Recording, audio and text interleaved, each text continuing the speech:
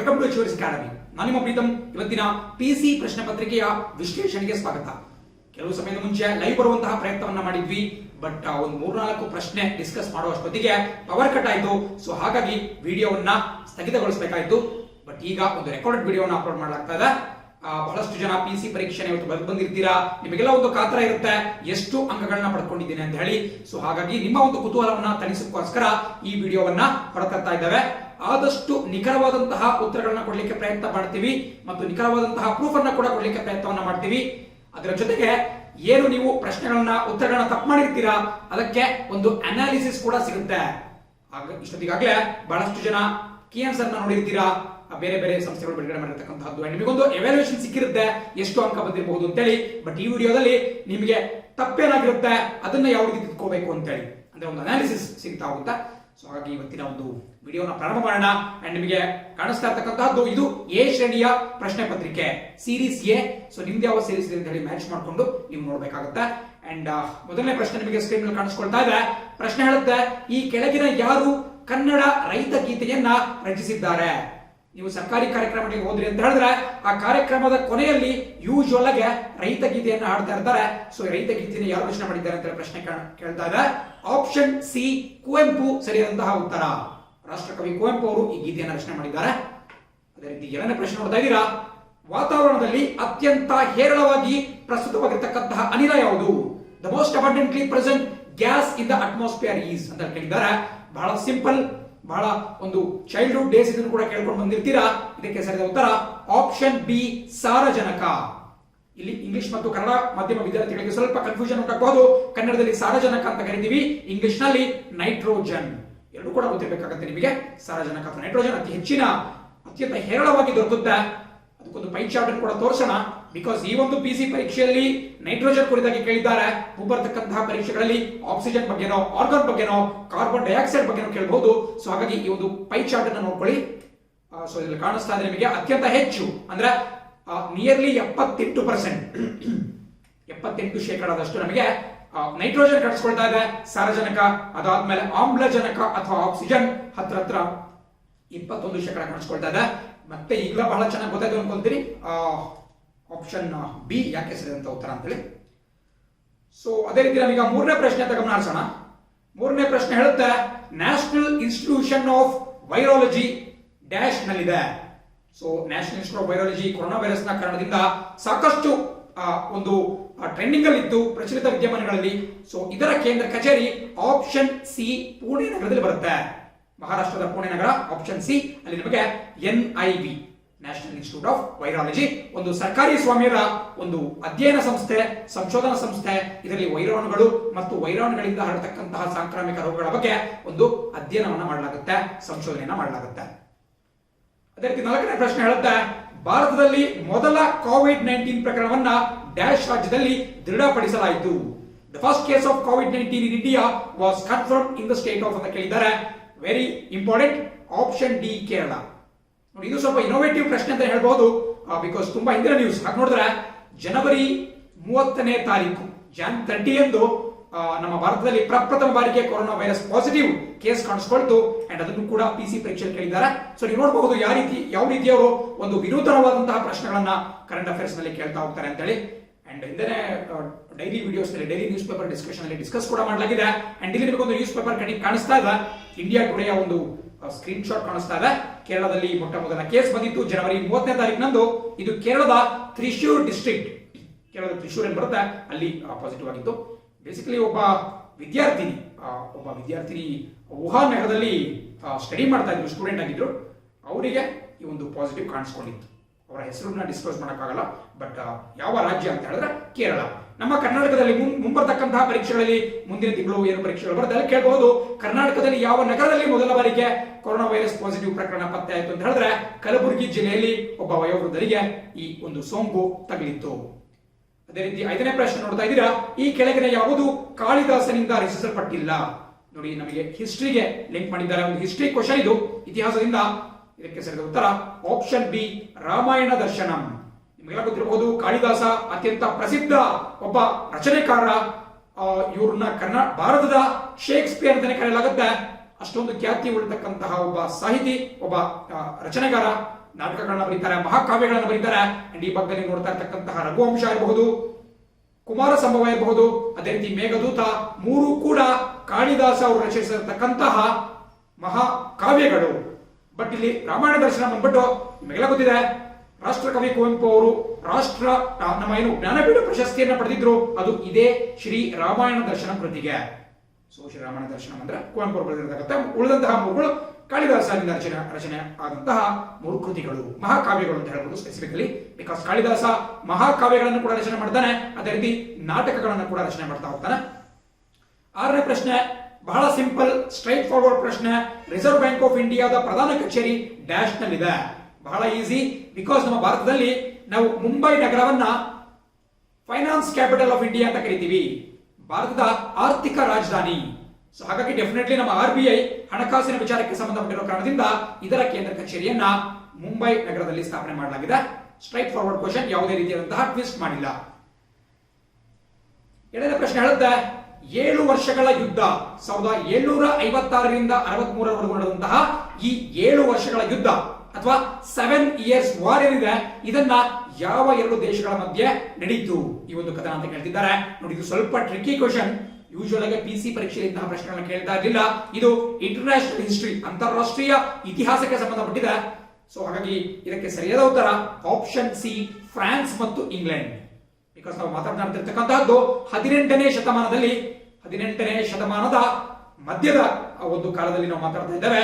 ಆ ಒಂದು ಸಂದರ್ಭದಲ್ಲಿ ಫ್ರಾನ್ಸ್ ಮತ್ತು ಬ್ರಿಟನ್ ಅಥವಾ ಇಂಗ್ಲೆಂಡ್ ಇವೆರಡೂ ಕೂಡ ಅತ್ಯಂತ ಶಕ್ತಿಶಾಲಿ ದೇಶಗಳಾಗಿತ್ತು. ಸೊ ಹಾಗಾಗಿ ಈ 2 ದೇಶಗಳ ನಡುವೆ ಒಂದು ಯುದ್ಧ ನಡೆಯುತ್ತೆ.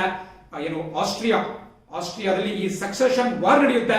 ಸಕ್ಸೆಷನ್ ವಾರ್ ಆಫ್ ಆಸ್ಟ್ರಿಯಾ, ಅದಕ್ಕೆ ಸಂಬಂಧಪಟ್ಟಂತಹ ಒಂದು ವಿವಾದದಿಂದ ಈ ಒಂದು ಫ್ರಾನ್ಸ್ ಮತ್ತು ಇಂಗ್ಲೆಂಡ್ ನಡುವೆ 7 ವರ್ಷಗಳ ಕಾದಾಟ ನಡೆಯುತ್ತೆ. ಇದನ್ನು ನೋಟ್ ಡೌನ್ ಮಾಡ್ಕೊಳ್ಳಲೇಬೇಕಾಗುತ್ತೆ. ಮುಂಬರ್ತಕ್ಕಂತಹ ಪರೀಕ್ಷೆಯಲ್ಲಿ ಟ್ವಿಸ್ಟ್ ಮಾಡಿ ಕೇಳಬಹುದು. Power is back. ಕಂಟಿನ್ಯೂ ಮಾಡೋಣ ವಿಡಿಯೋ. 1756 ರಿಂದ 63ರವರೆಗೂ ಈ ಒಂದು 7 ವರ್ಷಗಳ ಯುದ್ಧ 7 ಇಯರ್ಸ್ ವಾರ್ ನಡೆಯುತ್ತೆ. ಮುಂದಿನ ಪ್ರಶ್ನೆ ಅಂತ ಗಮನ ಹರಿಸೋಣ. 8ನೇ ಪ್ರಶ್ನೆ ಹೇಳುತ್ತೆ, ಬ್ಲ್ಯಾಕ್ ರೂಮ್ ಟ್ರಾಜಿಡಿ. ನೋಡಿ, ಇಲ್ಲಿ ಸ್ವಲ್ಪ ಮಟ್ಟಿಗೆ ನಮ್ಮ ಡಿಪಾರ್ಟ್ಮೆಂಟ್ ಅವರು ಏನು ಪ್ರಶ್ನೆಯನ್ನ ಒಂದು ಫಾರ್ಮುಲೇಟ್ ಮಾಡಿದ್ದಾರೆ, ಸ್ವಲ್ಪ ಮಟ್ಟಿಗೆ ನನಗೂ ಕೂಡ ಬಹಳ ಬೇಸರ ಇದೆ. ಬಿಕಾಸ್ ಈ ಒಂದು ಪರೀಕ್ಷೆ ನಡೀತಾ ಇರ್ತಕ್ಕಂತಹದ್ದು ಕರ್ನಾಟಕ ರಾಜ್ಯದಲ್ಲಿ. ಕನ್ನಡದ ವಿದ್ಯಾರ್ಥಿಗಳು ಅತಿ ಹೆಚ್ಚಿನ ಸಂಖ್ಯೆಯಲ್ಲಿ ಪರೀಕ್ಷೆಯನ್ನು ಬರೀತಾರೆ. ಬಟ್ ಇವರು ಇಂಗ್ಲಿಷ್ ಅನ್ನ ಬೇಸಿಸ್ ಆಗಿ ಇಟ್ಕೊಂಡ್ಬಿಟ್ಟು ಅದನ್ನ ಟ್ರಾನ್ಸ್ಲೇಟ್ ಮಾಡ್ತಾ ಇದ್ದಾರೆ, ವಿಚ್ ಇಸ್ ವೆರಿ ರಾಂಗ್. ಯಾಕಪ್ಪ ಅಂದ್ರೆ ನೋಡಿ, ಇಲ್ಲಿ ಬ್ಲೇಕ್ ರೂಮ್ ಅಂತ ಕಾಣಿಸ್ತಾ ಇದೆ, ಬ್ಲೇಕ್ ರೂಮ್ ಟ್ರಾಜಿಡಿ. ಫಾರ್ ಎಕ್ಸಾಂಪಲ್, ಒಬ್ಬ ಕನ್ನಡ ಮಾಧ್ಯಮ ವಿದ್ಯಾರ್ಥಿಗೆ ಟ್ರಾಜಿಡಿ ಅಂದ್ರೆ ಅರ್ಥ ಆಗಲಿಲ್ಲ. ಸೊ ಆತ ಏನ್ ಮಾಡ್ತಾನೆ, ಇದನ್ನ ಕಪ್ಪು ಕೋಳಿ ದುರಂತ ಅಥವಾ ಕಪ್ಪು ಕೋಣೆ ದುರಂತ ಅಂತ ಹೇಳ್ಕೊಡ್ಬೇಕಾಗಿತ್ತು. ಬಟ್ ಅನ್ಫಾರ್ಚುನೇಟ್ಲಿ, ದುರದೃಷ್ಟಕರವಾಗಿ ನಮ್ಮ ಡಿಪಾರ್ಟ್ಮೆಂಟ್ ಅವರು ಈ ತರ ಸ್ವಲ್ಪ ಎಡವಟ್ಟನ್ನು ಮಾಡ್ತಿದ್ದಾರೆ. ಅಟ್ಲೀಸ್ಟ್ ಮುಂಬರ್ತಕ್ಕಂತಹ ದಿನಗಳಲ್ಲಿ ಅವರು ಇದನ್ನ ಕ್ಲಾರಿಫೈ ಮಾಡ್ಕೋಬೇಕಾಗುತ್ತೆ. ಇದಕ್ಕೆ ಉತ್ತರವನ್ನು ಹುಡುಕ್ತಾ ಹೋಗೋಣ. ಬ್ಲ್ಯಾಕ್ ರೂಮ್ ಟ್ರಾಜಿಡಿ, ಕಪ್ಪು ಕೋಣೆ ದುರಂತ, ಆಪ್ಷನ್ ಎ. ಬಹಳ ಇಂಗ್ಲಿಷರನ್ನ ಜೈಲಿನಲ್ಲಿಟ್ಟು ಕೋಟೆಯ ಒಂದು ಚಿಕ್ಕ ಕೊಠಡಿಯಲ್ಲಿ ಸೀಮಿತಗೊಳಿಸಲಾಗಿತ್ತು. ಅದರಲ್ಲಿ ಬಹಳ ಜನಗಳು ಪ್ರಾಣ ಬಿಟ್ಟರು. ನೋಡಿ, ಇದರ ಟ್ರಾನ್ಸ್ಲೇಷನ್ ನೋಡಿದ್ರು ಕೂಡ ಅಷ್ಟೊಂದು ಸಮಂಜಸವಾಗಿಲ್ಲ. Maybe Google translate use ಮಾಡಿರಬಹುದು. ಬಹಳ ಒಂದು ಖೇದಕರವಾದಂತಹ ಒಂದು ವಿಷಯ ಇದು. ಬಿಕಾಸ್ ಕನ್ನಡ ಮಾಧ್ಯಮ ವಿದ್ಯಾರ್ಥಿಗಳು ಬಹಳಷ್ಟು ತೊಂದರೆ ಉಂಟಾಗುತ್ತೆ. ಸೊ ಇದನ್ನು ನಮ್ಮ ಡಿಪಾರ್ಟ್ಮೆಂಟ್, ನಮ್ಮ ಸರ್ಕಾರಗಳು ಎಚ್ಚೆತ್ತುಕೊಳ್ಬೇಕಾಗುತ್ತೆ. ಇಂತಹ ಒಂದು ತಪ್ಪುಗಳು ಮರುಕಳಿಸಬಾರದು. ಎನಿವೇ, ಅದಕ್ಕೆ ಆಪ್ಷನ್ ಎ ಸರಿಯಾದ ಉತ್ತರ ಆಗಿರುತ್ತೆ. ನಿಮಗೆಲ್ಲ ಗೊತ್ತು, ಸಿರಾಜುದ್ದೌಲಾ ಬೆಂಗಾಲ್ ನವಾಬ್ ಆಗಿದ್ದಂತಹ ಸಂದರ್ಭದಲ್ಲಿ ಈ ಒಂದು ಪ್ರಕ್ರಿಯೆ ನಡೆಯುತ್ತೆ. ಬ್ರಿಟಿಷರ್ನ ಈ ಒಂದು ಫೋರ್ಟ್ ವಿಲಿಯಂ ಏನ್ ಬರುತ್ತೆ, ಫೋರ್ಟ್ ವಿಲಿಯಂ ಕೋಟೆ ಅಂತ ನಮಗೆ ಕೋಲ್ಕತ್ತಾದಲ್ಲಿ ಕಂಡು ಬರುತ್ತೆ. ಅಲ್ಲಿ ಒಂದು ಚಿಕ್ಕ ಕೋಣೆಯಲ್ಲಿ 140ಕ್ಕೂ ಹೆಚ್ಚು ಅಧಿಕಾರಿಗಳ ಬ್ರಿಟಿಷರನ್ನ ಅಲ್ಲಿ ಕೂಡ ಹಾಕಲಾಗಿರುತ್ತೆ. ಅಲ್ಲಿ ಅವರಲ್ಲಿ ಬಹುತೇಕ ಜನ ಉಸಿರುಗಟ್ಟಿ ಮೃತಪಡ್ತಾರೆ. ಸೊ ಆಪ್ಷನ್ ಎ ಸರಿಯಾದ ಉತ್ತರ, ಬ್ಲ್ಯಾಕ್ ರೂಮ್ ಟ್ರಾಜಿಡಿ ಅಥವಾ ಕಪ್ಪು ಕೋಣೆ ದುರಂತ. ಅದೇ ರೀತಿ 9ನೇ ಪ್ರಶ್ನೆ ಅಂತ ಗಮನ ಹರಿಸೋಣ. ಪ್ರಶ್ನೆ ಹೇಳುತ್ತೆ, ಕೆಳಗಿನ ಯಾವ ಗವರ್ನರ್ ಜನರಲ್ ಜಮೀನ್ದಾರಿ ಪದ್ಧತಿಯನ್ನ ಭಾರತದಲ್ಲಿ ಜಾರಿಗೆ ತಂದ್ರು? ಇದು ಕೂಡ ಅತ್ಯಂತ ಪ್ರಮುಖವಾಗಿರುತ್ತೆ. ಬಹಳ ಸಿಂಪಲ್, ನೀವೆಲ್ಲ ನೋಡಿರ್ತೀರಾ. ಜಮೀನ್ದಾರಿ ಯಾರು ಜಾರಿಗೆ ತಂದ್ರು, ಪರ್ಮನೆಂಟ್ ಸೆಟಲ್ಮೆಂಟ್ ಯಾರು ಜಾರಿಗೆ ತಂದ್ರು, ರೈತವಾರಿ ಪದ್ಧತಿಯನ್ನ ಯಾರು ಜಾರಿಗೆ ತಂದ್ರು? ಸೊ ಇದಕ್ಕೆ ಸರಿಯಾದ ಉತ್ತರ ಆಪ್ಷನ್ ಡಿ, ಕಾರ್ನ್ ವಾಲಿಸ್ ಆಗಿರುತ್ತೆ.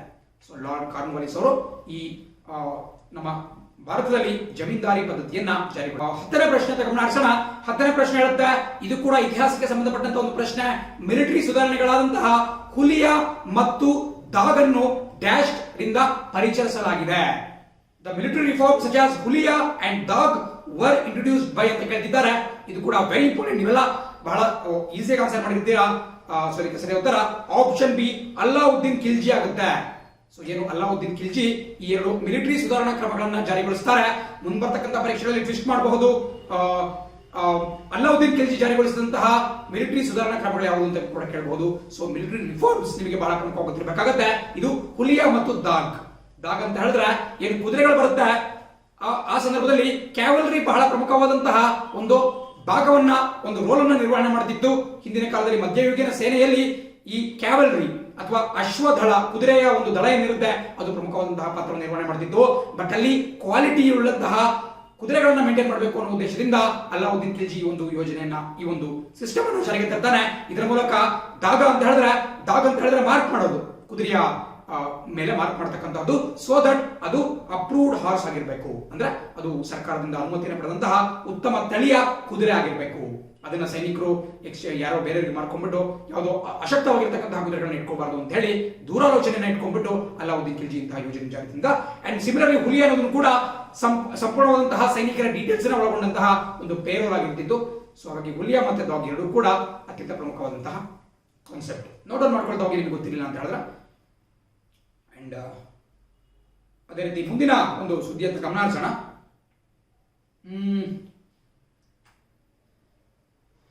ಸೊ ಸುದ್ದಿ ಹೇಳುತ್ತೆ, 11ನೇ ಪ್ರಶ್ನೆ ಹೇಳುತ್ತೆ, ವಿಜಯನಗರ ರಾಜ್ಯದ ಬಗ್ಗೆ ತಪ್ಪಾದ ಹೇಳಿಕೆಯನ್ನ ಆಯ್ಕೆ ಮಾಡಿ ಅಂತ ಹೇಳಿದ್ದಾರೆ. 4 ಹೇಳಿಕೆಗಳನ್ನ ಕೊಟ್ಟಿದ್ದಾರೆ. ಇದರಲ್ಲಿ ತಪ್ಪಾಗಿರ್ತಕ್ಕಂಥದ್ದನ್ನ ನಾವು ಆಯ್ಕೆ ಮಾಡಬೇಕಾಗುತ್ತೆ. ನೀವು ನೋಡ್ತಾ ರೀತಿ ಅವರು ಎಲ್ಲಾ ಧರ್ಮಗಳ ಬಗ್ಗೆ ಸಹಿಷ್ಣುತೆಯನ್ನು ತೋರಿಸ್ತಾ ಇದ್ರು. ರಿಲಿಜಿಯಸ್ ಟಾಲರೆನ್ಸ್ ಖಂಡಿತ ನಮ್ಮ ವಿಜಯನಗರ ಸಾಮ್ರಾಜ್ಯ ಹೆಮ್ಮೆಯ ಸಾಮ್ರಾಜ್ಯ. ಯಾಕಪ್ಪ ಅಂತ ಹೇಳಿದ್ರೆ ಅಲ್ಲಿ ಬೇರೆ ಧರ್ಮಗಳನ್ನ ಪ್ರಾಸಿಕ್ಯೂಟ್ ಮಾಡಲಾಗ್ತಾ ಇರಲಿಲ್ಲ, ಬೇರೆ ಧರ್ಮಗಳ ಮೇಲೆ ಒಂದು ದೌರ್ಜನ್ಯವನ್ನು ನಡೆಸಲಾಗ್ತಾ ಇರಲಿಲ್ಲ. ಅಲ್ಲಿ ರಿಲಿಜಿಯಸ್ ಟಾಲರೆನ್ಸ್, ಧಾರ್ಮಿಕ ಸಹಿಷ್ಣುತೆ ಇದ್ದು. ಅದೇ ರೀತಿ ಅವರು ರಾಜಧಾನಿಯಲ್ಲಿ ಮಸೀದಿಯನ್ನು ಕೂಡ ಕಟ್ಟಿದ್ರು, ಅದು ಕೂಡ ನಿಜ. ಅದೇ ರೀತಿ ಜೈನರು ಮತ್ತು ವೈಷ್ಣವರ ನಡುವೆ ಏನು ಭಿನ್ನಾಭಿಪ್ರಾಯ ಇತ್ತು, ಆ ಒಂದು ಸಂದರ್ಭದಲ್ಲಿ ವೈಷ್ಣವರ ಕ್ರಮಗಳನ್ನ ಜೈನರು ವಿರೋಧಿಸ್ತಾ ಇದ್ರು. ಬಟ್ ಅವರಿಬ್ಬರ ನಡುವೆ ಸಂಧಾನವನ್ನು ಮಾಡುವಲ್ಲಿ ಯಶಸ್ವಿಯಾಗಿದ್ದು ಬೇರೆ ಯಾರೂ ಅಲ್ಲ, ವಿಜಯನಗರದ ಪ್ರಸಿದ್ಧ ದೊರೆ ಬುಕ್ಕರಾಯ ಅವರು. ಸೊ ಈಗ ಅದು ಕೂಡ ಸರಿಯಾಗುತ್ತೆ. ಬಟ್ ಆಪ್ಷನ್ ಡಿ ತಪ್ಪು. ಬಹಳ ಜನ ಕನ್ಫ್ಯೂಸ್ ಮಾಡ್ಕೊಳ್ತೀರಾ, ಆಪ್ಷನ್ ಡಿ ಕೂಡ ಸರಿ ಅಂತ ತಿಳ್ಕೊಂಡಿರ್ತೀರಾ. ಬಟ್ ಯಾಕೆ ತಪ್ಪು ಅಂತ ಹೇಳಿದ್ರೆ, ಏನು ಪ್ರಸಿದ್ಧ ಇತಿಹಾಸಕಾರ ಪರ್ಸಿ ಬ್ರೌನ್, ಇವಾಗ ಕಾಣಿಸ್ತಾ ಇದೆ, ಪರ್ಸಿ ಬ್ರೌನ್ ಅವರೇನ್ ಹೇಳಿದ್ದಾರೆ, ವಿಜಯನಗರ ಸಾಮ್ರಾಜ್ಯದಲ್ಲಿ ಅವರು ವಿಜಯನಗರ ಸಾಮ್ರಾಜ್ಯದ ಶಿಲ್ಪಕಲೆ, ವಾಸ್ತುಶಿಲ್ಪ ಅಂದ್ರೆ ನಾವೇನು ಆರ್ಕಿಟೆಕ್ಚರ್ ಅಂತ ಕರಿತೀವಿ, ಅದರ ಬಗ್ಗೆ ಅವರು ಮಾತನಾಡಿದ್ದಾರೆ. ಬಟ್ ಅವರು ಅದನ್ನ ನಾಗರ ಶೈಲಿಯ ಜೊತೆ ಹೋಲಿಕೆ ಮಾಡಿಲ್ಲ. ಇಲ್ಲೇನ್ ಕೊಟ್ಟಿದ್ದಾರೆ, ನಾಗರ ಶೈಲಿಯ ವಾಸ್ತುಶಿಲ್ಪದ ವಿಕಸನೀಯ ರೂಪ ಅಂತ ಹೇಳ್ತಾ ಇದ್ದಾರೆ, ಎವಲ್ಯೂಷನರಿ ಫಾರ್ಮ್ ಅಂತ ಹೇಳಿ. ಬಟ್ ಅವರು ಆ ಮಾತನ್ನು ಹೇಳಿರಲಿಲ್ಲ. ಬದಲಾಗಿ ಅವರು ಹೇಳಿರ್ತಾರೆ ಅಂತ ಹೇಳಿದ್ರೆ ದ್ರಾವಿಡ ಶೈಲಿಯ ವಿಕಸನೀಯ ರೂಪ, evolutionary form of Dravida style of architecture ಅಂತ ಹೇಳಿರ್ತಾರೆ. ಚಿಕ್ಕ ಒಂದು ಪದವು ಕೂಡ ಎಷ್ಟು ಇಂಪಾರ್ಟೆಂಟ್ ಆಗಿದೆ ನೋಡಿ. ಅಂಡ್ ನೀವು ಅನ್ಕೋಬಹುದು ಈ ಒಂದು ಕಂಟೆಂಟ್ ಅನ್ನ ಯಾವ ಬುಕ್ ಅಲ್ಲಿ ಸಿಗುತ್ತೆ, ಯಾವ ಮ್ಯಾಗಝಿನ್ ಅಲ್ಲಿ ಸಿಗುತ್ತೆ, ನೀವೆಲ್ಲೂ ಕೂಡ ಹೋಗೋದು ಬೇಡ. ಇಲ್ಲಿ ನಿಮಗೆ ಪ್ರೂಫ್ ತೋರಿಸ್ತಾ ಇದ್ದೀನಿ. ನಮ್ಮ ಟೆಕ್ಸ್ಟ್ ಬುಕ್ ಅಲ್ಲೇ ಅಫಿಷಿಯಲ್ ಗವರ್ಮೆಂಟ್ ವೆಬ್ಸೈಟ್ ಅಲ್ಲಿ ಹೋಗಿ ತಗೊಂಡಿರ್ತಕ್ಕಂತಹದ್ದು ಇಲ್ಲಿ ದ್ರಾವಿಡ ಸ್ಟೈಲ್ ಅಂತ ಕಾಣಿಸ್ತಾ ಇದೆ, ದ್ರಾವಿಡ ಶೈಲಿ ಅಂತ ಹೇಳಿ. ಸೊ ನಾಗರ ಶೈಲಿ ಅಲ್ಲ, ಬದಲಾಗಿ ದ್ರಾವಿಡ ಶೈಲಿ ಅಂತ ಹೇಳಿ. ಆಪ್ಷನ್ ಇಲ್ಲಿ ನಿಮಗೆ 5ನೇ ಜಾಗ ಕಾಣಿಸ್ತಾ ಇದೆ, ಪರ್ಸಿ ಬ್ರೌನ್ ಅವರು ಹೇಳಿರ್ತಾರೆ. ನಿಮಗೆ ಒಂದು ಚಿತ್ರ ಏನು ಕಾಣಿಸ್ತಾ ಇದೆ, ಇದೊಂದು ಸ್ಕ್ರೀನ್ ಶಾಟ್. ನಮ್ಮ ಕರ್ನಾಟಕ ಟೆಕ್ಸ್ಟ್ ಬುಕ್ ವೆಬ್ಸೈಟ್ ಏನಿದೆ ಅಲ್ಲಿಂದ ತೆಗೆದುಕೊಂಡಿರ್ತಕ್ಕಂಥ ಒಂದು ಸ್ಕ್ರೀನ್ ಶಾಟ್. ಸೊ ಅಥೆಂಟಿಕೇಟೆಡ್ ಆಗಿ ನಿಮಗೆ ಸರಿಯಾದಂತಹ ಉತ್ತರ ಸಿಗ್ತಾ ಹೋಯ್ತು. ಸೊ ಇದಕ್ಕೆ ಆಪ್ಷನ್ ಡಿ ಆಗುತ್ತೆ. ಸ್ವಲ್ಪ ಟ್ರಿಕಿ ಆಗಿರ್ತಕ್ಕಂತಹ ಪ್ರಶ್ನೆ. 12ನೇ ಪ್ರಶ್ನೆ ಹೇಳುತ್ತೆ, ಭಕ್ತಿ ಚಳುವಳಿಯ ಬಗ್ಗೆ, ಭಕ್ತಿ ಮೂವ್ಮೆಂಟ್. ನೋಡಿ ಇಲ್ಲೂ ಕೂಡ ತಪ್ಪಾಗಿದೆ, ಅವರು ಚಳುವಳಿ ಅಂತ ಕೊಡ್ಬೇಕು ಕನ್ನಡದಲ್ಲಿ. ಬಿಕಾಸ್ ನೀವೆಲ್ಲರೂ ಕೇಳಿದಿರಾ, ಕನ್ನಡದಲ್ಲಿ ಮೂವ್ಮೆಂಟ್ ಅನ್ನುವಂತಹ ಶಬ್ದ ಇದೆಯಾ, ಒಂದು ವರ್ಡ್ ಇದೆಯಾ? ಖಂಡಿತ ಇಲ್ಲ. ಬಟ್ ಇವರು ಟ್ರಾನ್ಸ್ಲೇಷನ್ ಸರಿಯಾಗಿ ಮಾಡಿಲ್ಲ. ಭಕ್ತಿ ಮೂವ್ಮೆಂಟ್ ಅಂತ ಕೊಟ್ಟಿದ್ದಾರೆ, ಅದು ಭಕ್ತಿ ಚಳುವಳಿ. ಇಂಗ್ಲಿಷ್ ನಲ್ಲಿ ಆಬ್ವಿಯಸ್ಲಿ ಭಕ್ತಿ ಮೂವ್ಮೆಂಟ್. ಸೊ ಇದಕ್ಕೆ ಯಾವುದು ತಪ್ಪು ಅಂತ ಯಾವುದು ತಪ್ಪಾಗಿದೆ ಅಂತ ಕೇಳಿದ್ದಾರೆ. ಇದಕ್ಕೆ ಸರಿಯಾದ ಉತ್ತರ ಆಪ್ಷನ್ ಡಿ. ಬಿಕಾಸ್ ನೋಡಿ, ಭಕ್ತಿ ಸಂತರು ಯಾವಾಗಲೂ ಕೂಡ ಜಾತ್ಯತೀತರಾಗಿದ್ರು. ಅವರು ಜಾತಿ ಧರ್ಮಗಳ ಒಂದು ಹಂಗನ್ನ ಮೀರಿ ಅವರು ಈ ಒಂದು ತಮ್ಮ ವಿಚಾರಧಾರೆಗಳನ್ನ ಹಂಚಿಕೊಳ್ತಾ ಇದ್ರು. ಬಟ್ ಇಲ್ಲೇನ್ ಕೊಟ್ಟಿದ್ದಾರೆ, ಭಕ್ತಿ ಸಂತರು ಸಾಂಪ್ರದಾಯಸ್ಥರಾಗಿದ್ರು, ಆರ್ಥೋಡಾಕ್ಸ್ ಆಗಿದ್ರು. ಖಂಡಿತ ಅವರು ಆರ್ಥೋಡಾಕ್ಸ್ ಆಗಿರ್ಲಿಲ್ಲ. ಜೊತೆಗೆ ಜಾತಿ ವ್ಯವಸ್ಥೆಯನ್ನ ಕಟ್ಟುನಿಟ್ಟಾಗಿ ಪಾಲಿಸಿದ್ರು, ಪಾಲನೆ ಮಾಡಲಿಲ್ಲ. ಸೊ ಹಾಗಾಗಿ ಆಪ್ಷನ್ ಡಿ ಸರಿಯಾದಂತಹ ಉತ್ತರ ಆಗುತ್ತೆ. 13ನೇ ಪ್ರಶ್ನೆ ಅಂತ ಗಮನ ಹರಿಸೋಣ. ಸೊ ಪ್ರಶ್ನೆ ಹೇಳುತ್ತೆ, ಬಹಳ ಸಿಂಪಲ್. ಹಿಸ್ಟ್ರಿಯಲ್ಲಿ ಸ್ಪೆಷಲಿ ಆಧುನಿಕ ಭಾರತೀಯ ಇತಿಹಾಸದಲ್ಲಿ ತೆಗಿಬಹುದಾದಂತಹ ಅತ್ಯಂತ ಸಿಂಪಲ್ ಮತ್ತು ಮೋಸ್ಟ್ ಸ್ಟ್ರೈಟ್ ಫಾರ್ವರ್ಡ್ ಪ್ರಶ್ನೆ ಅಂತ ಹೇಳಿದ್ರೆ, ಈ ಮಹಾತ್ಮ ಗಾಂಧಿಯವರು ಯಾವ ವರ್ಷದಲ್ಲಿ ನಾನ್ ಕೋಆಪರೇಷನ್ ಮೂವ್ಮೆಂಟ್ ಅನ್ನ ಪ್ರಾರಂಭ ಮಾಡಿದ್ರು? ಇಲ್ಲೂ ಕೂಡ ಅವರು ಅಸಹಕಾರ ಚಳುವಳಿ ಅಂತ ಕೊಡಬೇಕಾಗಿತ್ತು. ಬಿಕಾಸ್ ದೇ ಕಾಂಟ್ ಎಕ್ಸ್ಪೆಕ್ಟ್, ಪ್ರತಿಯೊಬ್ಬರು ಕೂಡ ಇಂಗ್ಲಿಷ್ ಬುಕ್ ಅನ್ನೇ ಓದ್ಕೊಂಡ್ ಬರ್ಬೇಕು ಅಂತ ಹೇಳಿ ಅವರು ಎಕ್ಸ್ಪೆಕ್ಟ್ ಮಾಡಕ್ಕಾಗಲ್ಲ. ಬಟ್ ಯಾಕಿಂತ ಎಡವಟ್ ಆಯ್ತು ನನಗೂ ಕೂಡ ಗೊತ್ತಿಲ್ಲ. ಅವರು ಇದರ ಗಮನ ಹರಿಸಬೇಕಾಗುತ್ತೆ. ಸೊ ಇದಕ್ಕೆ ನಾನ್ ಕೋಪರೇಷನ್ ಮೂವ್ಮೆಂಟ್ ಅಂದ್ರೆ ಏನು, ಅಸಹಕಾರ ಚಳುವಳಿ ಅಂತ ಹೇಳಿ.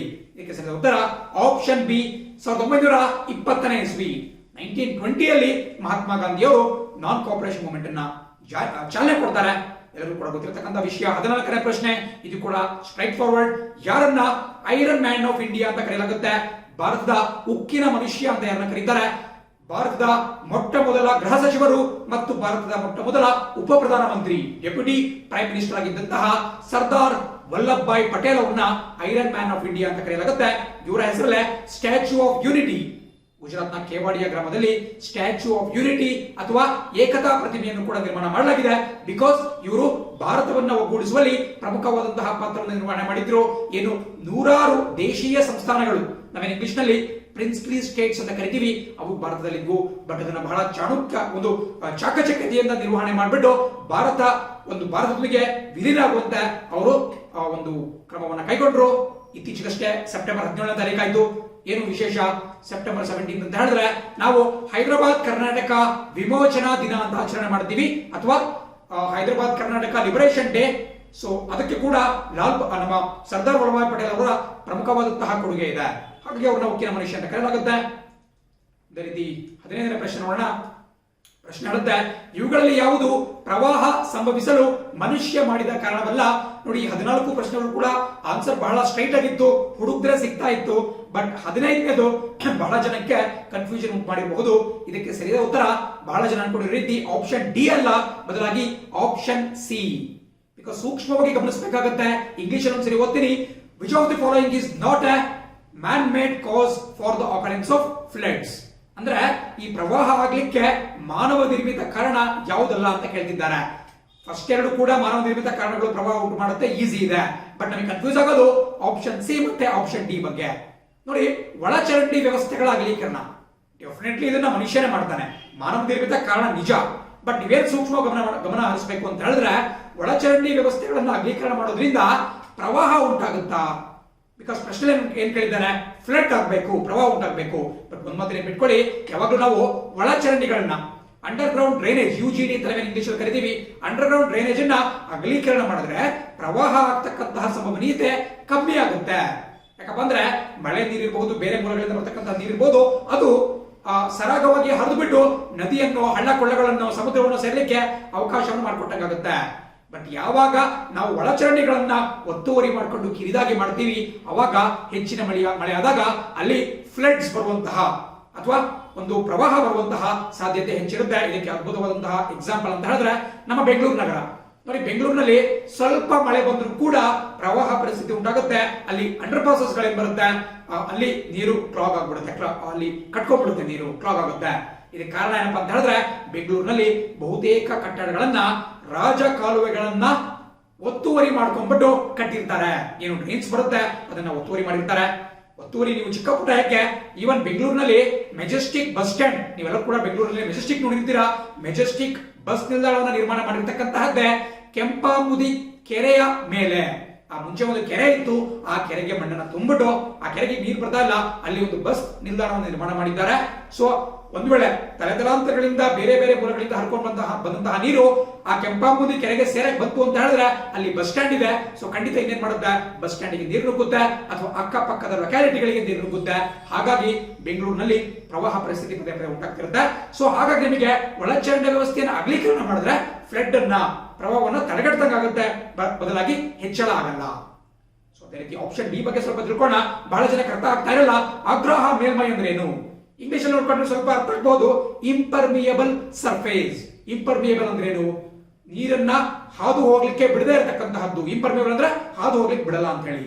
Permeable, impermeable. ನೀವು ಆಸ್ಮೋಸಿಸ್ ನ ಪ್ರಕ್ರಿಯೆಯನ್ನು ಓದ್ಬೇಕಾದ್ರೆ ಕೂಡ ಇದನ್ನ ಓದಿರ್ತೀರಾ. ಸೊ ಹಾಗಾಗಿ ಎಕ್ಸಾಂಪಲ್ ಕೊಡ್ತೀನಿ ನಿಮಗೆ. ಫಾರ್ ಎಕ್ಸಾಂಪಲ್, ಈ ಒಂದು ಚಿಕ್ಕ ಜಾಗ ಇತ್ತು, ಮಣ್ಣಿರ್ತಕ್ಕಂತಹ ಜಾಗ, ಅದ್ರ ಮೇಲೆ ಯಾವುದೋ ಒಬ್ಬ ವ್ಯಕ್ತಿಯ ಆ ಒಂದು ಜಾಗವನ್ನು ಕೊಂಡ್ಕೊಂಡ್ಬಿಟ್ಟು ಒಂದು ಬಾಸ್ಕೆಟ್ ಬಾಲ್ ಕೋರ್ಟ್ ನಿರ್ಮಾಣ ಮಾಡ್ದ ಕಾಂಕ್ರೀಟ್ ನಲ್ಲಿ, ಅಥವಾ ಯಾವುದೋ ಒಂದು ಬೇರೆ volleyball court, basket ball court ನಿರ್ಮಾಣ ಮಾಡ್ದ. ಅಂದ್ರೆ ಕೇವಲ ಮಣ್ಣು ಮೇಲಲ್ಲ, ಅದರಲ್ಲಿ ಕಾಂಕ್ರೀಟ್ ಅನ್ನ ಹಾಕ್ಬಿಟ್ಟು ಫ್ಲೋರಿಂಗ್ ಅನ್ನ ಮಾಡ್ಬಿಟ್ಟು ಆತ ನಿರ್ಮಾಣ ಮಾಡ್ದ. ಅವಾಗ ಏನಾಗುತ್ತೆ, ಆ ಒಂದು ಸರ್ಫೇಸ್ ಏನಿರುತ್ತೆ, ಆ ಒಂದು ಮೇಲ್ಮೈ ಮೇಲೆ ನೀರು ಬಂದು ಬಿತ್ತು ಅಂತ ಹೇಳಿದ್ರೆ ಅದು ಇಂಗುವುದಿಲ್ಲ. ಇಂಗುವುದಂದ್ರೆ ಗೊತ್ತಲ್ಲ, ಪರ್ಕುಲೇಟ್ ಆಗೋದು, ನೀರನ್ನ ಹೀರ್ಕೊಳ್ಳೋದು. ಹೀರ್ಕೊಳ್ಳಿಕ್ಕೆ ಅಲ್ಲಿ ಮಣ್ಣು ನಿಮಗಿಲ್ಲ, ಕಾಂಕ್ರೀಟ್ ಇರುತ್ತೆ. ಸೊ ನೀರು ಹೀರ್ಕೊಳಕ್ಕಾಗಲ್ಲ. ಯಾವಾಗ ನೀರು ಹೀರ್ಕೊಳಕ್ಕಾಗಲ್ಲ ಅವಾಗ ಅದು ಪ್ರವಾಹ ಪರಿಸ್ಥಿತಿ ಉಂಟಾಗುತ್ತೆ. ಬಿಕಾಸ್ ನೀರು ಹೀರ್ಕೊಳ್ತಾ ಇಲ್ಲ, ಬಂದಂತಹ ನೀರು ಅಲ್ಲೇ ಉಳ್ಕೊಳ್ತಾ ಇದೆ, ಅಥವಾ ಯಾವುದೋ ಒಂದು ಕಾಲುವೆ ಮೂಲಕ ಬೇರೆ ಒಂದು ತಗ್ಗಿನ ಪ್ರದೇಶಕ್ಕೆ ಹರಿತಾ ಇದೆ.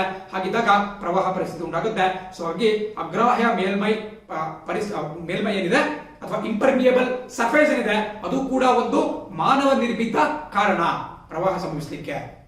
ಯಾಕಂದ್ರೆ ಅಗ್ರಾಹ್ಯ ಮೇಲ್ಮೈ ನ್ಯಾಚುರಲ್ ಆಗಲ್ಲ, ಅದು ಸ್ವಾಭಾವಿಕ ಆಗಲ್ಲ, ಮಾನವ ಬಂದು ಮಾಡಿದ್ರೆ ಮಾತ್ರ ಆಗುತ್ತೆ.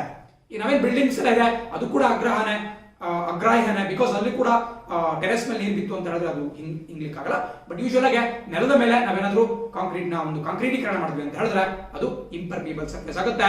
16ನೇ ಪ್ರಶ್ನೆ ನೋಡ್ತಾ ಹೋದ್ರೆ, ಒಂದು ದೇಶದಿಂದ ಅಥವಾ ಒಬ್ಬ ವ್ಯಕ್ತಿಯಿಂದ ಸಂಪನ್ಮೂಲಗಳ ಬಳಕೆ ಅಥವಾ ತ್ಯಾಜ್ಯ ಉತ್ಪಾದನೆಯ ವ್ಯಾಪ್ತಿಯ ಬಗ್ಗೆ ಕಲ್ಪನೆಯನ್ನ ಈ ಕೆಳಗಿನ ಯಾವುದು ಕೊಡುತ್ತೆ ಅಂತ ಕೇಳ್ತಿದ್ದಾರೆ. ಸ್ವಲ್ಪ ಪ್ರಶ್ನೆ ಕನ್ಫ್ಯೂಸಿಂಗ್ ಇರಬಹುದು, ಬಟ್ ಆಪ್ಷನ್ಸ್ ನೋಡಿದಾಗ ನಿಮಗೆ ಬಹಳ ಸುಲಭವಾಗಿ ಗೊತ್ತಾಗುತ್ತೆ. ಆಪ್ಷನ್ ಡಿ ಪರಿಸರ ಹೆಜ್ಜೆ ಗುರುತು. ಇಂಗ್ಲಿಷ್ ಅಲ್ಲಿ ಬಹಳ ಸಿಂಪಲ್ ಆಗಿದೆ, ಎಕಾಲಜಿಕಲ್ ಫುಟ್ ಪ್ರಿಂಟ್. ನೀವು ಕೇಳ್ತಾನೆ ಇರ್ತೀರಾ, ಈ ದೇಶದ ಫುಟ್ ಪ್ರಿಂಟ್ ಇಷ್ಟು ದೊಡ್ಡದಿದೆ, ಈ ದೇಶದ ಫುಟ್ ಪ್ರಿಂಟ್ ಇಷ್ಟು ದೊಡ್ಡದಿದೆ. ಫುಟ್ ಪ್ರಿಂಟ್ ಅಂದ್ರೆ ಏನು? ಹೆಜ್ಜೆ ಗುರುತು. ಕಾರ್ಬನ್ ಫುಟ್ ಪ್ರಿಂಟ್ ಅಂತ ಕೂಡ ಕರೆಯಲಾಗುತ್ತೆ. ಯಾವ ದೇಶ ಅತಿ ಹೆಚ್ಚಿನ ಈ ಒಂದು ನ್ಯಾಚುರಲ್ ರಿಸೋರ್ಸಸ್ ಅನ್ನ ಕನ್ಸ್ಯೂಮ್ ಮಾಡುತ್ತೆ ಮತ್ತು ಹೆಚ್ಚಿನ ತ್ಯಾಜ್ಯವನ್ನ ಉತ್ಪಾದನೆ ಮಾಡುತ್ತೆ, ಆ ಒಂದು ದೇಶ ಅತ್ಯಂತ ಹೆಚ್ಚಿನ ಪರಿಸರ ಹೆಜ್ಜೆ ಗುರುತು ಅಥವಾ ಎಕಾಲಜಿಕಲ್ ಫುಟ್ ಪ್ರಿಂಟ್ ಅನ್ನು ಹೊಂದಿರುತ್ತೆ ಮತ್ತು ನಮ್ಮ ಪರಿಸರ ವ್ಯವಸ್ಥೆಗೆ ಮಾರಕವಾಗಿರುತ್ತೆ. So ecological footprint very important. ಬೇರೆ ಯಾವ ಆಪ್ಷನ್ ಕೂಡ ಹತ್ತಿರಕ್ಕೂ ಕೂಡ ಬರಲ್ಲ, ನೆನ್ಪಿಟ್ಕೊಳ್ಳಿ. ಇದೇ ರೀತಿ 17ನೇ ಪ್ರಶ್ನೆ ಕೇಳ್ತಾ ಇದೆ, ವೆರಿ ಸಿಂಪಲ್, ನಿಮಗೆಲ್ಲ ಗೊತ್ತಿರುತ್ತೆ. ನಮ್ಮ ರಾಜ್ಯದಲ್ಲಿ ಕೆಲವು ಪ್ರಮುಖವಾದಂತಹ ಘಾಟ್ ಸೆಕ್ಷನ್ಸ್ ಇದಾವೆ. ಘಾಟ್ ಅಂದ್ರೆ ಏನು? ಬಹಳ ಜನಕ್ಕೆ ಅದು ಕೂಡ ಕನ್ಫ್ಯೂಸ್ ಆಗಬಹುದು. ಘಾಟ್ ಅಥವಾ ನಾವೇನು ಘಾಟಿ ಅಂತ ಕರಿತೀವಿ, ಘಾಟ್ ಅಂದ್ರೆ ಯಾವುದೋ ಒಂದು ಪರ್ವತ ಶ್ರೇಣಿ ಇರುತ್ತೆ. ಆ ಪರ್ವತದ ಶ್ರೇಣಿಯ ಒಂದು ಭಾಗದಿಂದ ಮತ್ತೊಂದು ಭಾಗಕ್ಕೆ ಹಾದು ಹೋಗ್ಲಿಕ್ಕೆ ಇರತಕ್ಕಂತಹ ಪಾಸ್ ಅಂತ ಕೂಡ ಕರೆಯಲಾಗುತ್ತೆ. ಅವನ್ನ ನಾವು ಘಾಟ್ ಅಂತ ಕರಿತೀವಿ. ಫಾರ್ ಎಕ್ಸಾಂಪಲ್ ಪಶ್ಚಿಮ ಘಟ್ಟ, ನಾವು ಆಪ್ಷನ್ ಎ ಸರಿಯಾಗಿರುತ್ತೆ ಇದಕ್ಕೆ. ಆಗುಂಬೆ ಘಾಟ್ ಶಿವಮೊಗ್ಗ ಮತ್ತು ಉಡುಪಿಯನ್ನು ಸೇರಿಸುತ್ತೆ. ಶಿವಮೊಗ್ಗದಿಂದ ತೀರ್ಥಹಳ್ಳಿ ತಾಲೂಕಿನಿಂದ ನೀವು ಕೆಳಗೆ ಇಳಿದ್ರೆ ಉಡುಪಿ ಸಿಗುತ್ತೆ, ಬಿಕಾಸ್ ನಿಮಗೆ ಪಶ್ಚಿಮ ಘಟ್ಟಗಳು ಬರುತ್ತೆ, western Ghats. So western Ghats ಅನ್ನ ಶಿವಮೊಗ್ಗದಿಂದ ದಾಟಿ ಉಡುಪಿಗೆ ಹೋಗ್ಬೇಕು ಅಂದ್ರೆ ನಮಗಿರ್ತಕ್ಕಂತಹ ಒಂದು ಸ್ಥಳಾವಕಾಶ ಯಾವುದು ಅಂತ ಹೇಳಿದ್ರೆ ಇದೇ Agumbe ghat. So option A ಸರಿಯಾಗಿರುತ್ತೆ 17ನೇ ಪ್ರಶ್ನೆಗೆ. ಅದೇ ರೀತಿ 18ನೇ ಪ್ರಶ್ನೆ ಬಹಳ ಬಾರಿ ಹಿಂದೆ ಎಲ್ಲ ಕೇಳ್ಬಿಟ್ಟಿದ್ದಾರೆ, ಒಂದು ಕಾಮನ್ ಪ್ರಶ್ನೆ. ಕರ್ನಾಟಕದ ನಯಾಗರ ಅಂತ ಯಾವ್ದನ್ನು ಕರೀತಾರೆ? Which river is famously called the Niagara of Karnataka? ಇಲ್ಲಿ ರಿವರ್ ಅಂತ ಕೊಡಬಾರ್ದವರು, ಅವರು ಖಂಡಿತ ಫಾಲ್ಸ್ ಅಂತ ಕೊಡಬೇಕಾಗಿತ್ತು. ಯಾವ ಜಲಪಾತ ಅಂತ ಕೊಡಬೇಕಾಗಿತ್ತು, ಬಿಕಾಸ್ ಆಪ್ಷನ್ ನೋಡ್ತಾ ಇದ್ದೀರಾ ಅಲ್ಲಿ ಯಾವುದೇ ನದಿಯನ್ನು ಕೊಟ್ಟಿಲ್ಲ. ಎನಿವೆ ನಿಮಗೆ ಗೊತ್ತಿರುತ್ತೆ ಆನ್ಸರ್ ಇದು. Option B Gokak falls. ಏನು ಘಟಪ್ರಭಾ ನದಿಯಿಂದ ಬೆಳಗಾಂ ಜಿಲ್ಲೆಯ ಗೋಕಾಕ್ ತಾಲೂಕಿನಲ್ಲಿ ಘಟಪ್ರಭಾ ನದಿ ಈ ಗೋಕಾಕ್ ಜಲಪಾತವನ್ನ ನಿರ್ಮಾಣ ಮಾಡುತ್ತೆ. ಸೊ ಆ ನದಿಯ ಹೆಸರು ಕೂಡ ಕೇಳಬಹುದು. ಕರ್ನಾಟಕದ ನಯಾಗರ ಅಂತಾನೆ ಖ್ಯಾತಿಯಾಗಿರತಕ್ಕಂತಹ ಗೋಕಾಕ್ ಫಾಲ್ಸ್ ಯಾವ ನದಿಯಲ್ಲಿ ಕಂಡುಬರುತ್ತೆ ಅಂತ ಹೇಳಿದ್ರೆ ಸರಿಯಾದ ಉತ್ತರ ಘಟಪ್ರಭಾ ನದಿಯಾಗಿರುತ್ತೆ. ಅದೇ ರೀತಿ ಈ 19ನೇ ಪ್ರಶ್ನೆ, ಶ್ರೀರಂಗಪಟ್ಟಣ ಒಪ್ಪಂದವನ್ನ ಕೇಳ್ತಾ ಇದ್ದಾರೆ. Treaty of Srirangapatna very simple. ನೀವು ಇತಿಹಾಸವನ್ನು ಓದಿದ್ರೆ ಬಹಳ ಚೆನ್ನಾಗಿ ಗೊತ್ತಿರುತ್ತೆ. ಟಿಪ್ಪು ಸುಲ್ತಾನ್ ಗೆ ರಿಲೇಟೆಡ್ ಆಗಿರ್ತಕ್ಕಂಥ ಒಂದು ವಿಚಾರ. ಆಪ್ಷನ್ ಸಿ 3ನೇ ಆಂಗ್ಲೋ ಮೈಸೂರು ಯುದ್ಧ. ನೋಡಿ 4ನೇದಲ್ಲ 3ನೇದು, ಯಾಕಂದ್ರೆ 4ರಲ್ಲಿ 1799ನೇ ಇಸ್ವಿ 4ನೇ ಆಂಗ್ಲೋ ಮೈಸೂರು ಯುದ್ಧದ ಕೊನೆಯಲ್ಲಿ ಟಿಪ್ಪು ಸುಲ್ತಾನ್ ವಿಧಿವಶನಾಗ್ತಾನೆ, ಮೃತಪಡ್ತಾನೆ. ಸೊ ಹಾಗಾಗಿ ಈ ಶ್ರೀರಂಗಪಟ್ಟಣ ಒಪ್ಪಂದ 3ನೇ ಆಂಗ್ಲೋ ಮೈಸೂರು ಯುದ್ಧದಲ್ಲಿ ನಡೆದಿರುತ್ತೆ. ಇದು ಟಿಪ್ಪು ಸುಲ್ತಾನ್ನ ಶಕ್ತಿಯನ್ನ ಕುಂದಲಿಕ್ಕೆ ಕಾರಣ ಕೂಡ ಆಗುತ್ತೆ. 20ನೇ ಪ್ರಶ್ನೆ ನೋಡೋಣ. ಪ್ರಶ್ನೆ ಹೇಳುತ್ತೆ, ಗ್ರೀನ್ ರೆವಲ್ಯೂಷನ್ ಆಹಾರ ಧಾನ್ಯಗಳನ್ನು ಸೂಚಿಸಿದ್ರೆ ಬ್ಲಾಕ್ ರೆವಲ್ಯೂಷನ್ ಏನನ್ನು ಸೂಚಿಸುತ್ತೆ? ಇದು ಕೂಡ ಬ್ಲಾಕ್ ಬಂದು ಬ್ಲೇಕ್ ಕೊಟ್ಟಿದ್ದಾರೆ, ಅದು ಕಪ್ಪು ಕ್ರಾಂತಿ ಅಂತ ಕೊಡಬಹುದಾಗಿತ್ತು ಅವರು, ಬಟ್ ಈ ತರ ಕೊಟ್ಟಿದ್ದಾರೆ. ಎನಿವೆ ಇದು ಬಹಳ ಸಿಂಪಲ್. ಆಪ್ಷನ್ ಬಿ ಪೆಟ್ರೋಲಿಯಂ ಉತ್ಪನ್ನಗಳು. ಪೆಟ್ರೋಲಿಯಂ ಪ್ರಾಡಕ್ಟ್ಸ್ ಏನಿರುತ್ತೆ, ಪೆಟ್ರೋಲಿಯಂ ಉತ್ಪನ್ನಗಳು, ಅವುಗಳಲ್ಲಿ ಉಂಟಾದಂತಹ ಕ್ರಾಂತಿಯನ್ನ ಭಾರತದಲ್ಲಿ ಬ್ಲಾಕ್ ರೆವಲ್ಯೂಷನ್ ಅಥವಾ ಕಪ್ಪು ಕ್ರಾಂತಿ ಅಂತಾನೆ ಕರೆಯಲಾಗುತ್ತೆ. 21ನೇ ಪ್ರಶ್ನೆ, ಇವುಗಳಲ್ಲಿ ಯಾವುದರ ರೂಪಾಂತರ ಸಾಧ್ಯ ಅಂತ ಕೇಳ್ತಿದ್ದಾರೆ. Which one of the following metamorphism is possible? ನೋಡಿ, ಮೆಟಾಮಾರ್ಫೋಸಿಸ್ ಅಂತ ಕೇಳಿರ್ತೀರಾ. ಬೇಸಿಕಲಿ ನೀವು ಬಯಾಲಜಿಯಲ್ಲಿ ಕೂಡ ಕೇಳಿರ್ತೀರಾ, ಕೆಮಿಸ್ಟ್ರಿಯಲ್ಲಿ, ಜಿಯಾಲಜಿ, ಬೇರೆ ಬೇರೆ ಭಾಗಗಳಲ್ಲಿ ಕೇಳಿರ್ತೀರಾ. ಬಯಾಲಜಿಯಲ್ಲಿ ಏನು ನಾವು ಗೊಜ್ಜು ಮೊಟ್ಟೆ ಅಂತ ಕರಿತೀವಿ, ಏನು ಟ್ಯಾಡ್ಪೋಲ್ ಅಂತ ಕರಿತೀವಿ, ಅಂದ್ರೆ ಕಪ್ಪೆಗಳಾಗಲಿಕ್ಕೆ ಮುಂಚೆ ಮೀನ್ ರೀತಿ ಬ್ಲಾಕ್ ಕಲರ್ ಚಿಕ್ಕ ಚಿಕ್ಕ ಒಂದು ಜೀವಿಗಳಿರುತ್ತೆ, ಅವುಗಳನ್ನ ಗೊಜ್ಜು ಮೊಟ್ಟೆ ಅಥವಾ ಟ್ಯಾಡ್ಪೋಲ್ ಅಂತ ಕರಿತೀವಿ. ಇವು ಕೂಡ ಇದೇ ಮೆಟಾಮಾರ್ಫೋಸಿಸ್ ಪ್ರೊಸೆಸ್, ರೂಪಾಂತರ ಅಥವಾ ಇಂಗ್ಲಿಷ್ ಅಲ್ಲಿ ಮೆಟಾಮಾರ್ಫೋಸಿಸ್ ಅಂತ ಕರೀತಾರೆ. ಮೆಟಾಮಾರ್ಫೋಸಿಸ್ ಆಗ್ಬಿಟ್ಟು ಅವು ಕಪ್ಪೆಗಳಾಗ್ತವೆ, ಫ್ರಾಗ್ಸ್ ಆಗ್ತವೆ. ಸಿಮಿಲರ್ಲಿ ಕೆಲವು ಕಲ್ಲುಗಳು ಸೆಡಿಮೆಂಟರಿ ರಾಕ್ಸ್ ಎಲ್ಲ ಏನಿರುತ್ತೆ ಅವು ಮೆಟಾಮಾರ್ಫೋಸಿಸ್ ಆಗ್ಬಿಟ್ಟು ರೂಪಾಂತರ ಕೊಟ್ಬಿಟ್ಟು ಶಿಲೆಗಳಾಗ್ತಾ ಹೋಗ್ತವೆ. ಇದನ್ನ ಒಂದ್ ಕಡೆ ನೀಟಾಗಿ ನೋಟ್ ಡೌನ್ ಮಾಡಿ ಇಟ್ಕೋಬೇಕಾಗುತ್ತೆ ನೀವು ಪ್ರತಿಯೊಂದನ್ನು ಕೂಡ, ಬಿಕಾಸ್ ಕನ್ಫ್ಯೂಷನ್ ಮಾಡ್ಕೊಳ್ಳುವಂತ ಸಾಧ್ಯತೆ ಇರುತ್ತೆ. ಇದಕ್ಕೆ ಆಪ್ಷನ್ ಡಿ ಗ್ರಾಫೈಟ್ ನಿಂದ ವಜ್ರ ಸರಿಯಾದಂತಹ ಉತ್ತರ ಆಗಿರುತ್ತೆ. ಗ್ರಾಫೈಟ್ ನಿಂದ ವಜ್ರ ಆಗುತ್ತೆ, ಅದೊಂದು ಮೆಟಾಮಾರ್ಫೋಸಿಸ್ ಪ್ರೋಸೆಸ್. ಸೊ ನಿಮಗೊಂದು ಪ್ರೂಫ್ ಅನ್ನ ಕೂಡ ತೋರಿಸ್ತೀನಿ. ಪ್ರೂಫ್ ಅನ್ನಕ್ಕಿಂತ ನಿಮಗೊಂದು ಇನ್ಫಾರ್ಮೇಶನ್, ಇದನ್ನ ನಮ್ಮ ಒಂದನೇ ಫಸ್ಟ್ PUC ಬುಕ್ಕಿನ ತೆಗೆದುಕೊಂಡಿರ್ತಕ್ಕಂಥದ್ದು ಕರ್ನಾಟಕ ರಾಜ್ಯ ಸರ್ಕಾರದ್ದು. ಈ ಬಗ್ಗೆ ಬಹಳ ಜನ ಕೊಟ್ಟಿದ್ದಾರೆ, ಯಾವ್ಯಾವ ಶಿಲೆಗಳು ಯಾವ್ಯಾವ ರೀತಿ ರೂಪಾಂತರ ಹೊಂದ್ತವೆ ಅಂತ ಹೇಳಿ. ಸೊ ಗ್ರಾನೈಟ್ ನೀಸ್ ಆಗುತ್ತೆ, ಬಸಾಲ್ಟ್ ಶಿಸ್ಟ್ ಆಗುತ್ತೆ, ಮರಳು ಶಿಲೆ ಸ್ಯಾಂಡ್ ಸ್ಟೋನ್ ಬಂದ್ಬಿಟ್ಟು ಕ್ವಾರ್ಟ್ಸೈಟ್ ಆದ್ರೆ, ಶೇಲ್ ಸ್ಲೇಟ್ ಆಗುತ್ತೆ, ಸುಣ್ಣದ ಕಲ್ಲು ನಮಗೆ ಅಮೃತ ಶಿಲೆ ಆಗುತ್ತೆ, ಅದೇ ರೀತಿ ಕಲ್ಲಿದ್ದಲು ಗ್ರಾಫೈಟ್ ವಜ್ರ, ಹೀಗೆ ಉಂಟಾಗ್ತಾ ಹೋಗುತ್ತೆ. ಸೊ ಸರಿಯಾದ ಎಲ್ಲಿ ಕಾಣಿಸ್ತಾ ಇದೆ ನಿಮಗೆ? ಈ ಒಂದು ಪುಸ್ತಕವನ್ನ ಸರಿಯಾಗಿ ಓದಿದ್ರೆ ವಿತೌಟ್ ಎನಿ ಡೌಟ್ ನೀವು ಆನ್ಸರ್ ಟಿಕ್ ಮಾಡಬಹುದಾಗಿತ್ತು. ಗ್ರಾಫೈಟ್ ಅಂದ್ರೆ ಗ್ರಾಫೈಟ್ ವಜ್ರ ಆಗಿ ಮಾರ್ಪಾಡಾಗುತ್ತೆ, ಮೆಟಾಮಾರ್ಫೋಸಿಸ್. ಅದೇ ರೀತಿ 22ನೇ ಪ್ರಶ್ನೆ ಹೇಳುತ್ತೆ, ಇದರಲ್ಲಿ ಭೂಮಿಯಿಂದ ಆರಂಭಿಸಿದರೆ ಸರಿಯಾದ ಕ್ರಮ ಯಾವುದು ಅಂತ ಕೇಳಿದ್ದಾರೆ. ನಮ್ಮ ಡಿಫರೆಂಟ್ ಲೇಯರ್ಸ್ ಆಫ್ ಅಟ್ಮಾಸ್ಫಿಯರ್, ನಮ್ಮ ವಾತಾವರಣದ ಬೇರೆ ಬೇರೆ ಪದರಗಳನ್ನ ಕೇಳ್ತಾ ಇದ್ದಾರೆ. ಬಹಳ ಸಿಂಪಲ್, ಪ್ರತಿಯೊಬ್ಬರು ಕೂಡ ಟಿಕ್ ಮಾಡಿರ್ತೀರ ಅನ್ಕೊಂತೀನಿ. Option A troposphere, stratosphere, mesosphere, thermosphere and exosphere ಆಗುತ್ತೆ. ಎಕ್ಸೋ ಅಂದ್ರೆ ಏನು? ಹೊರಗಡೆ, ಅತ್ಯಂತ ಹೊರಗಡೆ ಮೇಲ್ಭಾಗದಲ್ಲಿ ಕಂಡಿರತಕ್ಕಂತಹದನ್ನ ನಾವು ಎಕ್ಸೋಸ್ಫಿಯರ್ ಅಂತ ಕರಿತೀವಿ. ಅಂಡ್ ಸ್ಟಾರ್ಟಿಂಗ್ ನಲ್ಲಿ ಟ್ರೋಪೋಸ್ಫಿಯರ್ ಕಂಡುಬರುತ್ತೆ. ಇದಕ್ಕೆ ಸಂಬಂಧಪಟ್ಟಂತ ಒಂದು ಇಮೇಜ್ ಕೂಡ ನಿಮಗೆ ಇಲ್ಲಿ ಕಾಣಿಸ್ತಾ ಇದೆ. ಇದನ್ನು ಕೂಡ ನೀವು ನೀಟಾಗಿ ಅರ್ಥ ಮಾಡ್ಕೋಬಹುದು. ಯಾರಾದ್ರೂ ತಪ್ಪು ಮಾಡಿದ್ರೆ ಇಂತಹ ಒಂದು ಇಮೇಜ್ ನೋಡಿ ನೋಟ್ಬುಕ್ ಅಲ್ಲಿ ನೋಟ್ ಮಾಡಿ ಇಟ್ಕೊಳ್ಳಿ, ಸೋ ದಟ್ ಮುಂಬರ್ತಕ್ಕಂತಹ ಪರೀಕ್ಷೆಗಳಲ್ಲಿ ಸೇಮ್ ಮಿಸ್ಟೇಕ್ ಅನ್ನ ನೀವು ರಿಪೀಟ್ ಮಾಡಲ್ಲ. Troposphere, stratosphere, mesosphere, thermosphere and ಎಕ್ಸೋಸ್ಫಿಯರ್, ಇದೇ ಒಂದು ಭಾಗದಲ್ಲಿ ಥರ್ಮೋಸ್ಫಿಯರ್ ಭಾಗದಲ್ಲಿ ನಿಮಗೆ ಅಯೋನೋಸ್ಫಿಯರ್ ಕೂಡ ಕಂಡುಬರುತ್ತೆ. ಅಂಡ್ ಯಾವ್ಯಾವ ಒಂದು ಲೇಯರ್ ನಲ್ಲಿ ಏನೇನು ಚಟುವಟಿಕೆಗಳು ನಡೆಯುತ್ತೆ ಅಂತ ಕೂಡ ಒಂದು ಇಮೇಜ್ ಮೂಲಕ, ಚಿತ್ರದ ಮೂಲಕ ರೆಪ್ರೆಸೆಂಟ್ ಮಾಡಿದ್ದಾರೆ. ಅದನ್ನು ಕೂಡ ಅರ್ಥ ಮಾಡ್ಕೊಳ್ಳೋದು ಬಹಳ ಪ್ರಮುಖವಾಗಿ ಇರುತ್ತೆ. ಅಂಡ್ 23ನೇ ಪ್ರಶ್ನೆ ನೋಡಿದ್ದೀರಾ, ಕರ್ನಾಟಕದ ಅತ್ಯಂತ ಉದ್ದವಾದ ನ್ಯಾಷನಲ್ ಹೈವೇ ಯಾವುದು? ನ್ಯಾಷನಲ್ ಹೈವೇ ಕನ್ನಡದಲ್ಲಿ ರಾಷ್ಟ್ರೀಯ ಹೆದ್ದಾರಿ ಎನ್ನಲಾಗುತ್ತೆ. ನೋಡಿ, ಇದು ಕೂಡ ತುಂಬಾ ಕನ್ಫ್ಯೂಸಿಂಗ್ ಆಗಿದೆ. ನೀವು ನೆಟ್ ಅಲ್ಲಿ ಹುಡುಕಿದ್ರು ಕೂಡ ಸ್ವಲ್ಪ ಕನ್ಫ್ಯೂಸಿಂಗ್ ಆಗಿರುತ್ತೆ. ಹಾಗೆ ನೋಡಿದ್ರೆ ನಮ್ಮ ಇಡೀ ಕರ್ನಾಟಕದಲ್ಲಿ ಅತ್ಯಂತ ಉದ್ದವಾದಂತಹ ಹೈವೇ NH13, ಬಿಕಾಸ್ ಸುಮಾರು 719 ಕಿಲೋಮೀಟರ್ ಉದ್ದವನ್ನು ಹೊಂದಿದೆ. ಇದು ಮಹಾರಾಷ್ಟ್ರದ ಸೊಲ್ಲಾಪುರ್ನಿಂದ ಕರ್ನಾಟಕದ ಮಂಗಳೂರನ್ನ ಕನೆಕ್ಟ್ ಮಾಡುತ್ತೆ. ಅಷ್ಟೇ ಅಲ್ಲ, ಶಿವಮೊಗ್ಗ ನಗರದಲ್ಲೂ ಕೂಡ ಮೇಜರ್ ಆಗಿ ಹಾದು ಹೋಗ್ತಕ್ಕಂತಹ ಒಂದು ಹೈವೇ ಇದು. ತೀರ್ಥಹಳ್ಳಿ ರೋಡ್, ಮಂಗಳೂರು ರೋಡ್ ಇದೆ, ಶಿವಮೊಗ್ಗ ಟು ಮಂಗಳೂರು, ಆ ಒಂದು ರೋಡ್ ಕೂಡ NH13 ಅಂತ ಕರೆಯಲಾಗುತ್ತೆ. ಬಟ್ ಯಾಕೆ ಕನ್ಫ್ಯೂಷನ್ ಇದೆಯಪ್ಪ ಅಂತ ಹೇಳಿದ್ರೆ, ಇತ್ತೀಚೆಗಷ್ಟೇ NH13 ನ ಸ್ವಲ್ಪ ಚೇಂಜಸ್ ಮಾಡಿದ್ರು. ಸೊ ಸ್ವಲ್ಪ ಆಡ್ ಮಾಡಿ ಮಾಡಿಫೈ ಮಾಡಿರೋ ಕಾರಣದಿಂದ ಸ್ವಲ್ಪ ಕನ್ಫ್ಯೂಷನ್ ಉಂಟಾಗ್ತಾ ಇದೆ. ಸೊ ಇದಕ್ಕೆ ಆನ್ಸರ್ NH4 ಕೂಡ ಆಗಿರಬಹುದು, NH13 ಕೂಡ ಆಗಿರಬಹುದು. ನಿಮಗೆ ಒಂದು ಡಾಕ್ಯುಮೆಂಟ್ ಅನ್ನು ಕೂಡ ಡಿಸ್ಪ್ಲೇ ಮಾಡ್ತೀನಿ. ಈ ಭಾಗದಲ್ಲಿ ನಿಮಗೆ ಕಾಣಿಸ್ತಾ ಇದೆ, ನಿಮಗೆ ಇಲ್ಲೇನು ಕಾಣಿಸ್ತಾ ಇದೆ? PB road, Poona Bengaluru road, ಅತ್ಯಂತ ಸುಪ್ರಸಿದ್ಧವಾಗಿರತಕ್ಕಂತಹ ರೋಡ್. ನಿಮಗೇನು ಬೆಂಗಳೂರಿಂದ ಹೋಗ್ಬಿಟ್ಟು ನೀವು ದಾವಣಗೆರೆ ಇರಬಹುದು, ಬೆಳಗಾವಿ ಇರಬಹುದು, ಗದಗ್ ಇರಬಹುದು, ಅಲ್ಲಿಂದ ಹಾದು ಹೋಗ್ಬಿಟ್ಟು ಹುಬ್ಳಿ ಇರಬಹುದು, ಹಾದು ಹೋಗ್ಬಿಟ್ಟು ಪುಣೆವರೆಗೂ ಕೂಡ ಕರ್ಕೊಂಡು ಹೋಗುತ್ತೆ. ಇದು 700 ಕಿಲೋಮೀಟರ್ ಉದ್ದ ಇದ್ರೆ ಇದು NH4 ನೋಟ್ ಮಾಡ್ಕೊಳ್ಳಿ. PB ರೋಡ್ ನಾವು NH4 ಅಂತ ಕರಿತೀವಿ. ದಾವಣಗೆರೆ ನಗರದ ಕೇಂದ್ರ ಭಾಗದಲ್ಲಿ ಹಾದು ಹೋಗುತ್ತೆ, ಬೆಳಗಾವಿ ನಗರದಲ್ಲಿ ಹಾದು ಹೋಗುತ್ತೆ, ಹುಬ್ಳಿ ನಗರದ ಕೇಂದ್ರ ಭಾಗದಲ್ಲಿ ಹಾದು ಹೋಗುತ್ತೆ, ಬೆಂಗಳೂರಿಂದ ಒಂದು ಪುಣೆ, ಮಡ್ರಾಸಿಂದ ಪುಣೆವರೆಗೂ ಕೂಡ ಹೋಗುತ್ತೆ. ಬಟ್ ಈ ಭಾಗದಲ್ಲಿ ನೋಡ್ತಾ ಇದ್ರೆ NH13 ಬಂದ್ಬಿಟ್ಟು 719 ಕಿಲೋಮೀಟರ್ ಇದೆ. ಸೊ ಇದೇ ಉದ್ದ ಆಗಿರುತ್ತೆ. ಬಟ್ ಇತ್ತೀಚೆಗೆ ಸೊಲ್ಲಾಪುರ ಟು ಮಂಗಳೂರು ಇದು, ಬಟ್ ಇತ್ತೀಚೆಗೆ ಮಾಡಿದಂತಹ ಕೆಲವು ಮಾಡಿಫಿಕೇಶನ್ ಕಾರಣದಿಂದ ಸ್ವಲ್ಪ ಮಟ್ಟಿಗೆ ಕುಸಿದಿರಬಹುದು. ಹಾಗಾಗಿ ನಾವೇನ್ ಮಾಡೋಣ ಅಂತ ಹೇಳಿದ್ರೆ, ಸ್ವಲ್ಪ ನಮ್ಮ ಅಫಿಷಿಯಲ್ ಕೇ ಆನ್ಸರ್ ಬರೋವರೆಗೂ ಕೂಡ ವೇಟ್ ಮಾಡೋಣ. ಡಿಪಾರ್ಟ್ಮೆಂಟ್ ಯಾವ ರೀತಿ ಒಂದು ವ್ಯೂ ಅನ್ನು ತೆಗೆದುಕೊಳ್ಳುತ್ತೆ. ಮೂಲತಃ NH13 ಅತ್ಯಂತ ಉದ್ದವಾಗಿರ್ತಕ್ಕಂಥದ್ದು, ಬಟ್ ಅಪ್ಡೇಟೆಡ್ ಒಂದು ಇದ್ರ ಪ್ರಕಾರ NH4 ಆಗಿರಬಹುದು. ಸೊ ಹಾಗಾಗಿ ಎರಡರಲ್ಲಿ ಕನ್ಫ್ಯೂಷನ್ ಇದೆ, ಸ್ವಲ್ಪ ಪೆಂಡಿಂಗ್ ಅಲ್ಲಿ ಇಟ್ಕೊಳ್ಳೋದು ಉತ್ತಮ ಅಂತ ಹೇಳ್ಬಹುದು. ನೀವು ಇನ್ನಿತರ ನಮ್ಮ ರಾಜ್ಯದಲ್ಲಿ ಹಾದು ಹೋಗ್ತಕ್ಕಂತಹ ರಾಷ್ಟ್ರೀಯ ಹೆದ್ದಾರಿಗಳು. 24ನೇ ಪ್ರಶ್ನೆ ವೆರಿ ಸಿಂಪಲ್. ಹಂಪಿ ನಗರ ಯಾವ ದಂಡೆಯಲ್ಲಿ ಅಂತ ಕೇಳ್ತಿದ್ದಾರೆ, ಯಾವ ನದಿಯ ದಂಡೆಯಲ್ಲಿದೆ ಅಂತ ಕೇಳ್ತಿದ್ದಾರೆ. ಇದೊಂದು ಯುನೆಸ್ಕೋ ವರ್ಲ್ಡ್ ಹೆರಿಟೇಜ್ ಸೈಟ್ ಆಗಿದೆ, ವಿಶ್ವ ಪಾರಂಪರಿಕ ಸ್ಥಳ. ಸೊ ಹಂಪಿ ಬಗ್ಗೆ ಗೊತ್ತಿರಲೇಬೇಕಾಗುತ್ತೆ. ತುಂಗಭದ್ರಾ ನದಿಯ ಒಂದು ದಂಡೆಯ ಮೇಲೆ ಕಾಣಿಸಿಕೊಳ್ಳುತ್ತೆ. ಆಪ್ಷನ್ ಎ ಸರಿಯಾದ ಉತ್ತರ. 25ನೇ ಪ್ರಶ್ನೆ ದಕ್ಷಿಣ ಗಂಗಾ. ನೋಡಿ, ಇದು ಕೂಡ ಬಹಳ ಜನ ಕನ್ಫ್ಯೂಸ್ ಮಾಡ್ಕೊಂಡಿರ್ತಾರೆ. ದಕ್ಷಿಣ ಗಂಗಾ ಕೆಲವರು ಗೋದಾವರಿ ಅಂತ ಟೆಕ್ ಮಾಡಿದ್ರೆ, ಕೆಲವರು ಕಾವೇರಿ ಅಂತ ಟೆಕ್ ಮಾಡಿರಬಹುದು. ಬಟ್ ಒಂದ್ ನೆನ್ಪಿಟ್ಕೊಳ್ಳಿ, ಈ ಗೋದಾವರಿ ನದಿಯನ್ನ ವೃದ್ಧ ಗಂಗಾ ಅಂತ ಕೂಡ ಕರೆಯಲಾಗುತ್ತೆ. ಹಳೆಯ ಗಂಗಾ ಅಥವಾ ವೃದ್ಧ ಗಂಗಾ ಅಂತ ಕೂಡ ಕರೆಯಲಾಗುತ್ತೆ. ಜೊತೆಗೆ ದಕ್ಷಿಣ ಗಂಗಾ ಅಂತ ಕೂಡ ಗೋದಾವರಿಗೆ ಕರೀತಾರೆ. ಬಟ್ ಕೆಲವು ಪುಸ್ತಕಗಳಲ್ಲಿ, ಕೆಲವು ಒಂದು ಆರ್ಟಿಕಲ್ಸ್ ಗಳಲ್ಲಿ ಕಾವೇರಿ ಅಂತ ಕೂಡ ಮೆನ್ಷನ್ ಮಾಡಲಾಗಿದೆ. ಇದು ಕೂಡ ಸ್ವಲ್ಪ ಡಿಸ್ಪ್ಯೂಟೆಡ್. ನಮ್ಮ NH4 ಮತ್ತೆ 13 ಯಾವ ರೀತಿ ಇದೆಯೋ ಅದೇ ರೀತಿ ಇದು ಕೂಡ ಸ್ವಲ್ಪ ಡಿಸ್ಪ್ಯೂಟೆಡ್. ಬಟ್ ಮೋಸ್ಟ್ಲಿ ಇದಕ್ಕೆ ಉತ್ತರ ಗೋದಾವರಿನೇ ಸರಿಯಾಗಿರುತ್ತೆ. ಎಲ್ಲ ಏನು ಕಟ್ಸ್ಕೋಬೇಡಿ, ಗೋದಾವರಿ ಅಂತ ಇಟ್ಕೊಳ್ಳಿ. ಅಪ್ಪಪ್ಪ ಅಂದ್ರೆ ಕೆಲವೊಂದು ಒಂದು ಇನ್ಸ್ಟೆನ್ಸಸ್ ಅಲ್ಲಿ ಕೃಷ್ಣಾ ನದಿ ಅಂತ ನಮ್ಮ ಕಾವೇರಿ ನದಿ ಅಂತ ಕೂಡ ಕರೀಬಹುದು. ಅದನ್ನು ಕೂಡ ಸ್ವಲ್ಪ ನೀವು ಗಮನಿಸಬೇಕಾಗುತ್ತೆ. ಬಟ್ ಆಪ್ಷನ್ ಎ ಗೋದಾವರಿ ಅಂತ ನೆನಪಿಟ್ಕೊಳ್ಳಿ. ಅದೇ ರೀತಿ 26ನೇ ಪ್ರಶ್ನೆ ಪಾರ್ಕ್ ಸ್ಟ್ರೀಟ್. ಸ್ಟ್ರೀಟ್ ಅಂದ್ರೆ ನೋಡಿ, ಇಲ್ಲೂ ಕೂಡ ಮತ್ತೊಂದು ಸ್ವಲ್ಪ ಮಿಸ್ಟೇಕ್ ಮಾಡಿದ್ದಾರೆ. ಸ್ಟ್ರೈಟ್ ಅಂತ ಮಾಡಿದ್ದಾರೆ. ಅದನ್ನ ಕನ್ನಡದಲ್ಲಿ ಅವರು ಜಲಸಂಧಿ ಅಂತ ಕೊಡಬೇಕಾಗಿತ್ತು. ಬಿಕಾಸ್ ಪ್ರತಿಯೊಬ್ಬ ವಿದ್ಯಾರ್ಥಿ ಕೂಡ ಇಂಗ್ಲಿಷ್ ನಲ್ಲಿ ಸ್ಟ್ರೈಟ್ ಅಂತ ತಿಳ್ಕೊಂಡಿರಕ್ಕಾಗಲ್ಲ. ಬಟ್ ಪಾಕ್ ಅನ್ನುವಂತ ಹೆಸರೇನಿದೆ, PALK ಪಾಕ್, ಅದು ಬಹಳ ಜನ ಗೊತ್ತಿರುತ್ತೆ. ಅದು ಜಲಸಂಧಿ ಅಂತ ಹೇಳಿ. ಅದು ಹೆಸರು ಹೇಳುವಂತೆ ಭಾರತ ಮತ್ತು ಪಾಕಿಸ್ತಾನದ ನಡುವೆ ಬರಲ್ಲ. ಬದಲಾಗಿ ಆಪ್ಷನ್ ಬಿ ಇಂಡಿಯಾ ಶ್ರೀಲಂಕಾ ನಡುವೆ ಹಾದು ಹೋಗುತ್ತೆ. ಸೊ ಅದು ಕೂಡ ನೋಡ್ಕೊಳ್ಳಿ. ನಿಮ್ಮ ಬಳಿ ಒಂದು ಲೀಸ್ಟ್ ಇರಬೇಕಾಗುತ್ತೆ.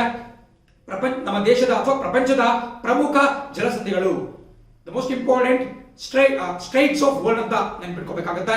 ಪಾಕ್ ಸ್ಟ್ರೈಟ್ ಅದನ್ನು ಕೂಡ ಅಲ್ಲಿ ಇಂಪ್ರೂವ್ ಮಾಡ್ಕೊಂಡಿರ್ಬೇಕಾಗುತ್ತೆ. ಈ ಭಾಗದಲ್ಲಿ ಒಂದು ಮ್ಯಾಪ್ ಕೂಡ ಕಾಣಿಸ್ತಾ ಇರಬಹುದು. ಪಾಕ್ ಸ್ಟ್ರೈಟ್ ಯಾವ ರೀತಿ ಭಾರತ ಮತ್ತು ಶ್ರೀಲಂಕಾದ ನಡುವೆ ಕಂಡುಬರುತ್ತೆ. ಸ್ಟ್ರೈಟ್ ಆಫ್ ಹಾರ್ಮೋಸ್, ಇದೇ ರೀತಿ ಬೇರೆ ಜಿಬ್ರಾಲ್ಟರ್ ಸ್ಟ್ರೈಟ್ ಇರಬಹುದು. ಹೀಗೆ ಹಲವಾರು ಒಂದು ಜಲಸಂಧಿಗಳು ಬರ್ತಾ ಹೋಗುತ್ತೆ. ಒಂದ್ ಕಡೆ ನೋಟ್ ಮಾಡಿಕೊಂಡಿದ್ರೆ ಎಕ್ಸಾಮ್ಗಿಂತ ಮುಂಚೆ ನೀವು ಅದನ್ನ ರಿವೈಸ್ ಮಾಡ್ಕೋಬಹುದು. ಸೊ ಈಗ ನಾವು 27ನೇ ಪ್ರಶ್ನೆ ನೋಡ್ತಾ ಇದೀವಿ. ಕೆಳಗೆ ಕೊಟ್ಟಿರುವ ಹೇಳಿಕೆಯಲ್ಲಿ ಯಾವುದು ಸರಿಯಾಗಿಲ್ಲ ಅಂತ ಹೇಳ್ತಿದ್ದಾರೆ. ಇದನ್ನ ಕೂಡ ಬಹಳಷ್ಟು ಜನ ಸರಿ ಮಾಡಿರ್ಬೋದು, ಸ್ವಲ್ಪ ಜನ ಟಫ್ ಅಂತ ಅನ್ಕೊಂಡಿರ್ಬೋದು. ಆಪ್ಷನ್ ಡಿ ಸರಿಯಾಗಿರುತ್ತೆ. ಬಿಕಾಸ್ 24 ಗಂಟೆ ಒಳಗೆ ಹಾಜರುಪಡಿಸಲೇಬೇಕು. 24 ಗಂಟೆಗಿಂತ ಹೆಚ್ಚಿನ ಕಾಲ ಪೊಲೀಸರು ಒಬ್ಬ ವ್ಯಕ್ತಿಯನ್ನ ಅರೆಸ್ಟ್ ಮಾಡಿ ಇಟ್ಕೊಳ್ಳುವಂತಿಲ್ಲ, ಬಂಧನದಲ್ಲಿ ಇಟ್ಕೊಳ್ಳುವಂತಿಲ್ಲ. ಕರೆಕ್ಟ್ ಅದು. ಅದೇ ಎರಡನೇ ದಿನ ಅಂತ ಹೇಳಿದ್ರೆ ಕಾಗ್ನಿಸಿಬಲ್ ಅಫೆನ್ಸ್ ಅಂದ್ರೆ ಅರಿವಿನ ಅಪರಾಧ. ತನಗೆ ಅಪರಾಧ ಅದು ಅಂತ ಅರಿವಿದ್ರು ಕೂಡ ಮಾಡತಕ್ಕಂತಹ ಅಪರಾಧವನ್ನ ಕಾಗ್ನಿಸಿಬಲ್ ಅಫೆನ್ಸ್ ಅಂತ ಕರೀತಾರೆ. ಹಂಗೆ ಮಾಡುವಂತಹ ಸಂದರ್ಭದಲ್ಲಿ ಕೋರ್ಟಿನ ಅರೆಸ್ಟ್ ವಾರೆಂಟ್, ಮ್ಯಾಜಿಸ್ಟ್ರೇಟ್ ನಿಂದ ಏನು ಬಂಧನದ ವಾರೆಂಟ್ ಸಿಗುತ್ತೆ, ಅದು ಇಲ್ದನೆ ಅರೆಸ್ಟ್ ವಾರೆಂಟ್ ಇಲ್ದನೆ ಒಬ್ಬ ವ್ಯಕ್ತಿಯನ್ನ ಬಂಧನ ಒಳಪಡಿಸಬಹುದು. ಅದು ಕೂಡ ಸರಿಯಾಗಿರುತ್ತೆ. ಆಪ್ಷನ್ ಸಿ ಕೂಡ ಸರಿಯಾಗಿರುತ್ತೆ. ಮಹಿಳೆಯರನ್ನ ಸೂರ್ಯಾಸ್ತ ಆದ್ಮೇಲೆ, ಸೂರ್ಯಾಸ್ತಕ್ಕಿಂತ ಮುಂಚೆ ಅವ್ರನ್ನ ಸೂರ್ಯೋದಯಕ್ಕಿಂತ ಮುಂಚೆ ಬಂಧನ ಮಾಡೋಂಗಿಲ್ಲ. ಅದು ಕೂಡ ಸ್ವಲ್ಪ ಅವರಿಗೆ ಸುರಕ್ಷತೆಯ ದೃಷ್ಟಿಯಿಂದ ಮಾಡಿರ್ತಕ್ಕಂಥ ಒಂದು ರೂಲ್ಸ್. ಬಟ್ ಆಪ್ಷನ್ ಡಿ ಸರಿಯಾಗಿರುತ್ತೆ. ಯಾಕಪ್ಪ ಅಂತ ಹೇಳಿದ್ರೆ ಕೆಲವು ನಮ್ಮ ಸರ್ಕಾರದ ನಮ್ಮ ಒಂದು ರೀತಿ ರಿವಾಜುಗಳು, ನಿಯಮಾವಳಿಗಳ ಪ್ರಕಾರ ಈವನ್ ಸಾರ್ವಜನಿಕರು ಕೂಡ ಕೆಲವೊಂದು ಚಟುವಟಿಕೆಗಳಲ್ಲಿ ತೊಡ್ಕೊಂಡಿರ್ತಕ್ಕಂತಹ ಕಾನೂನು ಬಾಹಿರ, ಸ್ಪೆಷಲಿ ನಾನ್ ಬೇಲೆಬಲ್ ಅಫೆನ್ಸ್ ಅಂದ್ರೆ ಏನು ಜಾಮೀನು ರಹಿತ ಪ್ರಕರಣಗಳಲ್ಲಿ ಅಪರಾಧಗಳಲ್ಲಿ ತೊಡ್ಕೊಂಡಿರ್ತಕ್ಕಂಥ ವ್ಯಕ್ತಿಗಳನ್ನ ಒಳಪಡಿಸಬಹುದು, ಪೊಲೀಸರಿಗೆ ಇನ್ಫಾರ್ಮ್ ಮಾಡಬಹುದು. ಸೊ ಇಂತಹ ಕೆಲವೊಂದು ಪವರ್ಸ್ ಕೂಡ ನಮ್ಮ ಪೊಲೀಸ್ ಇಲಾಖೆಯಲ್ಲಿ ದೊರೆತಿದೆ. ಸೊ ಹಾಗಾಗಿ ಆಪ್ಷನ್ ಡಿ ಸರಿಯಾಗಿರುತ್ತೆ. 28ನೇ ಪ್ರಶ್ನೆ ಕೂಡ ಸಿಂಪಲ್, ಬಹಳ ಜನ ಓದಿರ್ತೀರಾ ಇದ್ರ ಬಗ್ಗೆ. ಆಪ್ಷನ್ ಸಿ ಆಸ್ಟ್ರೇಲಿಯಾ ವರ್ಲ್ಪೂಲ್ ತಪ್ಪಾದಂತಹ ಉತ್ತರ. ನೀವು ಜಿಯೋಗ್ರಫಿ ಪುಸ್ತಕಗಳು ಓದ್ಬೇಕಾದ್ರೆ ಬಹಳ ಕಡೆ ಕೊಡ್ತಾ ಇರ್ತಾರೆ. ಅಮೆರಿಕದಲ್ಲಿ, ಮೆಕ್ಸಿಕೋದಲ್ಲಿ ಹರಿಕೇನ್ ಅಂತಾರೆ ಈ ಚಂಡಮಾರುತಗಳಿಗೆ. ಅವೇನ್ ಸೈಕ್ಲೋನ್ ಅಂತ ಕರಿತೀವಿ, ಅವಕ್ಕೆ ಆ ರೀತಿ ಕರೀತಾರೆ. ಅದೇ ರೀತಿ ಚೈನಾದಲ್ಲಿ ಟೈಫೋನ್ ಅಂತಾರೆ, ಚೈನಾ ಮತ್ತು ಜಪಾನ್ ನಲ್ಲಿ. ಭಾರತದಲ್ಲಿ ಸೈಕ್ಲೋನ್ ಅಂತ ಕರೀತಾರೆ. ಅದೇ ರೀತಿ ಆಸ್ಟ್ರೇಲಿಯಾದಲ್ಲಿ ವರ್ಲ್ಪೂಲ್ ಅನ್ನಲ್ಲ, ಬದಲಾಗಿ ವಿಲ್ಲಿ ಅಂತ ಕರೆಯಲಾಗುತ್ತೆ. ವರ್ಲ್ಪೂಲ್ ಅಲ್ಲಿ ರಷ್ಯಾ ದೇಶದಲ್ಲಿ ಕರೀತಾರೆ. ಸೊ ಇದು ಕೂಡ ನಮಗೆ ಫಸ್ಟ್ PUC ಬುಕ್ ಅಲ್ಲಿ ಸಿಗ್ಬಿಡುತ್ತೆ. ಮೊದಲನೇ PUC ಅಲ್ಲಿ ಬುಕ್ ಅಲ್ಲಿ ಸಿಗುತ್ತೆ. ಸೊ ಇಲ್ಲಿ ಕಾಣಿಸ್ತಾ ಇದೆ, ಈ ಭಾಗದಲ್ಲಿ ನೋಡ್ತಾ ಇದ್ದೀರಾ. ರಷ್ಯಾದ ವರ್ಲ್ಪೂಲ್ ಅಂದ್ರೆ ಆಸ್ಟ್ರೇಲಿಯಾದಲ್ಲಿ ವಿಲ್ಲಿ ಅಂತ ಕರೆಯಲಾಗುತ್ತೆ. So very important. ಮುಂಬರ್ತಕ್ಕಂಥ ದಿನಗಳಲ್ಲಿ ಬೇರೆ ಯಾವ ದೇಶಕ್ಕೆ ಕೇಳಬಹುದು, ಅಮೆರಿಕ ಕೇಳಬಹುದು, ಜಪಾನ್ ಕೇಳಬಹುದು. ಸೊ ನಿಮ್ಗೆ ಗೊತ್ತಿರಬೇಕಾಗುತ್ತೆ. ಅದೇ ರೀತಿ 29ನೇ ಪ್ರಶ್ನೆ ಹೇಳುತ್ತೆ, ಕೆಳಗಿನಲ್ಲಿ ಯಾವುದು ಸಂವಿಧಾನದಲ್ಲಿ ಉಲ್ಲೇಖಿಸಿದಂತಹ ಮೂಲಭೂತ ಕರ್ತವ್ಯಗಳಲ್ಲಿ ಒಂದಲ್ಲ. ನಿಮಗೆಲ್ಲ ಬಹಳ ಚೆನ್ನಾಗಿ ಗೊತ್ತಿದೆ, ಸಂವಿಧಾನದಲ್ಲಿ ಈ ಮೂಲಭೂತ ಕರ್ತವ್ಯಗಳನ್ನ, ಫಂಡಮೆಂಟಲ್ ಡ್ಯೂಟೀಸ್ ಅನ್ನ ಆಡ್ ಮಾಡಲಾಗುತ್ತೆ 51A ಆರ್ಟಿಕಲ್ 51A 51A ವಿಧಿ ಅಡಿಯಲ್ಲಿ ಮಾಡಲಾಗುತ್ತೆ. 1976ರ 42nd ಕಾನ್ಸ್ಟಿಟ್ಯೂಷನ್ ಅಮೆಂಡ್ಮೆಂಟ್ ಆಕ್ಟ್ 42ನೇ ಸಂವಿಧಾನಿಕ ತಿದ್ದುಪಡಿಯ ಮೂಲಕ ಇದನ್ನ ಜಾರಿಗೊಳಿಸಲಾಗುತ್ತೆ. ಸರ್ದಾರ್ ಸ್ವರ್ಣ ಸಿಂಗ್ ಸಮಿತಿಯ ಶಿಫಾರಸ್ಸಿನ ಮೇರೆಗೆ. ನೋಡಿ, ಈ ಒಂದು ಪ್ರಶ್ನೆಯಿಂದ 3-4 ಪ್ರಶ್ನೆಗಳನ್ನ ನೀವು ತಿಳ್ಕೊಂಡ್ರಿ. ಸೊ ಅದಕ್ಕೆ ಮುಂಬರ್ತಕ್ಕಂತಹ ಪರೀಕ್ಷೆಗಳಲ್ಲಿ ಈಸಿ ಆಗ್ತಾ ಹೋಗುತ್ತೆ. ಸೊ ಇದು ಸರಿಯಾದ ಉತ್ತರ ಆಪ್ಷನ್ ಬಿ, ಚುನಾವಣೆಯಲ್ಲಿ ಮತ ಚಲಾಯಿಸುವುದು, casting vote in the election. ಇದನ್ನ ನಮ್ಮ ಫಂಡಮೆಂಟಲ್ ರೈಟ್ಸ್, ಮೂಲಭೂತ ಹಕ್ಕುಗಳಲ್ಲಿ ಉಲ್ಲೇಖ ಮಾಡಲಾಗಿಲ್ಲ. ಬಟ್ ಉಳಿದಂತಹ ಎಲ್ಲವನ್ನು ಕೂಡ ಉಲ್ಲೇಖ ಮಾಡಲಾಗಿದೆ. ಸೊ ಅದು ಕೂಡ ಇಂಪಾರ್ಟೆಂಟ್. 30ನೇ ಪ್ರಶ್ನೆ ಕಾಣಿಸ್ತಾ ಇದೆ, ಭಾರತ ಸಂವಿಧಾನದ ಯಾವ ಶೆಡ್ಯೂಲ್ ನಲ್ಲಿ ಆಂಟಿ ಡಿಫೆಕ್ಷನ್ ಕಾನೂನು ಇದೆ? ಇಲ್ಲಿ ಕೂಡ ಅವರು ಪಕ್ಷಾಂತರ ವಿರೋಧಿ ಕಾಯ್ದೆ ಅಂತ ಕೊಡಬೇಕಾಗಿತ್ತು, ಅಥವಾ ಪಕ್ಷಾಂತರ ವಿರೋಧಿ ಒಂದು ಕಾನೂನು ಅಂತ ಕೊಡಬೇಕಾಗಿತ್ತು. ಬಟ್ ಅವರು ಆಂಟಿ ಡಿಫೆಕ್ಷನ್ ಅಂತ ಹೇಳಿದ್ದಾರೆ. ಡಿಫೆಕ್ಷನ್ ಅಂದ್ರೆ ಏನು? ಸೊ ನಮ್ಮ ಡಿಪಾರ್ಟ್ಮೆಂಟ್ ಈ ತರ ಮಾಡ್ತಿರೋ ಕಾರಣದಿಂದ ಸ್ವಲ್ಪ ಕನ್ನಡ ಮಾಧ್ಯಮ ವಿದ್ಯಾರ್ಥಿಗಳು ಕೂಡ ಇಂಗ್ಲಿಷ್ ನ ಶಬ್ದಗಳಿಗೆ ಸ್ವಲ್ಪ ಗಮನವನ್ನು ಕೊಡಬೇಕಾಗುತ್ತೆ. ನೋಡಿ, ನಿಮಗೆ ಡಿಫೆಕ್ಷನ್ ಅಂದ್ರೆ ಗೊತ್ತಿಲ್ಲ ಅಂತ ಹೇಳಿದ್ರೆ ನೀವು ಎಷ್ಟೇ ಉತ್ತಮವಾದಂತಹ ತಯಾರಿಯನ್ನು ನಡೆಸಿದ್ರು ಕೂಡ, ಕಾನ್ಸ್ಟಿಟ್ಯೂಷನ್ ಅಲ್ಲಿ ಎಷ್ಟೇ ನೀವು ಪಂಟರಾಗಿದ್ರು ಕೂಡ ಈ ಒಂದು ಪ್ರಶ್ನೆಗೆ ಸರಿಯಾದ ಉತ್ತರ ಕೊಡ್ಲಿಕ್ಕೆ ಆಗ್ತಾ ಇರಲಿಲ್ಲ. ಸೊ ಹಾಗಾಗಿ ಡಿಫೆಕ್ಷನ್ ಅಂತ ಹೇಳಿದ್ರೆ ಪಕ್ಷಾಂತರ ಮಾಡುವುದು. ಇತ್ತೀಚಿನ ದಿನಗಳಲ್ಲಿ ರಾಜಸ್ಥಾನ ಇರಬಹುದು, ಮಧ್ಯಪ್ರದೇಶ ಇರಬಹುದು, ಅಥವಾ ಈ ಹಿಂದೆ ನಮ್ಮ ಕರ್ನಾಟಕದಲ್ಲಿ ಇರಬಹುದು, ಈ ಪಕ್ಷಾಂತರ ನಿಷೇಧ ಕಾಯ್ದೆ ಸ್ವಲ್ಪ ಹೆಚ್ಚಿನ ಒಂದು ಇಂಪಾರ್ಟೆನ್ಸ್ ಅನ್ನು ಪಡೆದುಕೊಂಡಿದೆ. ಸೊ ಹಾಗಾಗಿ ಆಪ್ಷನ್ ಡಿ 10ನೇ ಶೆಡ್ಯೂಲ್ ಸರಿಯಾದ ಉತ್ತರ. 10ನೇ ಅನುಸೂಚಿ, 10th schedule of Indian constitution. ಇದನ್ನು ಕೂಡ ಅಮೆಂಡ್ಮೆಂಟ್ ನ ಮೂಲಕ ಆಡ್ ಮಾಡಲಾಯಿತು ರಾಜೀವ್ ಗಾಂಧಿ ಅವರು ಪ್ರಧಾನಮಂತ್ರಿ ಆಗಿದ್ದ ಸಂದರ್ಭದಲ್ಲಿ. 31ನೇ ಪ್ರಶ್ನೆ ನೋಡ್ತಾ ಇದ್ದೀರಾ. ಭಾರತ ಸಂವಿಧಾನದಲ್ಲಿ ಸಿಟಿಜನ್ಶಿಪ್ ಬಗ್ಗೆ ಅಂದ್ರೆ ನಾಗರಿಕತ್ವದ ಬಗ್ಗೆ ಯಾವ ಒಂದು ವಿಧಿಯಲ್ಲಿ ತಿಳಿಸಲಾಗಿದೆ? ಆಪ್ಷನ್ ಎ ಆರ್ಟಿಕಲ್ 5 ಸರಿಯಾದ ಉತ್ತರ. ವೆರಿ ಸಿಂಪಲ್, ಗೊತ್ತಿರುತ್ತೆ ನಿಮಗೆ. ನಮ್ಮ ಸಂವಿಧಾನದ ಶುರುವಿನ ಆರ್ಟಿಕಲ್ಗಳಲ್ಲೇ ಈ ಸಂವಿಧಾನದ ಬಗ್ಗೆ ನಮ್ಮ ನಾಗರಿಕತ್ವದ ಬಗ್ಗೆ ಮಾತಾಡ್ತಾ ಹೋಗ್ತಾರೆ. ಇತ್ತೀಚಿನ ದಿನಗಳಲ್ಲಿ ಏನು national register of citizens NRC ಸ್ವಲ್ಪ ವಿಷಯದಲ್ಲಿರೋದ್ರಿಂದ ಮತ್ತು ಸಿಟಿಜನ್ಶಿಪ್ ಅಮೆಂಡ್ಮೆಂಟ್ ಆಕ್ಟ್ CAA ಸ್ವಲ್ಪ ಸುದ್ದಿಯಲ್ಲಿರೋ ಕಾರಣದಿಂದ ಈ ಪ್ರಶ್ನೆ ಕೂಡ ಕೇಳಿದ್ದಾರೆ. ಬಹಳ ಇಂಟೆಲಿಜೆಂಟ್ ಪ್ರಶ್ನೆ ಅಂತ ಹೇಳ್ಬಹುದು. ಸುಮ್ಮನೆ ಅದನ್ನ ಕೇಳಿಲ್ಲ ಅವರು, ಇವಾಗ ಪ್ರಸಕ್ತವಾಗಿ ಸುದ್ದಿಯಲ್ಲಿರೋ ಕಾರಣದಿಂದ ಈ ಎರಡೂ ಪ್ರಶ್ನೆಗಳನ್ನು ಕೂಡ ಕೇಳಿದ್ದಾರೆ. So hats off to the paper setter. Option B ಆಗುತ್ತಾ. 33ನೇ ಪ್ರಶ್ನೆ, ನಮ್ಮ ರಾಜ್ಯ ಅಥವಾ ದೇಶವು ಉಚಿತ ಹಾಗೂ ಕಡ್ಡಾಯ ಶಿಕ್ಷಣವನ್ನ ಎಲ್ಲಾ ಡ್ಯಾಶ್ ವಯಸ್ಸಿನ ಮಕ್ಕಳಿಗೆ ಕೊಡುತ್ತೆ. ವೆರಿ ಸಿಂಪಲ್, ನೀವು ಕೇಳ್ತಾನೆ ಬಂದಿರ್ತೀರಾ. ನಮ್ಮ ಸರ್ಕಾರಗಳು 6 ವರ್ಷದಿಂದ 14 ವರ್ಷ ವಯಸ್ಸಿನ ಒಳಗಿನ ಮಕ್ಕಳಿಗೆ ಉಚಿತ ಮತ್ತು ಕಡ್ಡಾಯ ಒಂದು education, free and compulsory education ಅಂತ ಹೇಳಿ ಮಾಡಿದ್ದಾರೆ. ಇದಕ್ಕೆ ಸಂಬಂಧಪಟ್ಟಂತೆ ಏನು right to education RTE act ನ 2009ನೇ ಇಸ್ವಿಯಲ್ಲಿ ಜಾರಿಗೊಳಿಸಲಾಗಿದೆ. ರೈಟ್ ಟು ಎಜುಕೇಶನ್ ಅಥವಾ ಶಿಕ್ಷಣದ ಹಕ್ಕು. ಇದನ್ನ 2002ನೇ ಇಸ್ವಿಯಲ್ಲಿ ಅಟಲ್ ಬಿಹಾರಿ ವಾಜಪೇಯಿ ಅವರು ನಮ್ಮ ದೇಶದ ಪ್ರಧಾನಮಂತ್ರಿಗಳಾಗಿದ್ದ ಸಂದರ್ಭದಲ್ಲಿ ಒಂದು ಸಂವಿಧಾನಕ್ಕೆ ತಿದ್ದುಪಡಿ ತರಲಾಗುತ್ತೆ. 86ನೇ ತಿದ್ದುಪಡಿ. ಅಂಡ್ ಈ ಮೂಲಕ 21A ಅಲ್ಲಿ ಈ ಒಂದು ಕ್ಲಾಸ್ ಅನ್ನು ಕೂಡ ಆಡ್ ಮಾಡಲಾಗುತ್ತೆ. ಅಂಡ್ ಅದಕ್ಕೆ ಸಂಬಂಧಪಟ್ಟಂತೆ ಈಗ ಈ 6 ರಿಂದ 14 ವರ್ಷಗಳ ಒಂದು ವಯಸ್ಸಿನ ಒಳಗಿನ ಮಕ್ಕಳಿಗೆ ಉಚಿತ ಮತ್ತು ಕಡ್ಡಾಯ ಶಿಕ್ಷಣವನ್ನ ಕೊಡಲಾಗುತ್ತೆ. ಸಿಂಪಲ್ ಆಗಿರುತ್ತೆ, ಎಲ್ಲರೂ ಕೂಡ ಗೊತ್ತಿರುತ್ತೆ. ಅದೇ ರೀತಿ 34ನೇ ಪ್ರಶ್ನೆ, ಕಾರ್ಯನಿರ್ವಾಹಕ ಅಥವಾ ಇತರ ಯಾವುದೇ ಅಧೀನ ಸಂಸ್ಥೆಗಳು ಕೆಲವು ಕರ್ತವ್ಯಗಳನ್ನ ಅಥವಾ ಕಾರ್ಯಗಳನ್ನು ನಿರ್ವಹಿಸಲು ವಿಫಲವಾದಾಗ ಸುಪ್ರೀಂ ಕೋರ್ಟ್ ಅಥವಾ ಹೈಕೋರ್ಟ್ ಈ ಕಾರ್ಯಗಳನ್ನು ನಿರ್ವಹಿಸಲು ಆದೇಶಿಸುತ್ತದೆ. ಈ ಆದೇಶವನ್ನ ಡ್ಯಾಶ್ ಅನ್ನಲಾಗುತ್ತೆ. ನೋಡಿ, ನಮ್ಮ ಭಾರತೀಯ ಸಂವಿಧಾನದಲ್ಲಿ ಸುಮಾರು 5 ರೀಟ್ಗಳು ಬರ್ತವೆ. 5 ರೀಟ್ಸ್ ವೆರಿ ಇಂಪಾರ್ಟೆಂಟ್. ಪರೀಕ್ಷೆ ಕೇಳ್ತಾನೆ ಇರ್ತಾರೆ. FDA ಎಕ್ಸಾಮ್ ಹಿಡಿದು PSA KS ಕೂಡ ಕೇಳ್ತಾನೆ ಇರ್ತಾರೆ. ಅಂಡ್ ಇದಕ್ಕೆ ಸರಿಯಾದ ಉತ್ತರ ಆಪ್ಷನ್ ಎ ಮ್ಯಾಂಡಮಸ್. ಯಾಕೆ ಮ್ಯಾಂಡಮಸ್ ಅಂತ ಹೇಳಿದ್ರೆ, ಮ್ಯಾಂಡಮಸ್ ಬೇಸಿಕಲಿ ಒಂದು ಲ್ಯಾಟಿನ್ ಶಬ್ದ, ಲ್ಯಾಟಿನ್ ನ ಪದ ಅದು. ಮ್ಯಾಂಡಮಸ್ ಅಂತ ಹೇಳಿದ್ರೆ ಇಂಗ್ಲಿಷ್ ನಲ್ಲಿ ವಿ ಆರ್ಡರ್, ನಾವು ಆದೇಶಿಸುತ್ತೇವೆ ಅಂತ ಹೇಳಿ ಅದು ಮೀನಿಂಗ್ ಕೊಡುತ್ತೆ. ಸೊ ಲ್ಯಾಟಿನ್ ಭಾಷೆಯಲ್ಲಿ ಸ್ವಲ್ಪ ಮೀನಿಂಗ್ ತಿಳ್ಕೊಂಡ್ಬಿಟ್ರೆ ನೀವು ಥಿಂಕ್ ಮಾಡೋದಲ್ಲ ಡೈರೆಕ್ಟ್ ಆಗ್ಬೋದು ಮ್ಯಾಂಡಮಸ್ ಅಂದ್ರೆ ಏನು ಅಂತ ಹೇಳಿ. ಹೇಬಿಯಸ್ ಕಾರ್ಪಸ್, ಮ್ಯಾಂಡಮಸ್, ಸೆಶ್ಯೂರಿ, ಪ್ರೊಹಿಬಿಷನ್, ಏನು ಕೋವಾರಂಟ್, ಇವೆಲ್ಲವೂ ಕೂಡ 5 ರಿಟ್ಟಲ್ಲಿ ಬರ್ತಕ್ಕಂತಹದ್ದು. ಬಹಳ ಪ್ರಮುಖ. ನಮ್ಮ ಭಾರತೀಯ ಸಂವಿಧಾನದ ಸುಪ್ರೀಂ ಕೋರ್ಟ್ ಮತ್ತು ಹೈಕೋರ್ಟ್ ಎರಡೂ ಕೂಡ ಈ ಒಂದು ರಿಟ್ಗಳನ್ನ ಹೊರಡಿಸ್ತವೆ. ಸುಪ್ರೀಂ ಕೋರ್ಟ್ ಆರ್ಟಿಕಲ್ 32 ಭಾರತೀಯ ಸಂವಿಧಾನದ 32ನೇ ವಿಧಿಯ ಅಡಿಯಲ್ಲಿ ರಿಟ್ಗಳನ್ನ ಹೊರಡಿಸುತ್ತೆ. ಇದನ್ನ ರೈಟ್ ಟು ಕಾನ್ಸ್ಟಿಟ್ಯೂಷನಲ್ ರೆಮಿಡಿ ಅಂತ ಕೂಡ ಕರೆಯಲಾಗುತ್ತೆ. ಬಹಳ ಪ್ರಮುಖವಾದಂತಹ ಸಂವಿಧಾನದ ಒಂದು ಕಾಯ್ದೆ, ಒಂದು ವಿಧಿ ಅಥವಾ ಆರ್ಟಿಕಲ್. ಅದೇ ರೀತಿ ಹೈಕೋರ್ಟ್ಗಳು, ಉಚ್ಚ ನ್ಯಾಯಾಲಯಗಳು ಆರ್ಟಿಕಲ್ 226 226 ವಿಧಿ ಅಡಿಯಲ್ಲಿ ಈ ರಿಟ್ಗಳನ್ನ ಹೊರಡಿಸ್ತವೆ. ಸೊ ರಿಟ್ಗಳ ಬಗ್ಗೆ ಡೀಪ್ ಆಗಿ ತಿಳ್ಕೊಳ್ತಾ ಹೋಗಿ. ಇಲ್ಲೇನೋ ನೇರವಾಗಿ ಕೇಳಿದ್ದಾರೆ, ಬಟ್ ಕೆಲವೊಮ್ಮೆ ಟ್ವಿಸ್ಟ್ ಮಾಡುವಂತಹ ಸಾಧ್ಯತೆ ಇರುತ್ತೆ, ಸ್ಪೆಷಲಿ ಹೈಯರ್ ಲೆವೆಲ್ ಎಕ್ಸಾಮ್ಸ್ ನಲ್ಲಿ. 35ನೇ ಪ್ರಶ್ನೆ ಹೇಳುತ್ತೆ, ಪ್ರಸಿದ್ಧ ಬೋಧನೆ ಬೇಸಿಕ್ ಸ್ಟ್ರಕ್ಚರ್ ಆಫ್ ಕಾನ್ಸ್ಟಿಟ್ಯೂಷನ್ ಅನ್ನ ಭಾರತದ ಸುಪ್ರೀಂ ಕೋರ್ಟ್ ಡ್ಯಾಶ್ ಕೇಸ್ ನಲ್ಲಿ ವಿಸ್ತರಿಸಲಾಗಿತ್ತು. ಇದು ಕೂಡ ನಾನು ತುಂಬಾ ಖಂಡನೆ ಮಾಡ್ಲಿಕ್ಕೆ ಇಷ್ಟಪಡ್ತೀನಿ. ಬಿಕಾಸ್ ಪ್ರಸಿದ್ಧ ಬೋಧನೆ ಆಗಬಾರದು, ಪ್ರಸಿದ್ಧ ಸಿದ್ಧಾಂತ. ಬೋಧನೆ ಅಂತ ಡೈರೆಕ್ಟ್ ಆಗಿ ಹೇಳೋದನ್ನ ಬೇಡ, ಅವರು ಪೂರ್ತಿ ಕನ್ನಡದಲ್ಲಿ ನೀಟಾಗಿ ಟ್ರಾನ್ಸ್ಲೇಟ್ ಮಾಡ್ಕೊಡ್ಬೇಕಾಗಿದ್ದು. ಇಂಗ್ಲಿಷ್ ಹೋಗ್ಬಿಡೋಣ. The popular doctrine of basic structure of constitution was evolved by the Supreme Court of India in dash case ಅಂತ ಹೇಳಿದ್ದಾರೆ. ಯಾವ ಒಂದು ಪ್ರಕರಣದಲ್ಲಿ? ಈ ಸಂವಿಧಾನದ ಮೂಲ ಸ್ವರೂಪ. ನೋಡಿ, ಅದನ್ನೇ ಬಿಟ್ಬಿಟ್ಟಿದ್ದಾರೆ ಅವರು. ಬೇಸಿಕ್ ಸ್ಟ್ರಕ್ಚರ್ ಅನ್ನು ಹೆಂಗೆ ಅರ್ಥ ಮಾಡ್ಕೊಳ್ತಾರೆ ವಿದ್ಯಾರ್ಥಿಗಳು? ಇಂಗ್ಲಿಷ್ ಮೀಡಿಯಂ ಸ್ಟೂಡೆಂಟ್ಸ್ ಅರ್ಥ ಆಗುತ್ತೆ, ಬಟ್ ಬೇಸಿಕ್ ಸ್ಟ್ರಕ್ಚರ್ ಅಂತ ಹೇಳಿದ್ರೆ ಮೂಲ ಸ್ವರೂಪ, ಸಂವಿಧಾನದ ಮೂಲ ಸ್ವರೂಪ. ಈ ಒಂದು ಸಿದ್ಧಾಂತ ಅಸ್ತಿತ್ವಕ್ಕೆ ಬಂದಿದ್ದು ಆಪ್ಷನ್ ಬಿ ಕೇಶವಾನಂದ ಭಾರತಿ ಪ್ರಕರಣದಲ್ಲಿ 1973ನೇ ಇಸ್ವಿಯಲ್ಲಿ. ನೋಡಿ, ನಾನೇನು ಅಡಿಷನಲ್ ಇನ್ಫಾರ್ಮೇಶನ್ ಕೊಡ್ತಾ ಇದ್ದೇನೆ, ದಯವಿಟ್ಟು ಅದನ್ನು ಇನ್ಕ್ಲೂಡ್ ಮಾಡ್ಕೊಳ್ತಾ ಹೋಗಿ. Keshavananda Bharati 1973.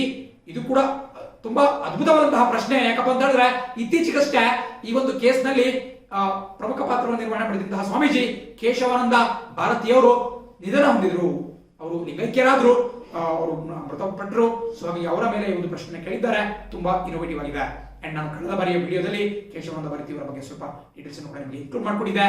Keshavananda Bharati versus government of Kerala ಈ ಒಂದು ಕೇಸ್ 1973 ಇದ್ದು. ಸೊ ಅದು ಕೂಡ ಬಹಳ ಪ್ರಮುಖವಾಗಿ ಗೊತ್ತಿರಬೇಕಾಗುತ್ತೆ. SR ಬೊಮ್ಮಾಯಿ, ಪ್ರಕಾಶ್ ಸಿಂಗ್, ಮೇನಕಾ ಗಾಂಧಿ. SR ಬೊಮ್ಮಾಯಿ ಮತ್ತು ಮೇನಕಾ ಗಾಂಧಿ ಪ್ರಕರಣದ ಬಗ್ಗೆ ಕೂಡ ಸ್ವಲ್ಪ ತಿಳ್ಕೊಳ್ಳಿ, ಮುಂಬರ್ತಕ್ಕಂತಹ ಪರೀಕ್ಷೆಗಳಲ್ಲಿ ಕೇಳಬಹುದು. ಅಂಡ್ ಹಿಂದಿನ ವಿಡಿಯೋಗಳನ್ನ ಹೋಗಿ ಕೂಡ ವೀಕ್ಷಣೆ ಮಾಡಬಹುದು. ನಾನು ದಿನಪತ್ರಿಕೆ ವಿಶ್ಲೇಷಣೆ ಮಾಡಿದ್ದೇನೆ, ಅಲ್ಲಿ ನಿಮಗೆ ಈ ಏನು ಬೇಸಿಕ್ ಸ್ಟ್ರಕ್ಚರ್ ಅಥವಾ ಮೂಲ ಸ್ವರೂಪದ ಬಗ್ಗೆ ಡಿಸ್ಕಸ್ ಮಾಡಿದ್ದೇನೆ. ಕೇಶವಾನಂದ ಭಾರತಿ ಅವರ ಬಗ್ಗೆ, ಅವರು ಹಾಕಿದಂತಹ ಕೇಸ್ ಇರಬಹುದು, ನಾನಿ ಫಲ್ಕಿವಾಲ್ ಅನ್ನುವಂತಹ ಲಾಯರ್ ಇರಬಹುದು, ಅವ್ರ ಬಗ್ಗೆ ಡಿಸ್ಕಷನ್ ಮಾಡಿದ್ದಾರೆ. ಈಗ 36ನೇ ಪ್ರಶ್ನೆ ನೋಡ್ತಾ ಹೋಗೋಣ. ಐತಿಹಾಸಿಕ 73 ಮತ್ತು 74ನೆಯ ಅಮೆಂಡ್ಮೆಂಟ್ ಆಕ್ಟ್ ತಿದ್ದುಪಡಿ ಕಾಯ್ದೆ ಯಾವುದಕ್ಕೆ ಸಂಬಂಧಪಟ್ಟಿದೆ? Very important. ನಮ್ಮ ಸಂವಿಧಾನದಲ್ಲಿ ಇರತಕ್ಕಂತಹ ತಿದ್ದುಪಡಿಗಳಲ್ಲಿ ಅತ್ಯಂತ ಜನಪ್ರಿಯ ಅಂತ ಹೇಳಿದ್ರೆ 73 ಮತ್ತು 74ನೇ ಸಂವಿಧಾನಿಕ ತಿದ್ದುಪಡಿಗಳು. 73rd and 74th constitutional amendment acts. PV. Narasimharao ನಮ್ಮ ದೇಶದ ಮುಖ್ಯಮಂತ್ರಿ ಪ್ರಧಾನಮಂತ್ರಿಗಳಾಗಿರ್ತಾರೆ. 1992ನೇ ಇಸ್ವಿಯಲ್ಲಿ ಇದನ್ನು ಜಾರಿಗೆ ತರಲಾಗುತ್ತೆ. 1993 ಇಂದ ಇವು ದೇಶಾದ್ಯಂತ ಜಾರಿಗೆ ಬರ್ತವೆ. ಅಂಡ್ 73 ಅಂತ ಹೇಳಿದ್ರೆ ಇದು ಗ್ರಾಮ ಪಂಚಾಯತ್ಗಳಿಗೆ ಸೇರಿರ್ತಕ್ಕಂತಹ ಒಂದು ತಿದ್ದುಪಡಿ. 74ನೇ ತಿದ್ದುಪಡಿ ಅಂತ ಹೇಳಿದ್ರೆ ಇದು ಮುನಿಸಿಪಾಲಿಟಿಗಳಿಗೆ, ಏನು ಅರ್ಬನ್ ಲೋಕಲ್ ಬಾಡಿ, ನಗರ ಸ್ಥಳೀಯ ಸಂಸ್ಥೆಗಳಿಗೆ ಸಂಬಂಧಪಟ್ಟಿರ್ತಕ್ಕಂಥದ್ದು. ಸೊ ಇವೆರಡೂ ಕೂಡ ನಾವು option A local self government ಅಥವಾ ಸ್ಥಳೀಯ ಸ್ವ ಸರ್ಕಾರ ಅಂತ ಕರೀಬಹುದು. ಇದನ್ನ ಡಿಸೆಂಟ್ರಲೈಸೇಷನ್ ಮಾಡ್ತಾ ಹೋಗ್ತಾರೆ. ಅಧಿಕಾರ ವಿಕೇಂದ್ರೀಕರಣ, ಡಿಸೆಂಟ್ರಲೈಸೇಷನ್ ಆಫ್ ಪವರ್ ಅಡಿಯಲ್ಲಿ ಇದನ್ನ ಮಾಡಲಾಗುತ್ತೆ. ಜನರಿಗೆ ಈ ಒಂದು ಪವರ್ ಕೇಂದ್ರೀಕರಣ ಆಗೋದನ್ನ ತಡಿಬೇಕು, ಅಧಿಕಾರ ಅದು ಜನರಿಗೆ ನೇರವಾಗಿ ಸಿಗ್ತಾ ಹೋಗಬೇಕು. ಹಾಗಾಗಿ ಪಂಚಾಯಿತಿ ವ್ಯವಸ್ಥೆಯನ್ನ ಜಾರಿಗೊಳಿಸಲಾಗುತ್ತೆ. ಪಂಚಾಯತ್ ಮತ್ತು municipality option A local self government ಸೇರಿದಂತ ಉತ್ತರ.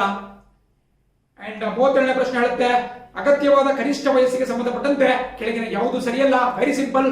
ಆಪ್ಷನ್ ಸಿ ಭಾರತದ ಉಪರಾಷ್ಟ್ರಪತಿ. ಭಾರತಕ್ಕೆ ವೈಸ್ ಪ್ರೆಸಿಡೆಂಟ್ ಆಗಬೇಕು ಅಂತ ಹೇಳಿದ್ರೆ ಅವ್ರಿಗೂ ಕೂಡ ಏಜ್ ಲಿಮಿಟ್ 35 ವರ್ಷ ಅಂತ ನಿಗದಿಪಡಿಸಲಾಗಿದೆ. ಬಟ್ ಇಲ್ಲಿ 30 ವರ್ಷ ಅಂತ ಕೊಟ್ಟಿದ್ದಾರೆ, ತಪ್ಪಾಗುತ್ತೆ. ಉಳಿದ ಎಲ್ಲ ಆಪ್ಷನ್ಗಳು ಕೂಡ ಸರಿಯಾಗಿದ್ದಾವೆ.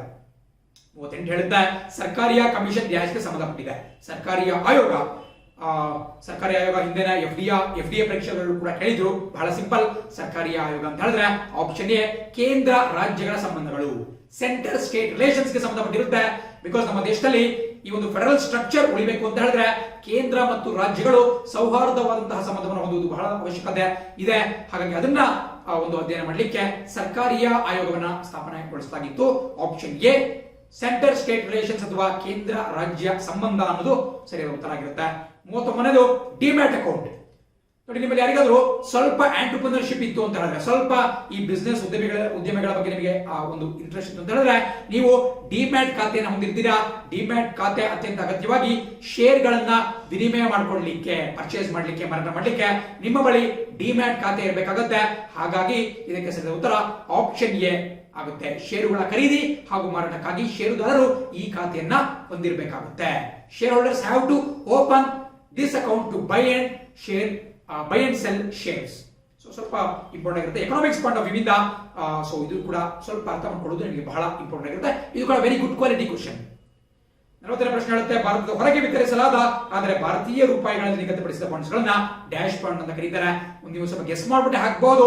ಇದಕ್ಕೆ ಸರಿಯಾದ ಉತ್ತರ ಆಪ್ಷನ್ ಸಿ ಮಸಾಲಾ ಬಾಂಡ್ಸ್. ನೋಡಿ, ಭಾರತದ ಮಸಾಲೆ ಪ್ರಪಂಚಾದ್ಯಂತ ಬಹಳ ಫೇಮಸ್. ಪುರಾತನ ಪ್ರಾಚೀನ ಕಾಲದಿಂದ ಕೂಡ ಇದು ನಡ್ಕೊಂಡು ಬಂದಿದೆ. ಸೊ ಹಾಗಾಗಿ ಇವತ್ತಿಗೂ ಕೂಡ ಭಾರತದ ಈ ಒಂದು ಭಾರತದ ಈ ಒಂದು ಬಾಂಡ್ ಗಳನ್ನ ಅವು ವಿದೇಶದಲ್ಲಿ ಅದನ್ನ ವಿತರಿಸಲಾಗುತ್ತೆ. ಬಟ್ ಭಾರತೀಯ ಡಿನಾಮಿನೇಷನ್ಸ್ ಅಲ್ಲಿ ಇರುತ್ತೆ, ಇಂಡಿಯನ್ ರುಪಿಯಲ್ಲಿ ಇರುತ್ತೆ. ಸೊ ಈ ಬಗ್ಗೆ ಕೂಡ ಗಮನಿಸ್ತಾ ಇದ್ದೀರಾ. Bonds issued outside India but denominated in Indian rupees are called as masala bonds. Option C ಸರಿಯಾಗಿರುತ್ತೆ. 41ನೇ ಪ್ರಶ್ನೆ, ಭಾರತದ ಸಂವಿಧಾನದ ಯಾವ ಆರ್ಟಿಕಲ್ ಅಸ್ಪೃಶ್ಯತೆಯ ನಿರ್ಮೂಲನೆಗೆ ಸಂಬಂಧಪಟ್ಟಿದೆ? ಇದನ್ನಂತೂ ಎಷ್ಟು ಬಾರಿ ಕೇಳಿದ್ದಾರೆ ಅಂದ್ರೆ, ಲಾಸ್ಟ್ ಟೈಮ್ ಎಫ್ಡಿಎಲ್ ಕೇಳಿದ್ರು, ಅದಾಗಿ ಒಂದೇ ಒಂದು ವಾರದ ಬಳಿಕ ನಡೆದಂತಹ ಎಸ್ಡಿಎಲ್ ಕೇಳಿದ್ರು, ಈ ಬಾರಿ ಪಿಸಿಎಲ್ ಕೂಡ ಕೇಳಿದ್ದಾರೆ. ಬಿಕಾಸ್ ಅಸ್ಪೃಶ್ಯತೆ ಬಹಳ ಪ್ರಮುಖವಾದಂತಹ ಒಂದು ವಿಚಾರ, ಒಂದು ದೊಡ್ಡ ಸಾಮಾಜಿಕ ಪಿಡುಗು. ಅದನ್ನ ನಮ್ಮ ದೇಶದಿಂದ ತೊಡೆದು ಹಾಕಬೇಕು. ಮನುಕುಲಕ್ಕೆ ಬಹಳ ವಿರುದ್ಧವಾದಂತಹ ಒಂದು ಥಿಂಗ್ ಅದು. ಹಾಗಾಗಿ ಆಪ್ಷನ್ ಸಿ ಆರ್ಟಿಕಲ್ 17 ಅತ್ಯಂತ ಪ್ರಮುಖವಾಗಿ ನಿಮಗೆ ಗೊತ್ತಿರಬೇಕಾಗುತ್ತೆ. ಕೇವಲ ಗೊತ್ತಿರುವುದು ಮಾತ್ರ ಅಲ್ಲ, ಅದನ್ನ ಜೀವನದಲ್ಲಿ ಪ್ರತಿಯೊಬ್ಬರು ಕೂಡ ಅಳವಡಿಸಿಕೋಬೇಕಾಗುತ್ತೆ. 42ನೇ ಪ್ರಶ್ನೆ ಹೇಳುತ್ತೆ, ಆರ್ಬಿಐ ಮಾನಿಟರಿ ಪಾಲಿಸಿಯ ಸಂಬಂಧದಲ್ಲಿ ಸಿಆರ್ಆರ್ ಎಂಬ ಪದವು ಡ್ಯಾಶ್ ಅನ್ನು ಸೂಚಿಸುತ್ತೆ. ನಮ್ಮ ರಿಸರ್ವ್ ಬ್ಯಾಂಕ್ ಆಫ್ ಇಂಡಿಯಾ ತನ್ನ ಮಾನಿಟರಿ ಪಾಲಿಸಿ, ಹಣಕಾಸಿನ ನೀತಿ, ನೋಡಿ ಇಲ್ಲೂ ಕೂಡ ಅವರು ಹಣಕಾಸಿನ ನೀತಿ ಅಂತ ಕೊಡಬಹುದಿತ್ತು. ಹಣಕಾಸು ನೀತಿಯಲ್ಲಿ ಈ ವಿಶೇಷವಾಗಿ ಈ ಕ್ಯಾಶ್ ರಿಸರ್ವ್ ರೇಷಿಯೋ ಬಗ್ಗೆ ಕೂಡ ಮಾತನಾಡುತ್ತೆ. ಸೊ ಅದಕ್ಕೆ ಸರಿಯಾದ ಉತ್ತರ option A cash reserve ratio. ಹೆಸರು ಹೇಳುತ್ತೆ ಎಷ್ಟು ಕ್ಯಾಶ್ ಅನ್ನ ರಿಸರ್ವ್ ಆಗಿ ಇಟ್ಕೋಬೇಕು, ಮೀಸಲಾಗಿ ಇಟ್ಕೋಬೇಕು ಅಂತ ಹೇಳಿ. ಸೊ ಇದ್ರ ಮೀನಿಂಗ್ ಏನಪ್ಪಾ ಅಂದ್ರೆ, ಏನು ಬ್ಯಾಂಕ್ ಗಳಿರ್ತವೆ, ಈ ಕಮರ್ಷಿಯಲ್ ಬ್ಯಾಂಕ್ ಗಳಿರ್ತವೆ, ಅವುಗಳಲ್ಲಿ ಲಕ್ಷಾಂತರ ಸಾವಿರಾರು ಕೋಟಿ ರೂಪಾಯಿ ಹಣ ಠೇವಣಿ ಆಗಿರುತ್ತೆ, ಡೆಪಾಸಿಟ್ ಆಗಿರುತ್ತೆ. ಬಟ್ ಆ ಹಣದಲ್ಲಿ ಇಂತಿಷ್ಟು ಹಣವನ್ನ ಅವರು ಆರ್ಬಿಐ ನ ಬಳಿ ನಗದು ರೂಪದಲ್ಲಾಗಿರಬಹುದು ಅಥವಾ ಅವರು ರಿಸರ್ವ್ ರೂಪದಲ್ಲಿ, ಮೀಸಲು ರೂಪದಲ್ಲಾಗಿ ಡೆಪಾಸಿಟ್ ಇಡಬೇಕು, ಠೇವಣಿ ಇಡಬೇಕು. ಇದನ್ನ ಈ ಠೇವಣಿದಾರರ ಒಂದು ಹಿತಾಸಕ್ತಿಯ ಒಂದು ಗುರಿ ಇಟ್ಕೊಂಡ್ಬಿಟ್ಟು ನಮ್ಮ ಆರ್ಬಿಐ ಒಂದು ರೂಲ್ಸ್ ಮಾಡಿದೆ. ಸೊ ಹಾಗಾಗಿ ಈ ಸಿಆರ್ಆರ್ ನ ವಿಸ್ತೃತ ರೂಪ cash reserve ratio. And cash reserve ratio ಪ್ರಸ್ತುತವಾಗಿ ಕೇವಲ 3% ಇದೆ, ಅರೌಂಡ್ 3% ಇದೆ. ಬಟ್ 2002 ಕೂಡ ಇದು ಹೆಚ್ಚು ಅಂದ್ರೆ 15% ವರೆಗೂ ಇರ್ತಾ ಇತ್ತು. ಬಟ್ ಒಂದು ವಿಚಾರ ನಿಮಗೆ ಗೊತ್ತಿರಬೇಕು, ಮುಂಬರ್ತಕ್ಕಂಥ ಪರೀಕ್ಷೆಗಳಲ್ಲಿ ಸ್ವಲ್ಪ ಟೆಸ್ಟ್ ಮಾಡಿ ಕೇಳಬಹುದು. ಯಾವಾಗ CR ಅನ್ನು ಹೆಚ್ಚಳ ಮಾಡಲಾಗುತ್ತೆ ಅವಾಗ ನಮ್ಮ ದೇಶದಲ್ಲಿ ಲಿಕ್ವಿಡಿಟಿ ಕಮ್ಮಿ ಆಗುತ್ತೆ. ಲಿಕ್ವಿಡಿಟಿ ಅಂದ್ರೆ ಏನು? ಕನ್ನಡದಲ್ಲಿ ದ್ರವ್ಯತೆ ಅಂತ ಕರಿತೀವಿ. ದ್ರವ್ಯತೆ ಅಂತ ಹೇಳಿದ್ರೆ ಈ ಹಣದ ಹರಿವು ಕಡಿಮೆ ಆಗುತ್ತೆ. ಬಿಕಾಸ್ ಬ್ಯಾಂಕ್ಗಳು ಬಹುತೇಕ ಹಣವನ್ನ RBI ನಲ್ಲಿ ಠೇವಣಿ ಇಡಬೇಕಾಗುತ್ತೆ. ಅವಾಗ ಅವರು ಸಾಲವನ್ನ ಕೊಡುವುದು ಕಮ್ಮಿ ಆಗುತ್ತೆ. ಸಾಲ ಕೊಡುವುದು ಕಮ್ಮಿ ಆಯ್ತು ಅಂತ ಹೇಳಿದ್ರೆ ಹಣದ ಚಲಾವಣೆ ಅಥವಾ ಲಿಕ್ವಿಡಿಟಿ ಕಮ್ಮಿ ಆಗುತ್ತೆ. ಸೊ ಹಾಗಾಗಿ 2002ನೇ ಇಸ್ವಿಯಲ್ಲಿ ನರಸಿಂಹನ್ ಕಮಿಟಿ, ಬ್ಯಾಂಕಿಂಗ್ ಕ್ಷೇತ್ರದ ಸುಧಾರಣೆಗೋಸ್ಕರ ನರಸಿಂಹನ್ ಅನ್ನುವಂತಹ ಒಂದು ಸಮಿತಿ ಇರುತ್ತೆ. ಆ ಸಮಿತಿಯ ಶಿಫಾರಸಿನ ಮೇರೆಗೆ 15% 5% ಇಳಿಸ್ತಾರೆ. ಬರ್ತಾ 4%, ಈಗ ಒಂದು 3% ಇದೆ. ಸೊ ಅರ್ಥ ಮಾಡ್ಕೊಳ್ತಾ ಹೋಗ್ಬೇಕಾಗುತ್ತೆ. ಕೇವಲ ನಿಮಗೆ ಎಷ್ಟು ಮಾರ್ಕ್ಸ್ ಬಂದಿರೋದು ಅನ್ನೋದು ಬಹಳ ಇಂಪಾರ್ಟೆಂಟ್ ಅಲ್ಲ, ಬದಲಾಗಿ ಮುಂಬರುವಂತಹ ಎಕ್ಸಾಮ್ಸ್ ಗಳಿಗೆ ಯಾವ ರೀತಿ ಪರ್ಫಾರ್ಮ್ ಮಾಡ್ತೀರಾ, ಬಿಕಾಸ್ ಇನ್ನು ಕೂಡ ಹಲವಾರು ಪರೀಕ್ಷೆಗಳು ಬರ್ತಾ ಇದ್ದಾವೆ. ಸೊ ಮಾಡೋದು ಬಹಳ ಒಳ್ಳೆಯದು. 43ನೇ ಪ್ರಶ್ನೆ ಹೇಳುತ್ತೆ, ಹಣಕಾಸು ವಲಯದಲ್ಲಿ NPA ಮತ್ತು ಸ್ಟ್ರೆಸ್ ಅಸೆಟ್ಸ್ ಯಾವುದನ್ನ ಸೂಚಿಸುತ್ತೆ? NPA very important. ಹಿಂದೆ ನಾನು ಬಹಳ ಬಾರಿ ಇದ್ರ ಬಗ್ಗೆ ಎಕ್ಸ್ಪ್ಲೇನ್ ಮಾಡಿದ್ದೇನೆ ಕ್ಲಾಸಸ್ ಗಳಲ್ಲಿ. ಅದನ್ನ ನೀವು ನೋಡಿದ್ರೆ ನೀವು 100% ಈಸಿಯಾಗಿ ಟಿಕ್ ಮಾಡ್ತಿದ್ರಿ. NPA ಅಂತ ಹೇಳಿದ್ರೆ ನಾನ್ ಪರ್ಫಾರ್ಮಿಂಗ್ ಅಸೆಟ್ಸ್. ಅವು ಕನ್ನಡದಲ್ಲಿ ಕೂಡ ಕೊಡಬಹುದಾಗಿತ್ತು. ಅನುತ್ಪಾದಕ ಆಸ್ತಿ ಅಂತ ಕರೆಯಲಾಗುತ್ತೆ. ಸ್ಟ್ರೆಸ್ ಅಸೆಟ್ಸ್ ಕೂಡ ಇರುತ್ತೆ. NPA ಅಂತ ಹೇಳಿದ್ರೆ ಫಾರ್ ಎಕ್ಸಾಂಪಲ್, ನೀವು ಯಾವುದೋ ಒಂದು ಬ್ಯಾಂಕ್ ನಿಂದ ಸಾಲವನ್ನ ಪಡೆದಿದ್ದೀರಾ, ನೀವು ಈ ತಿಂಗಳು 1ನೇ ತಾರೀಕು ಬಡ್ಡಿಯನ್ನ ಪಾವತಿ ಮಾಡಬೇಕು ಅಥವಾ ಯಾವುದೊಂದು ಕಂತನ್ನ ಪಾವತಿ ಮಾಡಬೇಕು ಅಥವಾ ಅಸಲನ್ನ ವಾಪಸ್ ಕೊಡಬೇಕಾಗಿತ್ತು. ಬಟ್ ನೀವು ಸತತ 90 ದಿನಗಳ ಕಾಲ ಡಿಫಾಲ್ಟ್ ಮಾಡ್ತೀರಾ. ಡಿಫಾಲ್ಟ್ ಅಂದ್ರೆ ಸುಸ್ತಿದಾರರು, ನೀವು ಹಣವನ್ನ ವಾಪಸ್ ಕೊಡಲ್ಲ, ಹಾಗೊಂದು ಕಂತನ್ನ ಪಾವತಿ ಮಾಡಲ್ಲ. ಆ 90 ದಿನಗಳಾದ್ಮೇಲೆ ನಿಮ್ಮ ಒಂದು ನಿಮಗೆ ಕೊಟ್ಟಿರ್ತಾರೆ ಸಾಲ, ಅದನ್ನ ನಾನ್ ಪರ್ಫಾರ್ಮಿಂಗ್ ಅಸೆಟ್ ಅಂತೇಳಿ ಕ್ಲಾಸಿಫೈ ಮಾಡಲಾಗುತ್ತೆ. ಅನುತ್ಪಾದಕ ಆಸ್ತಿ ಅಂತೇಳಿ ಕ್ಲಾಸಿಫೈ ಮಾಡಲಾಗುತ್ತೆ. ಅಂಡ್ ನಿಮ್ಮ ಆಸ್ತಿಯನ್ನು ಮುಟ್ಟುಗಳು ಕೂಡ ಹಾಕಬಹುದು.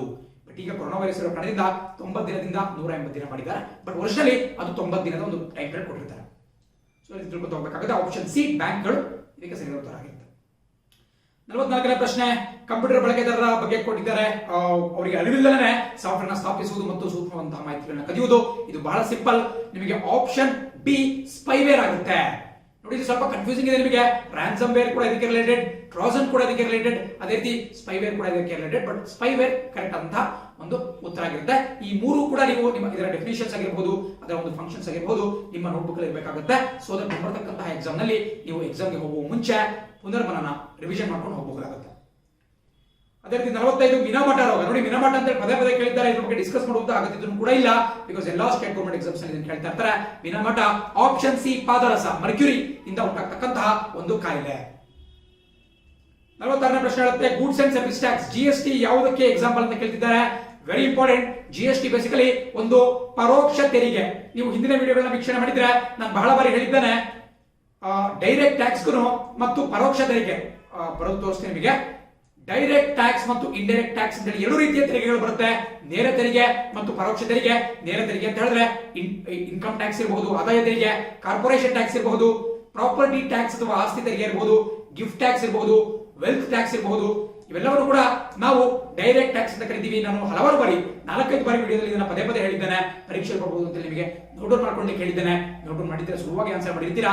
ಅದೇ ರೀತಿ ಇಂಡೈರೆಕ್ಟ್ ಟ್ಯಾಕ್ಸ್, ಪರೋಕ್ಷ ತೆರಿಗೆ ಅಂತ ಹೇಳಿದ್ರೆ ನಿಮಗೆ GST ಬರುತ್ತೆ, ವ್ಯಾಟ್ ಗಳು ಬರ್ತಾ ಹೋಗ್ತವೆ, ಅದೇ ರೀತಿ ಎಕ್ಸೈಸ್ ಡ್ಯೂಟಿ ಬರುತ್ತೆ, ಕಸ್ಟಮ್ಸ್ ಬರ್ತಾ ಹೋಗುತ್ತೆ. ಸೊ ಇವೆಲ್ಲವೂ ಕೂಡ ಈ ಸರ್ವಿಸ್ ಟ್ಯಾಕ್ಸ್, ಎಂಟರ್ಟೈನ್ಮೆಂಟ್ ಟ್ಯಾಕ್ಸ್, ಈ ಒಂದು ಮನೋರಂಜನಾ ತೆರಿಗೆ, ಇವೆಲ್ಲವೂ ಕೂಡ ನಾವು ಇಂಡೈರೆಕ್ಟ್ ಟ್ಯಾಕ್ಸ್ ಅಂತ ಕರಿತೀವಿ. ಅಂಡ್ ಆಪ್ಷನ್ ಬಿ ಪರೋಕ್ಷ ತೆರಿಗೆ ಸರಿಯಾದ ಉತ್ತರ ಆಗಿರುತ್ತೆ, ಇಂಡೈರೆಕ್ಟ್ ಟ್ಯಾಕ್ಸ್. 47ನೇದು, ಸಸ್ಯದ ಅಭಿವೃದ್ಧಿ ಮತ್ತು ಬೆಳವಣಿಗೆಗೆ ಹಾಗೂ ಯೋಗಕ್ಷೇಮಕ್ಕೆ ಅಗತ್ಯವಾದ ಸೂಕ್ಷ್ಮ ಪೋಷಕಾಂಶ. ನೋಡಿ, ಬಹುತೇಕ ಜನ ಇಲ್ಲಿ ನೈಟ್ರೋಜನ್ ಅಂತ ಟಿಕ್ ಮಾಡಿರಬಹುದು. ನೈಟ್ರೋಜನ್ ಖಂಡಿತ ತಪ್ಪಾಗುತ್ತೆ, ಬಿಕಾಸ್ ಸೂಕ್ಷ್ಮವಾಗಿ ಪ್ರಶ್ನೆ ಗಮನಿಸಬೇಕಾಗುತ್ತೆ. ಇಲ್ಲಿ ಸೂಕ್ಷ್ಮ ಪೋಷಕಾಂಶ ಅಂತ ಕೇಳಿದ್ದಾರೆ. ಇಂಗ್ಲಿಷ್ ಅಲ್ಲಿ ನೋಡಿ ಮೈಕ್ರೋ ನ್ಯೂಟ್ರಿಯೆಂಟ್. ನೋಡಿ, ನಾವೇನು ನೈಟ್ರೋಜನ್ ಇದೆ, ಆಕ್ಸಿಜನ್ ಇದೆ, ಹೈಡ್ರೋಜನ್ ಇದೆ, ಇವನ್ನ ಮ್ಯಾಕ್ರೋ ನ್ಯೂಟ್ರಿಯೆಂಟ್ಸ್ ಅಂತ ಕರಿತೀವಿ. ಮೈಕ್ರೋ ಡಿಫರೆನ್ಸ್ ಇರುತ್ತೆ. ಮೈಕ್ರೋ ಅಂತ ಹೇಳಿದ್ರೆ ಸೂಕ್ಷ್ಮ ಪೋಷಕಾಂಶ. ಬಟ್ ಇಲ್ಲಿ ಕೇಳ್ತಿರೋರು ಸೂಕ್ಷ್ಮ ಪೋಷಕಾಂಶ. ನಿಜ, ನೈಟ್ರೋಜನ್ ಅಥವಾ ಸಾರಜನಕ ಸಸ್ಯಗಳಿಗೆ ಬಹಳ ಬೇಕಾಗುತ್ತೆ, ಬಟ್ ಸೂಕ್ಷ್ಮ ಪೋಷಕಾಂಶ ಅಲ್ಲ ಅದು. It's not A micro nutrient. So ಹಾಗಾಗಿ ಸರಿಯಾದ ಉತ್ತರ ಆಪ್ಷನ್ ಡಿ ಕ್ಲೋರಿನ್ ಆಗಿರುತ್ತೆ. ಸೊ ಇದೊಂದು ಸ್ವಲ್ಪ ರೆಕ್ಟಿಫೈ ಮಾಡ್ಕೊಳ್ಳಿ. ಎಲ್ಲರೂ ಕ್ಲೋರಿನ್ ಸರಿಯಾದ ಉತ್ತರ ಆಗಿರುತ್ತೆ. ಬ್ರೋಮಿನ್ ಆಗಿರಬಹುದು, ಕ್ಲೋರಿನ್ ಆಗಿರಬಹುದು, ಇವೆಲ್ಲವೂ ಕೂಡ ಮೈಕ್ರೋ ನ್ಯೂಟ್ರಿಯೆಂಟ್ಸ್ ಸಸ್ಯದ ಅಭಿವೃದ್ಧಿಗೆ ಪ್ರಮುಖವಾಗಿ ಬೇಕಾಗಿರುತ್ತವೆ. 48ನೇ ಪ್ರಶ್ನೆ, ಮನುಷ್ಯನ ಹೃದಯವು ಡ್ಯಾಶ್ ವ್ಯವಸ್ಥೆಯ ಒಂದು ಭಾಗವಾಗಿದೆ. The heart in human beings is A part of the system for ಅಂತ ಕೇಳಿದ್ದಾರೆ. ಸೊ ಇದಕ್ಕೆ ಸರಿಯಾದ ಉತ್ತರ ಆಪ್ಷನ್ ಸಿ ಸಾರಿಗೆ. ಬಿಕಾಸ್ ಅದರ ಕೆಲಸ ಏನು? ರಕ್ತ ಸಂಚಾರ ಮಾಡುವುದು, ರಕ್ತವನ್ನ ಸಾಗಾಟ ಮಾಡುವುದು, ರಕ್ತ ಸಾಗಾಟ ಅಥವಾ blood transportation. So option C transportation ಅಥವಾ ನಿಮಗೆ ಸಾರಿಗೆ ಸರಿಯಾದ ಉತ್ತರ ಆಗಿರುತ್ತೆ, ಮಾನವನ ಹೃದಯ. 50ನೇ ಪ್ರಶ್ನೆ ಯೂನಿವರ್ಸಲ್ ಡೋನರ್ ಬಗ್ಗೆ ಕೇಳ್ತಾ ಇದ್ದಾರೆ. ಸಾರ್ವತ್ರಿಕ ದಾನಿ ನೋಡಿ, ಎಲ್ಲರೂ ಕೂಡ ಯೂನಿವರ್ಸಲ್ ಡೋನರ್ ಅಂತ ಕೊಟ್ಟಿದ್ದಾರೆ. ಸ್ವಲ್ಪ ಕನ್ನಡ ಮಾಧ್ಯಮ ವಿದ್ಯಾರ್ಥಿಗಳಿಗೆ ಅನ್ಯಾಯ ಆಗ್ತಾ ಇದೆ. ಅದು ಸಾರ್ವತ್ರಿಕ ದಾನಿ, ಯೂನಿವರ್ಸಲ್ ಡೋನರ್. ಯಾರಿಗೆ ಬೇಕಾದ್ರೂ ಬ್ಲಡ್ ಅನ್ನು ಕೊಡಬಹುದು. ಅದ್ಯಾರಪ್ಪ ಅಂತ ಹೇಳಿದ್ರೆ O negative, particularly O negative ಬಹಳ ಜನ ಕನ್ಫ್ಯೂಸ್ ಮಾಡ್ಕೋಬಹುದು. ಆಕ್ಚುಲಿ ನೆಗೆಟಿವ್ ಬೇಕಾಗುತ್ತೆ. ಓ ಪಾಸಿಟಿವ್ ಇದ್ರೆ ಕೇವಲ ಪಾಸಿಟಿವ್ ವ್ಯಕ್ತಿಗಳಿಗೆ ಮಾತ್ರ ಕೊಡಬಹುದು.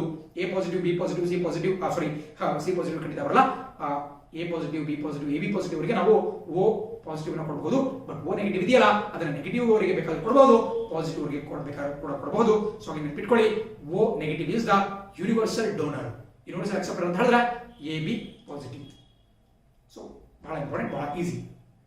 51ನೇ ಪ್ರಶ್ನೆ ನವೀಕರಿಸಲಾಗದ ಶಕ್ತಿ, non renewable energy. Very simple. ನೀವು ನಿಮ್ಮ ಹೈಸ್ಕೂಲ್ ನಿಂದ ಕೂಡ ಇದ್ರ ಬಗ್ಗೆ ಕೇಳ್ತಾನೆ ಬಂದಿರ್ತೀರಾ. ಕಲ್ಲಿದ್ದಲು, ಆಪ್ಷನ್ ಡಿ ಕೋಲ್ ಎನರ್ಜಿ. ನಾವೇನು ಥರ್ಮಲ್ ಎನರ್ಜಿ ಅಂತ ಕೊಡಬೇಕಾಗಿತ್ತು, ಸ್ವಲ್ಪ ಅಷ್ಟೊಂದು ಸ್ಟ್ಯಾಂಡರ್ಡ್ ಮಾಡಿಲ್ಲ. ಥರ್ಮಲ್ ಎನರ್ಜಿ ಅಥವಾ ಕೋಲ್ ಎನರ್ಜಿ, ಕಲ್ಲಿದ್ದಲಿಂದ ನಾವು ಶಕ್ತಿ, ಈ ಶಾಖ ವಿದ್ಯುತ್ನ ಅಥವಾ ಶಾಖವನ್ನ ಬಳಕೆ ಮಾಡ್ಕೊಂಡ್ಬಿಟ್ಟು ವಿದ್ಯುತ್ನ ಒಂದು ಉತ್ಪನ್ನ ಮಾಡ್ಕೊಳ್ತೀವಿ, ಅದನ್ನ ಥರ್ಮಲ್ ಎನರ್ಜಿ ಅಂತ ಕರೀತಾರೆ. ಸೊ ಥರ್ಮಲ್ ಎನರ್ಜಿ ಅಥವಾ ಕೋಲ್ ಎನರ್ಜಿ, ಕಲ್ಲಿದ್ದಲಿನ ಶಕ್ತಿ ಏನಿದೆ ಇದು ನವೀಕರಿಸಲಾಗದಂತಹ ಒಂದು ಇಂಧನ. ಬಿಕಾಸ್ ಕಲ್ಲಿದ್ದಲು ಮುಗಿದೋಗ್ಬಿಡುತ್ತೆ, it's not a renewable source of energy. 57 ಹೇಳುತ್ತೆ ಸಕ್ಕರೆಯನ್ನು ಆಲ್ಕೋಹಾಲ್ ಹಾಕಿ ಯಾವ ರೀತಿ ಪರಿವರ್ತನೆ ಮಾಡಬಹುದು. Fermentation, option A is the right answer. Science ನಿಂದ ಸ್ವಲ್ಪ ಚಿಕ್ಕ ಪುಟ್ಟ ಪ್ರಶ್ನೆಗಳನ್ನ ಕೇಳಿದ್ದಾರೆ, ಪರವಾಗಿಲ್ಲ ಆನ್ಸರ್ ಮಾಡಬಹುದು. ಶುಗರ್ ನ ಆಲ್ಕೋಹಾಲ್ ಮಾಡಬೇಕು ಅಂದ್ರೆ ಫರ್ಮೆಂಟೇಷನ್ ಮಾಡಬೇಕಾಗುತ್ತೆ. So important. 53ನೇ ಪ್ರಶ್ನೆ ವಾಹನಗಳಲ್ಲಿ ಅಡ್ಡ ನೋಟ ಮತ್ತು ಹಿಂದಿನ ನೋಟಗಳಿಗೆ ಉಪಯೋಗಿಸುವಂತಹ ಕನ್ನಡಿ. ನೀವೆಲ್ಲರೂ ಕೂಡ ವಾಹನಗಳನ್ನ ಓಡಿಸ್ತಾ ಇರ್ತೀರಾ.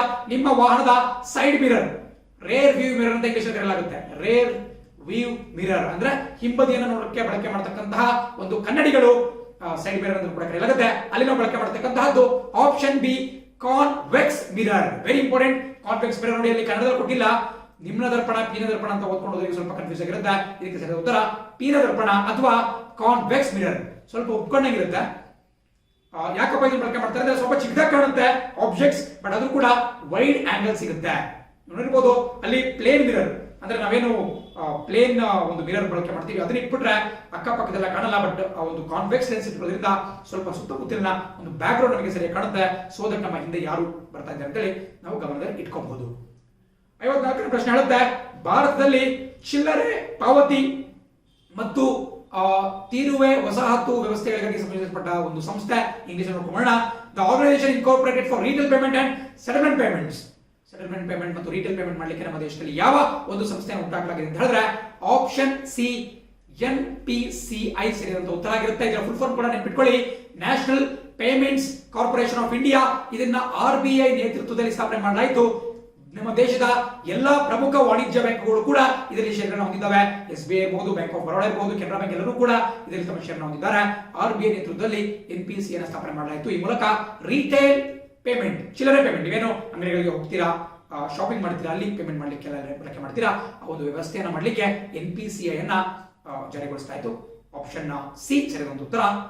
55ನೇ ಪ್ರಶ್ನೆ ಜಾರ್ಜ್ ಫ್ಲಾಯ್ಡ್ ಸಾವಿಗೆ ಪೊಲೀಸರ ವಿರುದ್ಧ ವ್ಯಾಪಕ ಪ್ರತಿಭಟನೆ ನಡೆದಂತಹ ದೇಶ ಯಾವುದು? ಇದು ಕೂಡ ಅಪ್ರಿಷಿಯಬಲ್, ಬಿಕಾಸ್ ಒಂದು ರೀಸೆಂಟ್ ಇಂಪಾರ್ಟೆಂಟ್ ನ್ಯೂಸ್ ಇದು. ಇದನ್ನ PC ಪರೀಕ್ಷೆ ಕೇಳಿದ್ದಾರೆ ಅಂದ್ರೆ ಅವರಿಗೆ ಅಪ್ರಿಷಿಯೇಟ್ ಮಾಡಲೇಬೇಕಾಗುತ್ತೆ. ಜಾರ್ಜ್ ಫ್ಲಾಯ್ಡ್ ಆಕ್ಚುಲಿ ಅವರ ಒಂದು ಫೋಟೋವನ್ನು ಹಾಕಲೇಬೇಕಾಗಿದ್ದು, ಬಟ್ ಫೋಟೋವನ್ನು ಹಾಕಿಲ್ಲ. ಯಾಕಪ್ಪ ಅಂದ್ರೆ ತುಂಬಾ ಅಮಾನುಷವಾಗಿದೆ. ಆ ಫೋಟೋದಲ್ಲಿ ನೀವು ನೋಡಿದ್ರೆ ಒಬ್ಬ ಕಪ್ಪು ವರ್ಣೀಯ ವ್ಯಕ್ತಿ ನೆಲದ ಮೇಲೆ ಬಿದ್ದಿದ್ದಾನೆ. ಆ ವ್ಯಕ್ತಿಯ ಕುತ್ತಿಗೆ ಮೇಲೆ ಒಬ್ಬ ಪೊಲೀಸ್ ಅಧಿಕಾರಿ ತನ್ನ ಮೊಣಕಾಲನ್ನ ಊರಿದ್ದಾನೆ. ಆ ಕಪ್ಪು ವರ್ಣೀಯ ವ್ಯಕ್ತಿ ಐ ಕಾಂಟ್ ಬ್ರೀತ್ ಅಂತ ಹೇಳಿ ಬೇಡ್ಕೊಂಡ್ರು ಕೂಡ, ನನಗೆ ಉಸಿರಾಡಕ್ ಆಗ್ತಾ ಇಲ್ಲ ಅಂತ ಹೇಳಿ ಬೇಡ್ಕೊಂಡ್ರು ಕೂಡ ಆತನಿಗೆ ಒಂದು ಕರುಣೆಯನ್ನು ತೋರಿಸಲಾಗಲ್ಲ. ಆತ ಹಾಗೆ ಉಸಿರು ಕಟ್ಟಿ ಮೃತಪಡ್ತಾನೆ.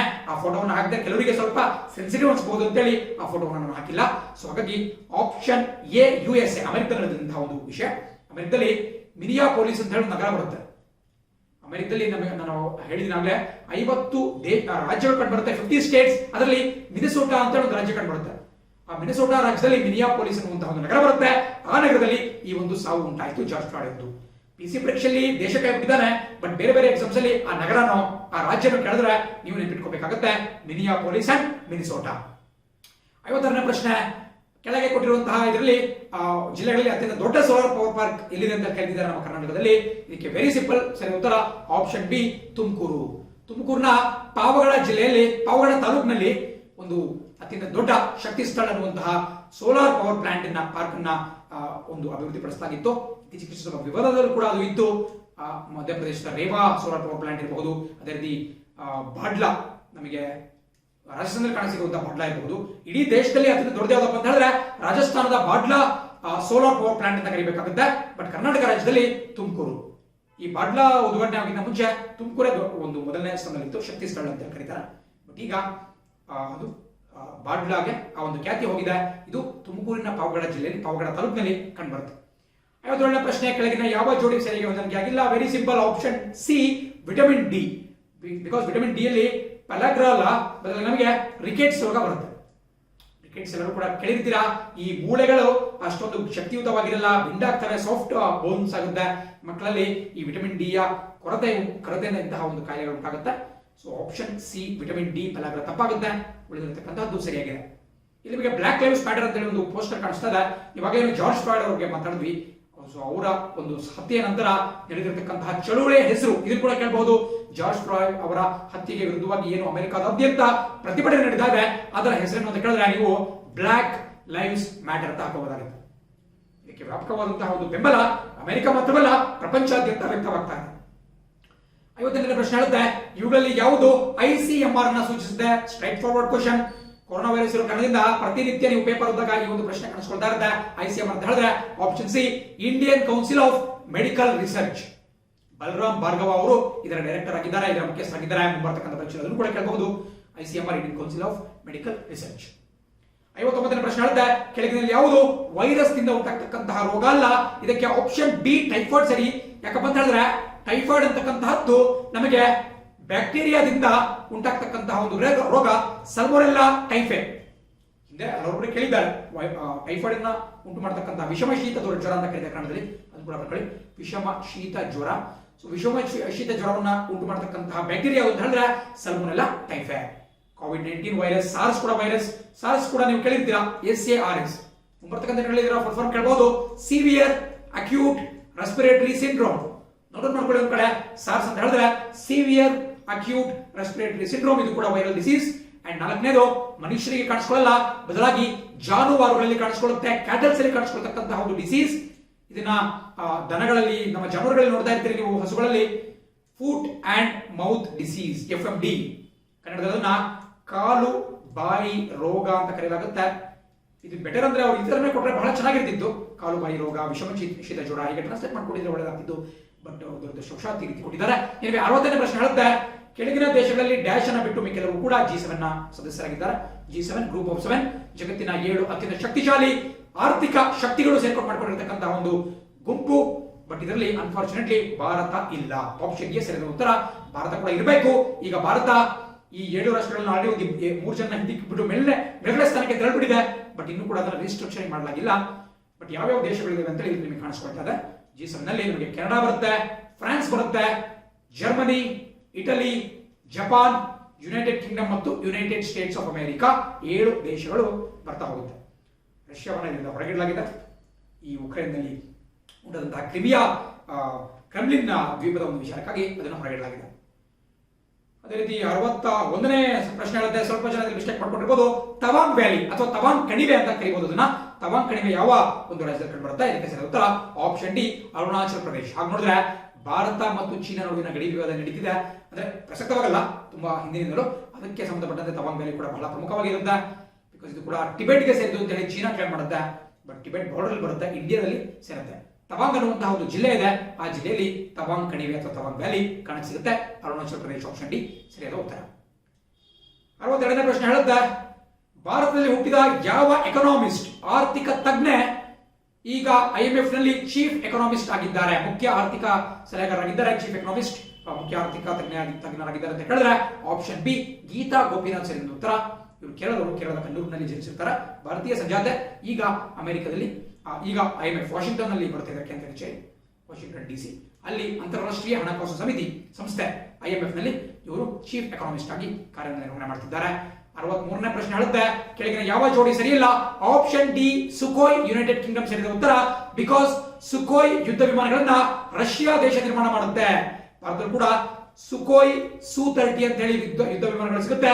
ಇವನ್ನ ನಾವು ರಷ್ಯಾದಿಂದ ಆಮದು ಮಾಡ್ಕೊಂಡಿದ್ದೇವೆ ಹೊರತು ಯುನೈಟೆಡ್ ಕಿಂಗ್ಡಮ್ ಅಥವಾ ಇಂಗ್ಲೆಂಡ್ ಇಂದ ಅಲ್ಲ. ಬಟ್ ಉಳಿದಂತಹ ರಫೇಲ್, ಮಿಗ್, ತೇಜಸ್ ಎಲ್ಲವೂ ಕೂಡ ಸರಿಯಾಗಿರ್ತಕ್ಕಂಥದ್ದು. ನಮ್ಮ ಮಿಲಿಟರಿಗೆ ಸಂಬಂಧಪಟ್ಟಂತಹ ಒಂದು ಪ್ರಶ್ನೆ, ತುಂಬಾ ಚೆನ್ನಾಗಿದೆ. 64ನೇ ಪ್ರಶ್ನೆ ಕೇಳುತ್ತೆ, ಕೆಳಗಿನ ಯಾವ ಸಂಯೋಜನೆ ಸರಿಯಾಗಿಲ್ಲ ಅಂತ ಹೇಳಿ. ಸುಂದರ್ ಪಿಚಾಯ್ ಗೂಗಲ್, ಸತ್ಯ ನಡೆಲ್ಲ ಆಪಲ್, ಅದೇ ರೀತಿ ರಾಜೀವ್ ಸೂರಿ ನೋಕಿಯಾ ಮತ್ತು ಶಾಂತನು ನಾರಾಯಣ್ ಅಡೋಬ್ ಅಂತ ಕೇಳಿದ್ದಾರೆ. ಬಹಳ ಸಿಂಪಲ್ ಆನ್ಸರ್ ಆಪ್ಷನ್ ಬಿ ಸತ್ಯ ನಡೆಲ್ಲ ಆಪಲ್ ತಪ್ಪುತ್ತರ. ಇಲ್ಲಿ ಇದಕ್ಕೆ ಸರಿಯಾಗುತ್ತೆ. ಯಾಕಪ್ಪ ಅಂದ್ರೆ ಸತ್ಯ ನಡೆಲ್ಲ ಅವರು ಮೈಕ್ರೋಸಾಫ್ಟ್ ನ ಮುಖ್ಯಸ್ಥರೇ ಹೊರತು ಆಪಲ್ ಅಲ್ಲ. ಆಪಲ್ ಸಂಸ್ಥೆಯ ಮುಖ್ಯಸ್ಥರು ಟಿಮ್ ಕುಕ್. ಸ್ಟೀವ್ ಜಾಬ್ಸ್ ಅವರ ನಂತರ ಅದರ ಒಂದು ಅಧಿಕಾರವನ್ನು ವಹಿಸಿಕೊಂಡಿದ್ದಾರೆ. ಬಟ್ ಸತ್ಯ ನಡೆಲ್ಲ ಮೈಕ್ರೋಸಾಫ್ಟ್. ಬಟ್ ಬಹಳ ಜನ ಇನ್ನೂ ಸ್ವಲ್ಪ ನೋಡ್ಕೋಬೇಕು. ಆಕ್ಚುಲಿ ರಾಜೀವ್ ಸೂರಿ ಕೂಡ ಇಷ್ಟು ದಿನ ನೋಕಿಯಾ, ಭಾರತೀಯ ಮೂಲದ ರಾಜೀವ್ ಸೂರಿ ನೋಕಿಯಾದ ಮುಖ್ಯಸ್ಥರಾಗಿದ್ರು. ಬಟ್ ಇತ್ತೀಚೆಗಷ್ಟೇ ಅವರು ಕೂಡ ಪದಚ್ಯುತರಾಗಿದ್ದಾರೆ, ಕೆಳಗಿಳಿದಿದ್ದಾರೆ. ಪೆಕ್ಕಾ ಲುಂಡ್ಬರ್ಗ್ ಅನ್ನುವಂತಹ ಒಬ್ಬ ವ್ಯಕ್ತಿ ಅವರ ಸ್ಥಾನಕ್ಕೆ ಬಂದಿದ್ದಾರೆ. ಸೊ ಅದು ಕೂಡ ಗೊತ್ತಿರಬೇಕು ನಿಮಗೊಂದು ಐಡಿಯಾ. ಅಂಡ್ ಶಾಂತನು ನಾರಾಯಣ್ ಅಡೋಬ್ನ ಮುಖ್ಯಸ್ಥರಾಗಿದ್ದಾರೆ. 65ನೇ ಪ್ರಶ್ನೆ, ನಮಸ್ತೆ ಟ್ರಂಪ್ ರ್ಯಾಲಿ ಬಗ್ಗೆ ಕೇಳಿದ್ದಾರೆ. ಖಂಡಿತ ನಮಸ್ತೆ ಟ್ರಂಪ್ ಅನ್ನ ಕೂಡ ಎಲ್ಲರೂ ಕೂಡ ವೀಕ್ಷಣೆ ಮಾಡಿದ್ದೀರಾ. ಈ ವರ್ಷದಲ್ಲಿ ನಡೆದಂತಹ ಫೆಬ್ರವರಿ ತಿಂಗಳಲ್ಲಿ ನಡೆದಂತಹ ಒಂದು ದೊಡ್ಡ ರ್ಯಾಲಿ ನಮಸ್ತೆ ಟ್ರಂಪ್ ಅನ್ನ ಗುಜರಾತ್, ನರೇಂದ್ರ ಮೋದಿ ಅವರ ರಾಜ್ಯವಾಗಿರ್ತಕ್ಕಂತಹ ಹುಟ್ಟೂರಾಗಿರ್ತಕ್ಕಂಥ ಗುಜರಾತ್ನ ಅಹಮದಾಬಾದ್ ನಲ್ಲಿ, ಆಪ್ಷನ್ ಸಿ ಅಹಮದಾಬಾದ್ ಸರಿ ಉತ್ತರ, ಅಹಮದಾಬಾದ್ ನಲ್ಲಿ ಆಯೋಜನೆ ಮಾಡಲಾಗಿದ್ದು. ಬಿಕಾಸ್ ನರೇಂದ್ರ ಮೋದಿ ಅವರಿಗೆ ಅಮೆರಿಕದಲ್ಲಿ ಇದೇ ರೀತಿ ಯಾವ ರೀತಿ ನಮ್ಮ ಇಂಡಿಯಾದಲ್ಲಿ ನಮಸ್ತೆ ಟ್ರಂಪ್ ಮಾಡಿದ್ರು, ಅಮೆರಿಕದಲ್ಲಿ ಹೌಡಿ ಮೋದಿ ಅನ್ನುವಂತಹ ಒಂದು ಕಾರ್ಯಕ್ರಮ ಆಯೋಜನೆ ಮಾಡಲಾಗಿದ್ದು. ಇದನ್ನ ಹ್ಯೂಸ್ಟನ್ ನಗರ, ನಿಮಗೆ ಟೆಕ್ಸಾಸ್ ರಾಜ್ಯ ಬರುತ್ತೆ ಅಮೆರಿಕದಲ್ಲಿ, ಟೆಕ್ಸಾಸ್ ರಾಜ್ಯದ ಹ್ಯೂಸ್ಟನ್ ನಗರದಲ್ಲಿ ಮೋದಿ ಅವರಿಗೆ ಇಂತಹದ್ದೇ ಒಂದು ರ್ಯಾಲಿಯನ್ನು ಮಾಡಲಾಗಿತ್ತು. ಸಿಮಿಲರ್ಲಿ ಭಾರತದ ಅಹಮದಾಬಾದ್ ನಲ್ಲಿ ನಮಸ್ತೆ ಟ್ರಂಪ್ ರ್ಯಾಲಿಯನ್ನ ಡೊನಾಲ್ಡ್ ಟ್ರಂಪ್ ಗೋಸ್ಕರ ಮಾಡಿಕೊಳ್ಳಲಾಗಿತ್ತು. Very simple. ಆಪ್ಷನ್ 66ನೇ ಪ್ರಶ್ನೆ, ಬಿಟ್ಕಾಯಿನ್ಸ್ ಬಗ್ಗೆ ಕೇಳಿದ್ದಾರೆ. ಬಿಟ್ಕಾಯಿನ್ಸ್ ಬಗ್ಗೆ ನೀವು ಅವಾಗ ನೋಡ್ತಾ ಇರ್ತೀರಾ. ಬಿಟ್ಕಾಯಿನ್ಸ್ ಅಂತ ಹೇಳಿದ್ರೆ basically crypto currency. Crypto currency ಅಂದ್ರೆ ನೋಡಿ, ನಮ್ಮ ರುಪಿ ಎಲ್ಲ ಹೇಗಿದೆ, ರುಪಿ ಇರಬಹುದು, ಎನ್ ಇರಬಹುದು, ರೆನ್ಮಿಬಿ ಇರಬಹುದು, ಡಾಲರ್ ಇರಬಹುದು, ಅವನ್ನ ನಾವು ಕಾಯಿನ್ಸ್ ರೂಪದಲ್ಲಿ ಅಥವಾ ಬ್ಯಾಂಕ್ ನೋಟ್ಗಳ ರೂಪದಲ್ಲಿ ಕೊಡ್ತೀವಿ. ಬಟ್ ಕ್ರಿಪ್ಟೋ ಕರೆನ್ಸಿ ಅಂದ್ರೆ ನಿಮಗೆ ದೈಹಿಕವಾಗಿ ಫಿಸಿಕಲ್ ಆಗಿ ಯಾವುದೋ ಒಂದು ಪೇಪರ್ ಕರೆನ್ಸಿಯನ್ನು, ಟೋಕನ್ ಕರೆನ್ಸಿಯನ್ನು ಕೊಡಲ್ಲ, ಕಾಯಿನ್ಸ್ ಕೊಡಲ್ಲ. ಬದಲಾಗಿ ಅದು ಆನ್ಲೈನ್ ಅಲ್ಲಿ ಸ್ಟೋರ್ ಆಗಿರುತ್ತೆ, ಒಂದು ಕಂಪ್ಯೂಟರ್ ಅಲ್ಲಿ ಸ್ಟೋರ್ ಆಗಿರುತ್ತೆ. ಸೊ ಅದನ್ನ ನಾವು ಕ್ರಿಪ್ಟೋ ಕರೆನ್ಸಿ ಅಂತ ಕರಿತೀವಿ. ಬಿಟ್ಕಾಯಿನ್ಸ್ ಅದಕ್ಕೆ ಒಂದು ಉತ್ತಮವಾದಂತಹ ಎಕ್ಸಾಂಪಲ್. ಇದೇ ರೀತಿ ಫೇಸ್ಬುಕ್ ನವರು ಲಿಬ್ರಾ ಅಂತ ಕೂಡ ಜಾರಿಗೆ ತರ್ತಾ ಇದ್ರು. ಬೇರೆ ಬೇರೆ ಕ್ರಿಪ್ಟೋ ಕರೆನ್ಸಿಗಳು ಬರ್ತಾ ಇದ್ದಾವೆ. ಬಟ್ ಬಿಟ್ಕಾಯಿನ್ಸ್ ಅತ್ಯಂತ ಪ್ರಸಿದ್ಧವಾಗಿರತಕ್ಕಂಥದ್ದು. Option B a digital cryptocurrency ಸರಿಯಾದಂತಹ ಒಂದು ಉತ್ತರ ಆಗಿರುತ್ತೆ. 67ನೇ ಪ್ರಶ್ನೆ ನೋಡೋಣ. ಮಹಿಳೆಯರ ಮೇಲಿನ ಅಪರಾಧವನ್ನು ನಿಭಾಯಿಸಲು ಇತ್ತೀಚೆಗೆ ಯಾವ ರಾಜ್ಯದಲ್ಲಿ ಮೊದಲ ದಿಶಾ ಪೊಲೀಸ್ ಸ್ಟೇಷನ್ ಅನ್ನ ಸ್ಥಾಪಿಸಲಾಯಿತು? ನಿಮಗೆಲ್ಲ ಗೊತ್ತಿರಬೇಕು, ಕಳೆದ ವರ್ಷ ಒಂದು ಗ್ರೂಸಮ್ ಇನ್ಸಿಡೆಂಟ್, ಅತ್ಯಂತ ಹೇಯ ಕೃತ್ಯ ನಡೀತು. ಹೈದರಾಬಾದ್ ಸಮೀಪದಲ್ಲಿ ಒಬ್ಬ ವೆಟರ್ನರಿ ಡಾಕ್ಟರ್, ಒಬ್ಬ ಪಶು ವೈದ್ಯ ಮೇಲೆ ಪೈಶಾಚಿಕವಾದಂತಹ ರೇಪ್ ಅಂಡ್ ಮರ್ಡರ್ ಕೇಸ್ ಆಗುತ್ತೆ. ಅವ್ರನ್ನ ಹತ್ಯೆ ಮಾಡಿ ರೇಪ್ ಅಂಡ್ ಮರ್ಡರ್ ಮಾಡಿಬಿಟ್ಟು ಸುಟ್ಟಾಕ್ಬಿಡ್ತಾರೆ. ಅಂಡ್ ಇದರ ವಿರುದ್ಧ ಆಕ್ರೋಶ ದೇಶಾದ್ಯಂತ ಒಂದು ಉಲ್ಬಣಿಸುತ್ತೆ. ಬಟ್ ಅದನ್ನ ತೆಗೆದುಕೊಂಡ್ಬಿಟ್ಟು ಆಂಧ್ರ ಪ್ರದೇಶ ಸರ್ಕಾರ ಇಂತಹ ಕೇವಲ ಆ ಒಂದು ವಿಚಾರ ಅಲ್ಲ, ಇಂತಹ ಮಹಿಳೆಯರ ಮೇಲಿನ ದೌರ್ಜನ್ಯಗಳನ್ನ ತಡೆಗಟ್ಟಬೇಕು ಅಂತ ಹೇಳಿ ಒಂದು ದಿಶಾ ಬಿಲ್ 2019 ಒಂದು ಮಸೂದೆಯನ್ನು ಕೂಡ ಮಂಡನೆ ಮಾಡಿ ಅದನ್ನು ಪಾಸ್ ಮಾಡ್ತಾರೆ. ಅಂಡ್ ಅದರ ಅಡಿಯಲ್ಲಿ ಆಪ್ಷನ್ ಎ ಆಂಧ್ರ ಪ್ರದೇಶದಲ್ಲಿ ಈ ದಿಶಾ ಪೊಲೀಸ್ ಸ್ಟೇಷನ್ ಕೂಡ ಸ್ಥಾಪನೆ ಮಾಡಲಾಗುತ್ತೆ. So very important, option A Andhra Pradesh correct. 60ನೇ ಪ್ರಶ್ನೆ ಹೇಳುತ್ತೆ, ರೋಹಿಂಗ್ಯಾ ವಲಸಿಗರು ಈ ಕೆಳಗಿನ ಯಾವ ದೇಶದ ಮೂಲದವರು? ನೋಡಿ, ಬಹಳ ಕೆಲವರು ಬಾಂಗ್ಲಾ ಅಂತ ಹಾಕಬಹುದು. ಬಟ್ ನೋಡಿ, ಮೂಲತಃ ರೋಹಿಂಗ್ಯಾ ಮುಸ್ಲಿಮರು ಬಾಂಗ್ಲಾದೇಶದವರಲ್ಲ. ಬಟ್ ಈ ರೋಹಿಂಗ್ಯಾ ಮುಸಲ್ಮಾನ ವಲಸಿಗರು ಮೂಲತಃ ಮಯನ್ಮಾರ್ ದೇಶದವರು. ನಾವೇನು ಬರ್ಮಾ ಅಥವಾ ಮಯನ್ಮಾರ್ ಅಂತ ಕರಿತೀವಿ, ಆ ದೇಶದವರು. Option B ಸರಿಯಾಗಿರುತ್ತೆ. ಮಯನ್ಮಾರ್ನಲ್ಲಿ ನಿಮಗೆ ರಾಖೈನ್ ಸ್ಟೇಟ್ ಅಂತ ಕಾಣಿಸ್ಕೊಳ್ಳುತ್ತೆ. ರಾಖೈನ್ ಅನ್ನುವಂತಹ ಒಂದು ಪ್ರಾಂತ್ಯ ಬರುತ್ತೆ, ಒಂದು ರಾಜ್ಯ ಬರುತ್ತೆ. ಆ ರಾಜ್ಯದಲ್ಲಿ ಈ ಅಲ್ಲಿನ ಬೌದ್ಧ ಧರ್ಮೀಯರು, ಬಹುಸಂಖ್ಯಾತರು ಮುಸಲ್ಮಾನ ರೋಹಿಂಗ್ಯಾರ ಮೇಲೆ ಅಟ್ಯಾಕ್ ಅನ್ನ ಮಾಡ್ತಿದ್ದಾರೆ. ಹಾಗಾಗಿ ಅವರು ಬಾಂಗ್ಲಾದೇಶಕ್ಕೆ ಬರ್ತಾರೆ. ಬಾಂಗ್ಲಾದೇಶದ ಮೂಲಕ ಅಸ್ಸಾಂ ಹಾಗೂ ಪಶ್ಚಿಮ ಬಂಗಾಳದ ಮೂಲಕ ಭಾರತಕ್ಕೆ ಹಾದು ಬರ್ತಿದ್ದಾರೆ. ಸೊ ಬಾಂಗ್ಲಾದೇಶ ಆಗಬಾರ್ದು, ಅವರ ಮೂಲ ಕಂಟ್ರಿ ಯಾವ್ದಪ್ಪ, ದೇಶ ಯಾವ್ದಪ್ಪ ಅಂತ ಹೇಳಿದ್ರೆ ಮಯನ್ಮಾರ್ ಆಗಿರುತ್ತೆ. 69ನೇ ಪ್ರಶ್ನೆ ಹೇಳುತ್ತೆ, ಇಂಡಿಯನ್ ಸೈನ್ಸ್ ಕಾಂಗ್ರೆಸ್ 2020 ನಡೆಯುತ್ತೆ. Very simple, 108th science congress 108ನೇದು ಆಪ್ಷನ್ ಬಿ ಬೆಂಗಳೂರು ನಗರದಲ್ಲಿ ನಡೆಯುತ್ತೆ. ಸೊ ಇದಾದ ಬಳಿಕ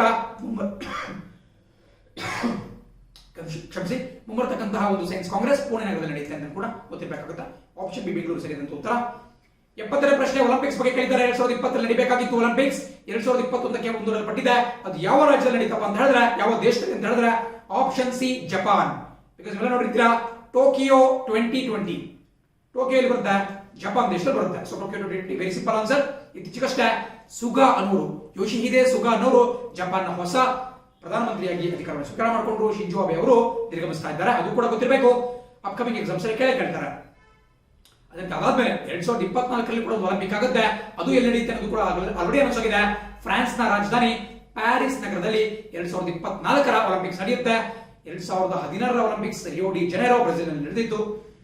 71ನೇ ಪ್ರಶ್ನೆ ಹೇಳುತ್ತೆ, ಮಣಿ ಅನ್ನುವಂತಹ ಅಪ್ಲಿಕೇಶನ್ ಯಾರು ಅಭಿವೃದ್ಧಿಪಡಿಸಿದ್ದಾರೆ ಅಂತ ಹೇಳಿ. ಮಣಿ ವೆರಿ ಇಂಪಾರ್ಟೆಂಟ್, ಫುಲ್ ಫಾರ್ಮ್ ಕೂಡ ಗೊತ್ತಿರಬೇಕಾಗುತ್ತೆ. ಮೊಬೈಲ್ ಏಡೆಡ್ ನೋಟ್ ಐಡೆಂಟಿಫೈಯರ್ ಅನ್ನುವಂತಹ ಒಂದು ಅಪ್ಲಿಕೇಶನ್ ಜಾರಿಗೊಳಿಸಲಾಗಿದೆ. ಇದನ್ನ option A reserve bank of India ಅವರು ಜಾರಿ ಮಾಡಿದ್ದಾರೆ. ಯಾಕೆ ಅಂತ ಹೇಳಿದ್ರೆ ನೋಡಿ, ಅಂಧ ವ್ಯಕ್ತಿಗಳು, ಕಣ್ಣಿಯಲ್ಲಿ ಕಾಣಿಸಲ್ಲ ಕುರುಡುತನ ಇರುತ್ತೆ, ಬ್ರೈನ್ ಪೀಪಲ್ ಇರ್ತಾರೆ, ಅವರಿಗೆ ನೋಟಲ್ಲಿ ಮೋಸಗಳಾಗ್ತಕ್ಕಂಥ ಸಾಧ್ಯತೆ ಇರುತ್ತೆ. ಸೊ ಹಾಗಾಗಿ ಅವರಿಗೆ ಆ ಒಂದು ಮೊಬೈಲ್ ಸ್ಕ್ರೀನ್ ಮೇಲೆ ಹಿಡಿದ್ಬಿಟ್ರೆ ಅದು ಎಷ್ಟು ಡಿನಾಮಿನೇಷನ್, ಎಷ್ಟು ಮೌಲ್ಯದ ಒಂದು ನೋಟ್ ಅಂತ ಹೇಳಿ ಅದು ರೀಡ್ ಔಟ್ ಮಾಡುತ್ತೆ. 100 ರೂಪಾಯಿ 200 ರೂಪಾಯಿ ಅಂತ ಹೇಳಿ ರೀಡ್ ಔಟ್ ಮಾಡುತ್ತೆ. ಅದು ವೈಬ್ರೇಷನ್ ಕೂಡ ಬರುತ್ತೆ. ಸೊ ಹಾಗಾಗಿ ಈ ಮಣಿ ಅಂತಕ್ಕಂಥ ಕಿವಿ ಕೇಳಿಸಿರುತ್ತೆ ಕೆಲವರು, ಅವರಿಗೆ ಕಣ್ಣು ಕಾಣಿಸಲ್ಲ, ಕಿವಿನೂ ಕೇಳಿಸಲ್ಲ. ಸೊ ಹಾಗಾಗಿ ಅದು 10 ರೂಪಾಯಿ ನೋಟಿಗೆ ಇಷ್ಟು ಸರಿ ವೈಬ್ರೇಷನ್, 20 ರೂಪಾಯಿಗೆ ಇಷ್ಟು, 30 ರೂಪಾಯಿಗೆ ಇಷ್ಟು, ಸಾರಿ 50 ರೂಪಾಯಿಗೆ ಇಷ್ಟು, ಹೀಗೆ ವೈಬ್ರೇಷನ್ ಕೂಡ ಆಗುತ್ತೆ, ಜೊತೆಗೆ ಅದು ರೀಡ್ ಔಟ್ ಕೂಡ ಮಾಡುತ್ತೆ. ಸೊ ಅತ್ಯಂತ ವಿನೂತನವಾದಂತಹ ಒಂದು ಅಪ್ಲಿಕೇಶನ್. ಬಹಳಷ್ಟು ಜನ ಅಂಧ ವ್ಯಕ್ತಿಗಳು ಸಾರ್ವಜನಿಕವಾಗಿ ವ್ಯವಹರಿಸಲಿಕ್ಕೆ ಸಪೋರ್ಟ್ ಅನ್ನು ಮಾಡುತ್ತೆ. ಆಪ್ಷನ್ ಎ ಆರ್ಗೆ ಕರೆಕ್ಟ್ ಆಗಿರುತ್ತೆ. 72ನೇ ಪ್ರಶ್ನೆ, ಹಾಂಗ್ಕಾಂಗ್ ಪ್ರದೇಶ ಮೊದಲು ಈ ಕೆಳಗಿನ ಯಾವ ದೇಶದ ಆಡಳಿತಾತ್ಮಕ ನಿಯಂತ್ರಣದಲ್ಲಿತ್ತು? ವೆರಿ ಇನೋವೇಟಿವ್ ಕ್ವಶನ್ ಇದು. ನಾನು ಹಿಂದೆ ನಿಮಗೆ ಕರೆಂಟ್ ಅಫೇರ್ಸ್ ಡೈಲಿ ವಿಡಿಯೋ ಮಾಡಬೇಕಾದ್ರೆ ಡಿಸ್ಕಸ್ ಮಾಡಿದ್ದೇನೆ. 1997ನೇ ಇಸ್ವಿವರೆಗೂ ಕೂಡ ಹಾಂಗ್ಕಾಂಗ್ ಏನಿದೆ ಪ್ರಸಕ್ತವಾಗಿ ಅದು ಚೀನಾ ದೇಶದೊಂದಿಗೆ ವಿಲೀನವಾಗ್ಬಿಟ್ಟಿದೆ. ಒನ್ ನೇಷನ್ ಟೂ ಸಿಸ್ಟಮ್ಸ್ ಅನ್ನುವಂತಹ ಒಂದು ವ್ಯವಸ್ಥೆ ಒಳಗಡೆ. ಬಟ್ 1997 ವರೆಗೂ ಕೂಡ ಅದು ಬ್ರಿಟನ್ ದೇಶದ ಒಂದು ವಸಾಹತಾಗಿತ್ತು, a colony of Britain. But 1997 ಇಂದ ಅದನ್ನು ಚೀನಾಗೆ ಬಿಟ್ಕೊಳ್ಳಲಾಗಿದೆ. ಸೊ ಆಪ್ಷನ್ ಬಿ ಬ್ರಿಟನ್ ಸರಿ ಎಂದು ಉತ್ತರ ಆಗಿರುತ್ತೆ. ಸೊ ತುಂಬಾ ಚೆನ್ನಾಗಿ ಕೆಲವೊಂದು ಕ್ವಶನ್ಸ್ ತೆಗೆದಿದ್ದಾರೆ, ಅಪ್ರಿಷಿಯೇಟ್ ಮಾಡಲೇಬೇಕಾಗುತ್ತೆ. 73ನೇ ಪ್ರಶ್ನೆ, the line of actual control ಯಾವ ಒಂದು ಗಡಿ ಅಂತ ಕರೀತಾರೆ? LAC. ಇದನ್ನಂತೂ ತಪ್ಪು ಮಾಡಲಿಕ್ಕೆ ಸಾಧ್ಯನೇ ಇಲ್ಲ. LAC ಅಂತ ಹೇಳಿದ್ರೆ ಈಗ ಬಹಳ ವಿವಾದದಲ್ಲಿದೆ, ಭಾರತ ಮತ್ತು ಚೀನಾ ನಡುವಿನ ಒಂದು ವಿವಾದಿತ ಪ್ರದೇಶ. ಸೊ ಹಾಗಾಗಿ ಆಪ್ಷನ್ ಡಿ ಇಂಡಿಯಾ ಮತ್ತು ಚೈನಾ ಸರಿಯಾಗಿರುತ್ತೆ, ಲೈನ್ ಆಫ್ ಆಕ್ಚುಯಲ್ ಕಂಟ್ರೋಲ್. ಅದೇ ರೀತಿ LOC ಬರುತ್ತೆ, ಅದು ಕೇವಲ ಲೈನ್ ಆಫ್ ಕಂಟ್ರೋಲ್, ಅದು ಭಾರತ ಮತ್ತು ಪಾಕಿಸ್ತಾನವನ್ನ ಬೇರ್ಪಡಿಸತಕ್ಕಂತಹ ಗಡಿಯಾಗಿರುತ್ತೆ. ಎರಡೂ ಕೂಡ ನೀವು ಗೊತ್ತಿರಲೇಬೇಕಾಗುತ್ತೆ. ಮೆಕ್ಮೋಹನ್ ಅಂತೇಳಿ ಅವರ ಒಂದು ರೇಖೆ ಚೀನಾ ಗಡಿಯನ್ನು ಪ್ರತ್ಯೇಕಿಸುತ್ತೆ, ಭಾರತ ಮತ್ತು ಬಾಂಗ್ಲಾದೇಶ ಗಡಿಗಳನ್ನೆಲ್ಲ ರಾಡ್ಕ್ಲಿಫ್ ರೇಖೆ ಬೇರ್ಪಡಿಸುತ್ತೆ. ಅದೇ ರೀತಿ 74ನೇ ಪ್ರಶ್ನೆ ಹೇಳುತ್ತೆ, ಇತ್ತೀಚಿನ ನವೀನ ಸ್ಪರ್ಧೆ ಡೇರ್ ಟು ಡ್ರೀಮ್ ಅನ್ನ ಡ್ಯಾಶ್ ನಿಂದ ಆರಂಭಿಸಲಾಗಿದೆ. ನೋಡಿ, ಇತ್ತೀಚೆಗಷ್ಟೇ ಈ ಡೇರ್ ಟು ಡ್ರೀಮ್ ನ 2ನೇ ಆವೃತ್ತಿಗೆ ಚಾಲನೆ ಕೊಡಲಾಯಿತು. ಈ ಒಂದು ಯೋಜನೆಯನ್ನ, ಈ ಒಂದು ಕಾಂಪಿಟೇಷನ್ ನ ಯಾರು ಆರ್ಗನೈಸ್ ಮಾಡಿದ್ದಾರೆ ಅಂದ್ರೆ option C DRDO, Defence Research and Development Organisation. And ಯಾವ ಉದ್ದೇಶದ ಅಂತ ಹೇಳಿದ್ರೆ ಈ ರಕ್ಷಣಾ ಕ್ಷೇತ್ರದಲ್ಲಿ ಸ್ಟಾರ್ಟ್ಅಪ್ ಗಳನ್ನ, ನವೋದ್ಯಮಗಳನ್ನ ಸ್ಥಾಪಿಸಲಿಕ್ಕೆ ಯಾರು ಇಷ್ಟಪಟ್ರೆ ಅವರಿಗೋಸ್ಕರ ಈ ಒಂದು DRDO ಒಂದು ಕಾಂಪಿಟೇಷನ್ ಆರ್ಗನೈಸ್ ಮಾಡಿದೆ. ಅಲ್ಲಿ ವಿಜೇತರಾದಂತಹ ಸ್ಟಾರ್ಟ್ಅಪ್ ಗಳಿಗೆ 10 ಲಕ್ಷದವರೆಗೆ ಬಹುಮಾನವನ್ನು ಕೊಡಲಾಗುತ್ತೆ. ಅಲ್ಲಿ ವಿಜೇತರಾಗ್ತಕ್ಕಂತಹ ಇಂಡಿವಿಜುವಲ್ಸ್ಗೆ 5 ಲಕ್ಷ ರೂಪಾಯಿ ಬಹುಮಾನವನ್ನು ಕೊಡಲಾಗುತ್ತೆ. ಮುಂದಿನ ಪರೀಕ್ಷೆಗಳು ಕೇಳಬಹುದು, DRDOದ ಡೇರ್ ಟು ಡ್ರೀಮ್ ಕಾಂಪಿಟೇಷನ್ ಸ್ಪರ್ಧೆ ಕೆಳಗಿನ ಯಾವ ವಿಚಾರಕ್ಕೆ ಸಂಬಂಧಪಟ್ಟಿದೆ ಅಂತ ಕೇಳಿದ್ರೆ ನೀವು ಈ ಒಂದು ಸ್ಟಾರ್ಟ್ಅಪ್ ಗಳಿಗೆ ಸಂಬಂಧಪಟ್ಟಂತೆ, ಈ ಡಿಫೆನ್ಸ್ ಇಂಡಸ್ಟ್ರೀಸ್ಗೆ ಸಂಬಂಧಪಟ್ಟಂತೆ ಅಂತೇಳಿ ಟಿಕ್ ಮಾಡಬೇಕಾಗತ್ತೆ. 75ನೇ ಪ್ರಶ್ನೆ ಹೇಳುತ್ತೆ, ಕೆಳಗಿನ ಯಾವ ಆಪ್ಗಳು ಕೋವಿಡ್-19ಗೆ ಸಂಬಂಧಪಟ್ಟಿಲ್ಲ? ವೆರಿ ಸಿಂಪಲ್, ನೀವು ನೋಡಿರ್ತೀರಾ, ಆರೋಗ್ಯ ಸೇತು ಅತ್ಯಂತ ಇಂಪಾರ್ಟೆಂಟ್, ಕೇಂದ್ರ ಸರ್ಕಾರದ ಆರೋಗ್ಯ ಸಚಿವಾಲಯದ್ದು. ಆಪ್ತ ಮಿತ್ರ ಕರ್ನಾಟಕ ರಾಜ್ಯ ಸರ್ಕಾರದ ಒಂದು help line, and quarantine watch ಕೂಡ ಕರ್ನಾಟಕ ಸರ್ಕಾರದ ಒಂದು ಅಪ್ಲಿಕೇಶನ್. ಬಟ್ ಸುರಕ್ಷಾ ಮಾತ್ರ ತಪ್ಪಾಗುತ್ತೆ, ಬಿಕಾಸ್ ಸುರಕ್ಷಾ ಕೊರೋನಾ ವೈರಸ್ಗಾಗಿ ಅಲ್ಲ, ಬದಲಾಗಿ ನಮ್ಮ BCP ಬೆಂಗಳೂರು ಸಿಟಿ ಪೊಲೀಸರು ಮಹಿಳೆಯರ ಒಂದು ಸುರಕ್ಷತೆಗೋಸ್ಕರ, ಈ ವಿಮೆನ್ ಸೇಫ್ಟಿ ಅಂಡ್ ಸೆಕ್ಯೂರಿಟಿಗೋಸ್ಕರ ಸುರಕ್ಷಾ ಅಪ್ಲಿಕೇಶನ್ ಒಂದು ಲಾಂಚ್ ಮಾಡಿದ್ದಾರೆ. ಸೊ ಆಪ್ಷನ್ ಡಿ ಸರಿಯಾದ ಉತ್ತರ. 76ನೇ ಹೇಳುತ್ತೆ, 4ರಿಂದ ನಿಖರವಾಗಿ ಭಾಗಿಸಬಹುದಂತಹ ಶ್ರೇಷ್ಠ 3 ಅಂಕಿಯ ಸಂಖ್ಯೆ. ವೆರಿ ಸಿಂಪಲ್ ನೋಡಿ, 3 ಅಂಕಿಯ ಸಂಖ್ಯೆಗಳಿಗೆ ಅತ್ಯಂತ ದೊಡ್ಡದು ಯಾವುದು? 999, ಬಿಕಾಸ್ 1000 4 ಅಂಕಿಯಾಗ್ಬಿಡುತ್ತೆ. ಸೊ 3 ಅಂಕಿಗಳ ಅತ್ಯಂತ ದೊಡ್ಡ ಶ್ರೇಷ್ಠ ಸಂಖ್ಯೆ ಯಾವ್ದಪ್ಪ ಅಂತ ಹೇಳಿದ್ರೆ 999. 999 4ರಿಂದ ಹೋಗುತ್ತಾ? ಖಂಡಿತ ಹೋಗಲ್ಲ. ನಿಮಗೆ ನೋಡ್ರೆ ಗೊತ್ತಾಗ್ಬಿಡುತ್ತೆ. 998 ತೊಂಬನ್ನಿ, 4ರಿಂದ ಡಿವೈಡ್ ಮಾಡಲಿಕ್ಕೆ ಟ್ರೈ ಮಾಡಿ, ಡಿವೈಡ್ ಆಗುತ್ತಾ? ಆಗಲ್ಲ. 997 ಕೂಡ ಆಗಲ್ಲ. ಅಂಡ್ 996 4ರಿಂದ ಡಿವೈಡ್ ಆಗುತ್ತೆ. 4 1 4 2 19 4 4 16 32 249ರಿಂದ ಹೋಗುತ್ತೆ. ಸೊ 4ರಿಂದ ನಿಖರವಾಗಿ ಭಾಗಿಸಬಹುದಂತಹ ಅತ್ಯಂತ ದೊಡ್ಡ 3 ಅಂಕಿಯ ಸಂಖ್ಯೆ, ಶ್ರೇಷ್ಠ 3 ಅಂಕಿಯ ಸಂಖ್ಯೆ, ಅಥವಾ the greatest 3-digit number which is exactly divisible by 4 is option B 996. So ಅದನ್ನ ನೋಟ್ ಮಾಡ್ಕೊಳ್ಳಿ. ಅದೇ ರೀತಿ 77ನೇ ಪ್ರಶ್ನೆ ಹೇಳುತ್ತೆ, ಡಾಕ್ಟರ್ ರೋಗ ನಿರ್ಣಯ ಮಾಡಿದ್ರೆ ಜಡ್ಜ್ ಏನ್ ಮಾಡ್ತಾರೆ? ನೋಡಿ, ಒಂದು ರೀಸನಿಂಗ್ ಗೆ ಸಂಬಂಧಪಟ್ಟಂತ ಪ್ರಶ್ನೆ. ಡಾಕ್ಟರ್ ಡಯಾಗ್ನೈಸ್ ಮಾಡ್ತಾರೆ, ರೋಗ ನಿರ್ಣಯ ಮಾಡಿದ್ರೆ ಜಡ್ಜ್ ಏನ್ ಮಾಡ್ತಾರೆ? ಆಪ್ಷನ್ ಸಿ ತೀರ್ಪನ್ನ ಕೊಡ್ತಾರೆ, ಜಡ್ಜ್ಮೆಂಟ್ ಅನ್ನ ಕೊಡ್ತಾರೆ. ಸಿಂಪಲ್ ಆಗಿ ನೀವು ಆನ್ಸರ್ ಮಾಡಬಹುದು. ಇಲ್ಲಿ ಟ್ರೈನ್ಗೆ ಸಂಬಂಧಪಟ್ಟಂತೆ ಒಂದು ಪ್ರಶ್ನೆ ಕೇಳಿದ್ದಾರೆ. ನಾನು ಬಹಳ ಹಿಂದೆ ಈ ರೈಲ್ಗೆ ಸಂಬಂಧಪಟ್ಟಂತ ಒಂದು ವಿಡಿಯೋನ ಕೂಡ ಮಾಡಿದ್ದೆ. ಇದನ್ನು ಕೂಡ ಬಹಳ ಸಿಂಪಲ್ ಆಗಿ ನಾವು ಮಾಡಬಹುದು. ಇಲ್ಲಿ ವೇಗವನ್ನ ಕೊಟ್ಟಿದ್ದಾರೆ 554 ಕಿಲೋಮೀಟರ್ ಪರ್ ಅವರ್. ಅದೇ ರೀತಿ ಆ ಒಂದು ರೈಲಿನ ಉದ್ದವನ್ನು ಕೂಡ ಕೊಟ್ಬಿಟ್ಟಿದ್ದಾರೆ 140 ಮೀಟರ್ ಆಗಿರುತ್ತೆ. ಅದೇ ರೀತಿ ಅದರ ಒಂದು ಟೈಮ್ ಎಷ್ಟು ಸಮಯವನ್ನು ತೆಗೆದುಕೊಳ್ಳುತ್ತೆ ಅಂತ ಕೂಡ ಕೊಟ್ಟಿದ್ದಾರೆ, ಅದು 30 ಸೆಕೆಂಡ್ ಅಂತ ತೆಗೆದುಕೊಳ್ಳುತ್ತೆ. ಈಗ ಅವ್ರು ಕೇಳಿರ್ತಕ್ಕಂಥದ್ದು ಅದು ದಾಟತಕ್ಕಂತಹ ಸೇತುವೆಯ ಯುದ್ಧ. ನೋಡಿ, ನಿಮಗೆಲ್ಲ ಒಂದು ವಿಷಯ ಗೊತ್ತಿರಬೇಕು, ಸಿಂಪಲ್ ಫಾರ್ಮುಲಾ ಗೊತ್ತಿರಬೇಕು. ಇಲ್ಲಿ ನಾನು ಯೂಶುವಲ್ ರೆಕಮೆಂಡ್ ಮಾಡೋದು ಫಾರ್ಮುಲಾವನ್ನೇ ಅಪ್ಲೈ ಮಾಡಬೇಡಿ, ಈ ಒಂದು ಸೂತ್ರಗಳನ್ನು ಅಪ್ಲೈ ಮಾಡಬೇಡಿ, ಲಾಜಿಕ್ ಅನ್ನ ಬಳಕೆ ಮಾಡಿ, ನಿಮ್ಮ IQ, ನಿಮ್ಮ ಇಂಟೆಲಿಜೆನ್ಸ್ ಕೋಶೆಂಟ್, ನಿಮ್ಮ ನಾಲೆಜ್ ಅನ್ನು ಬಳಕೆ ಮಾಡಿ ಆನ್ಸರ್ ಮಾಡ್ತಾ ಹೋಗಿ. ಇದು ಕೂಡ ಸಿಂಪಲ್ ಮಾಡ್ಬೋದು. Speed equal to distance by time, ಇದೇನು ಫಾರ್ಮುಲಾ ಅಲ್ಲ, ನಿಮ್ಗೆ ವಯಸ್ಸಿಗೆ ಗೊತ್ತಿರುತ್ತೆ. ಸ್ಪೀಡ್ ಅಂದ್ರೆ ಡಿಸ್ಟೆನ್ಸ್, ಕ್ರಮಿಸಿದ ದೂರದಲ್ಲಿ ನೀವು ಈ ತೆಗೆದುಕೊಂಡಂತಹ ಸಮಯವನ್ನ ಭಾಗಿಸಿದ್ರೆ ನಿಮಗೆ ಈ ವೇಗ ಅಥವಾ ಡಿಸ್ಟೆನ್ಸ್ ಸಿಗುತ್ತೆ, ಜಬ ಸಿಗುತ್ತೆ. ಸೊ ಇಲ್ಲ ಅವ್ರೇನ್ ಕೇಳಿದ್ದಾರೆ, ನಿಮಗೆ ಬಹಳ ಸಿಂಪಲ್ ಗೊತ್ತಿರಬೇಕು, ಈ ಒಂದು ಟ್ರೈನ್ ಕ್ರಮಿಸಿದಂತಹ ದೂರ ಡಿಸ್ಟೆನ್ಸ್ ಹೇಗಿರುತ್ತಪ್ಪ ಅಂದ್ರೆ x ಪ್ಲಸ್ 140 ಮೀಟರ್. ಇಲ್ಲಿ 140 ಅಂತ ಹೇಳಿದ್ರೆ ಆ ಒಂದು ರೈಲಿನ ಉದ್ದ, x ಅಂತ ಹೇಳಿದ್ರೆ ಆ ಒಂದು ಸೇತುವೆಯ ಉದ್ದ. ಸೊ ಸ್ವಲ್ಪ ಡೀಪ್ ಆಗಿ ಡಿಸ್ಕಸ್ ಮಾಡಬೇಕಾಗುತ್ತೆ. ಹಿಂದಿನ ವಿಡಿಯೋಗಳನ್ನ ವೀಕ್ಷಣೆ ಮಾಡ್ಕೊಳ್ಳಿ. ಸದ್ಯಕ್ಕೆ ಆನ್ಸರ್ ನಾವು ಡೆಲಿವರ್ ಮಾಡಕ್ಕೆ ಟ್ರೈ ಮಾಡೋಣ. ಸೊ ಹಾಗೆ ಇಲ್ಲಿ ನಮಗೆ speed equal to distance time ಇರೋದ್ರಿಂದ distance equal to speed into time ಆಗುತ್ತೆ. ಸ್ಪೀಡ್ ಕೊಟ್ಬಿಟ್ಟಿದ್ದಾರೆ ಆಲ್ರೆಡಿ 54 km/h. ಅದನ್ನ ನಾವು ಮೀಟರ್ ಪರ್ ಸೆಕೆಂಡ್ ಗೆ ಕನ್ವರ್ಟ್ ಮಾಡ್ಕೋಬೇಕು, ಯಾಕಂದ್ರೆ ಉಳಿದಂತಹ ಎಲ್ಲವನ್ನು ಕೂಡ ಅವರು ಸೆಕೆಂಡ್ ಮತ್ತು ಮೀಟರ್ ಕೊಟ್ಟಿದ್ದಾರೆ. ಸೊ 54 ಇಂಟು 5/18, 5/18 ಹೇಗೆ ಬಂತು ಅಂತ ತಿಳ್ಕೊಬೇಕಾಗುತ್ತೆ. ಕಟ್ ಮಾಡಬೇಡಿ, ತಿಳ್ಕೊಬೇಕು ಅಂದ್ರೆ ಹಿಂದಿನ ವಿಡಿಯೋಗಳನ್ನ ವೀಕ್ಷಣೆ ಮಾಡಿ, ಸಿಂಪಲ್ ಆಗಿ ಗೊತ್ತಾಗುತ್ತೆ. ಅಂಡ್ ಇಂಟು ಟೈಮ್ 30 ಸೆಕೆಂಡ್ಸ್ ಇರುತ್ತೆ. ಸೊ ಇದನ್ನ ಸಿಂಪ್ಲಿಫೈ ಮಾಡ್ಕೊಂಡ್ರೆ ನಾವು 3×18, 3×10 30, ಅದೇ ರೀತಿ 6×1 6×9 54, 9×5 90, 95 450 ಆಗುತ್ತೆ. 450 ಆಗಿರುತ್ತೆ. ಬಟ್ ಈ ಕಡೆ ನಿಮಗೆ ಈ ಮೇಲ್ಭಾಗದಲ್ಲಿ ಏನ್ ಕಾಣಿಸ್ತಾ ಇದೆ, ಇನ್ನೊಂದ್ಸರಿ ಬರ್ಕೊಂಡ್ಬಿಡೋಣ. 140 ಪ್ಲಸ್ x ಈಕ್ವಲ್ ಟು 450 ಆಗಿರುತ್ತೆ. ಸೊ 160 ಈ ಕಡೆ ತಗೊಂಡ್ರೆ ಮೈನಸ್ ಆಗುತ್ತೆ. x ಈಕ್ವಲ್ ಟು 450 ಮೈನಸ್ 140 ನಿಮಗೆ 310 ಮೀಟರ್ ಸಿಗುತ್ತೆ. Option B 310 metre is the right answer. ನೋಡಿ, ಸ್ವಲ್ಪ ನಾನು ಅರ್ಜೆಂಟ್ ಅಲ್ಲಿ ಮಾಡಿಬಹುದು, ಬಟ್ ಅದ್ರ ಬಗ್ಗೆ ಡೆಡಿಕೇಟೆಡ್ ವಿಡಿಯೋಸ್ ಇದೆ, ಅಲ್ಲಿ ನೀವು ಗಮನ ಹರಿಸಬಹುದು. ನಮ್ಮ ತುಂಬಾ ಹಿಂದೆ ನಾನು ವಿಡಿಯೋ ಮಾಡಿದ್ದೇನೆ. 79ನೇ ಪ್ರಶ್ನೆ ಹೇಳುತ್ತೆ, ಭಾರತದ ಮೊದಲ chief of defence staff CDS CODS ಯಾರು ಅಂತ ಕೇಳ್ತಿದ್ದಾರೆ. ತುಂಬಾ ಒಳ್ಳೆ ಕ್ವಶನ್ ಇದು. ಕೆಲವರು ಕನ್ಫ್ಯೂಸ್ ಮಾಡ್ಕೋಬಹುದು ಫೀಲ್ಡ್ ಮಾರ್ಷಲ್ ಕಾರ್ಯಪ್ಪ ಅವ್ರ ಬಗ್ಗೆ. ಕೆಲವರು ಪ್ರೆಸೆಂಟ್ಲಿ ನಮ್ಮ chief of army staff COAS ಸೇನಾ ಮುಖ್ಯಸ್ಥರು MM ನರವಣೆ ಇದ್ದಾರೆ. ಜನರಲ್ ಮನೋಜ್ ಮುಕುಂದ್ ನರವಣೆ ಅವರ ಹೆಸರು ಟಿಕ್ ಮಾಡಬಹುದು, ಬಟ್ ಖಂಡಿತ ಅಲ್ಲ. ಪ್ರಸಕ್ತವಾಗಿ ಸೇನೆಯ 3 ವಿಭಾಗಗಳ ಮೇಲೆ ಇರತಕ್ಕಂಥ ಒಬ್ಬ ಮುಖ್ಯಸ್ಥರು ಬಿಪಿನ್ ರಾವತ್ ಅವರು, general Bipin Rawat, chief of defence staff. Cariappa ಯಾಕಲ್ಲ ಅಂತ ಹೇಳಿದ್ರೆ, ಶ್ರೀಯುತ ನಮ್ಮ ಕೂರ್ಗ್ನ ಹುಲಿ M Cariappa, war hero, field marshal KM Cariappa ಇವರೇ ಅಲ್ಲ ಅಂತ ಹೇಳಿದ್ರೆ, ಇವರು ಕಮಾಂಡರ್ ಇನ್ ಚೀಫ್ ಆಗಿದ್ರು. ಇವರು ಇದ್ದ ಸಂದರ್ಭದಲ್ಲಿ ಈ ಒಂದು ಹುದ್ದೆ ಇರಲಿಲ್ಲ, ಚೀಫ್ ಆಫ್ ಡಿಫೆನ್ಸ್ ಸ್ಟಾಫ್ ಅಂತ ಹೇಳಿ. ಇವರು ಕಮಾಂಡರ್ ಇನ್ ಚೀಫ್ ಆಗಿದ್ರು. ಸೊ ಹಾಗಾಗಿ ಅವರಾಗಲ್ಲ, ಬಿಪಿನ್ ರಾವತ್ ಅವರು ಸರಿ ಅಂತ ಉತ್ತರ ಆಗ್ತಾರೆ. ಸೊ 80ನೇ ಪ್ರಶ್ನೆ ಅಂತ ಗಮನ ಹರಿಸೋಣ. ಪ್ರಶ್ನೆ ಹೇಳುತ್ತೆ, ಒಬ್ಬ ವ್ಯಕ್ತಿ ತನ್ನ ಸ್ನೇಹಿತನಿಗೆ ಒಂದು ಉದ್ಯಾನವನದಲ್ಲಿರುವಂತಹ ಮಹಿಳೆಯನ್ನು ತೋರಿಸಿ ಹೇಳ್ತಾನೆ, ಅವಳು ನನ್ನ ಅಜ್ಜಿಯ ಒಂದೇ ಸಂತಾನದ ಮಗಳು. ಸ್ವಲ್ಪ ಇಂಗ್ಲಿಷ್ ಹೋಗೋಣ, ಇಂಗ್ಲಿಷ್ ಮೀಡಿಯಂ ಸ್ಟೂಡೆಂಟ್ಸ್ಗೋಸ್ಕರ. A man shows his friend a woman sitting in a park and says she is the daughter of my grandmother's only child. How is the man related to the woman?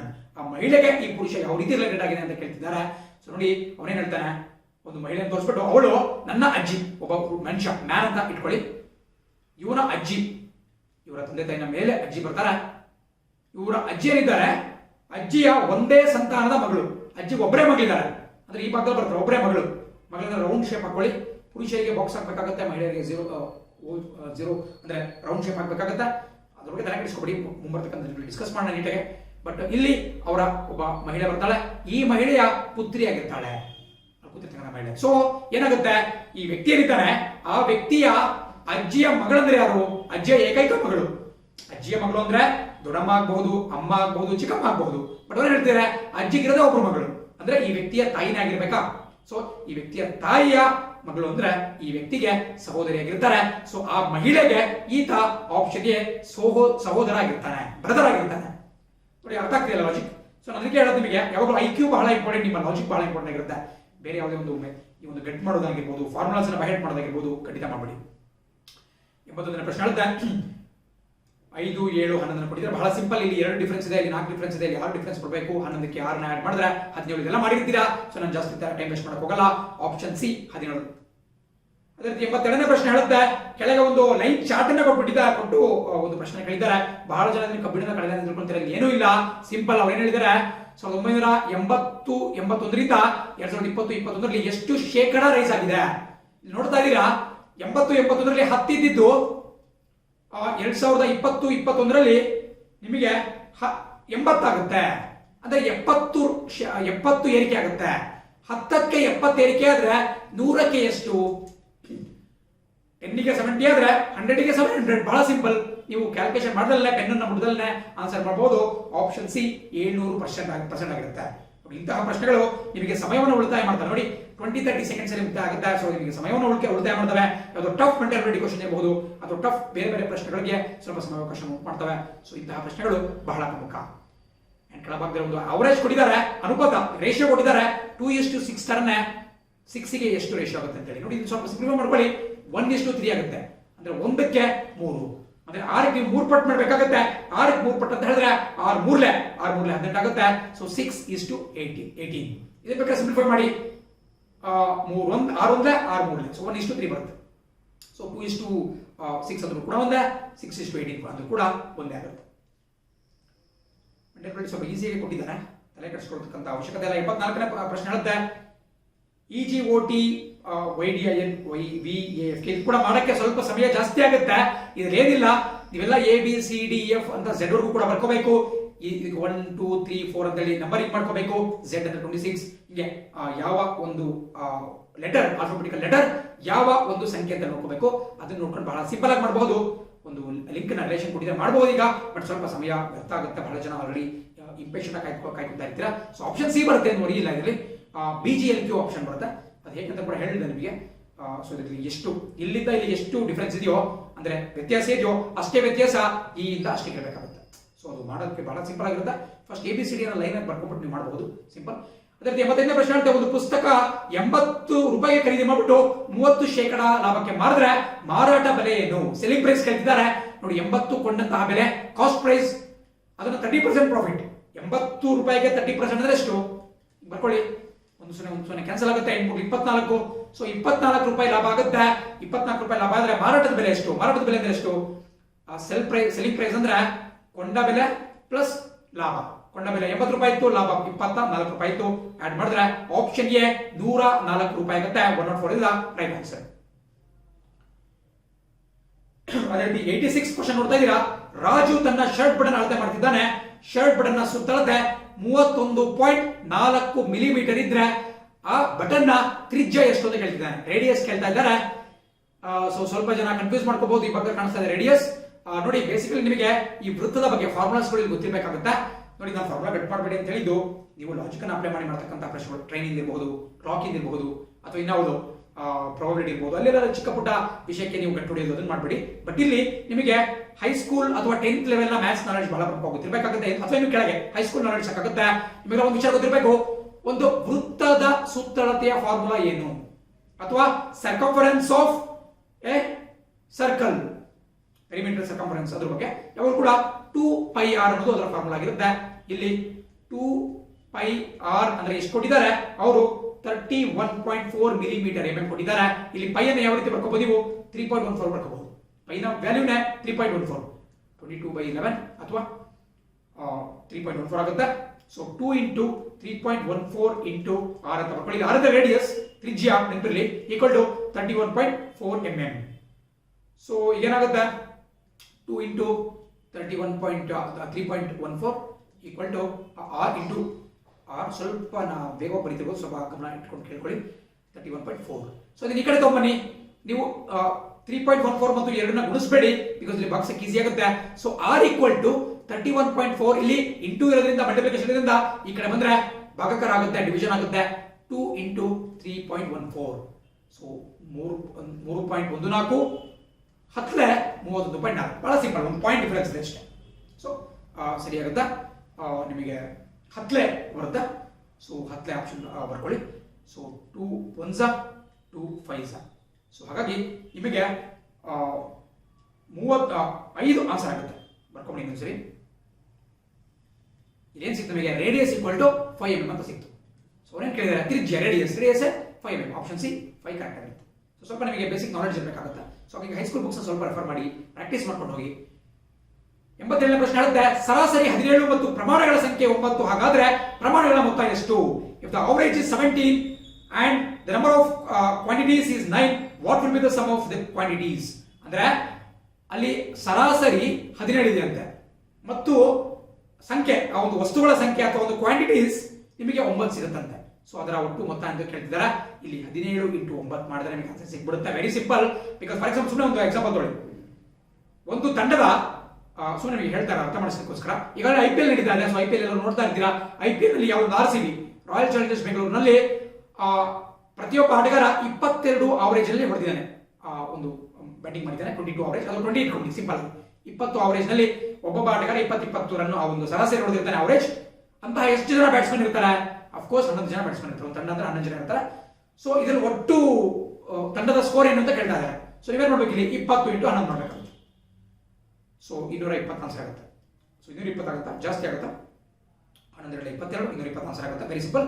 ತಂಡದ score ಉತ್ತಮವಾದಂತಹ ಒಂದು ಸ್ಪರ್ಧಾತ್ಮಕ ಮೊತ್ತ ಆಗಿದೆ. ಇದೇ ರೀತಿ ಇಲ್ಲಿ ಕೂಡ ಅವರ ಸಂಖ್ಯೆ ಕೊಟ್ಟಿದ್ದಾರೆ. ಎಷ್ಟು? 17, ಎಷ್ಟು ಕ್ವಾಂಟಿಟಿ 19. ಅವೆರಡನ್ನು ಮಲ್ಟಿಪ್ಲೈ ಮಾಡಿದ್ರೆ ನಿಮಗೆ ಆನ್ಸರ್ ಆಪ್ಷನ್ ಎ 153 ಸಿಗುತ್ತೆ. ಸೊ ಇದನ್ನು ಟಿಕ್ ಮಾಡಬೇಕಾಗುತ್ತೆ, ಯಾವುದೇ ರೀತಿ ಇಲ್ಲ.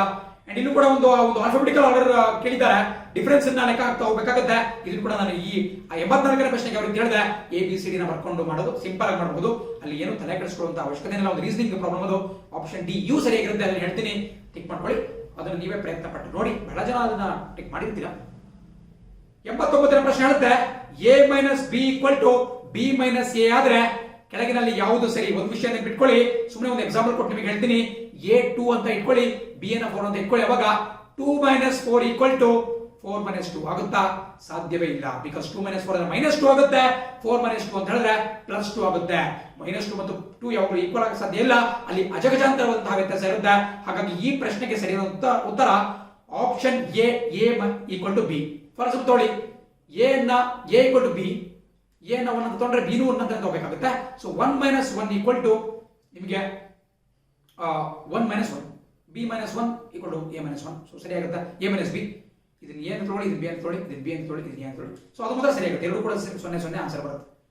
ಅದನ್ನ ಹೊರತುಪಡಿಸಿ ಬಿಡಿ ಯಾವುದು ಕೂಡ ನಿಮಗೆ ಮ್ಯಾಚ್ ಆಗಲ್ಲ. A is not equal to B ನು ಸರಿಯಾಗಲ್ಲ, A lesser than ಅಥವಾ A greater than ಯಾವುದು ಕೂಡ ಆಗಲ್ಲ.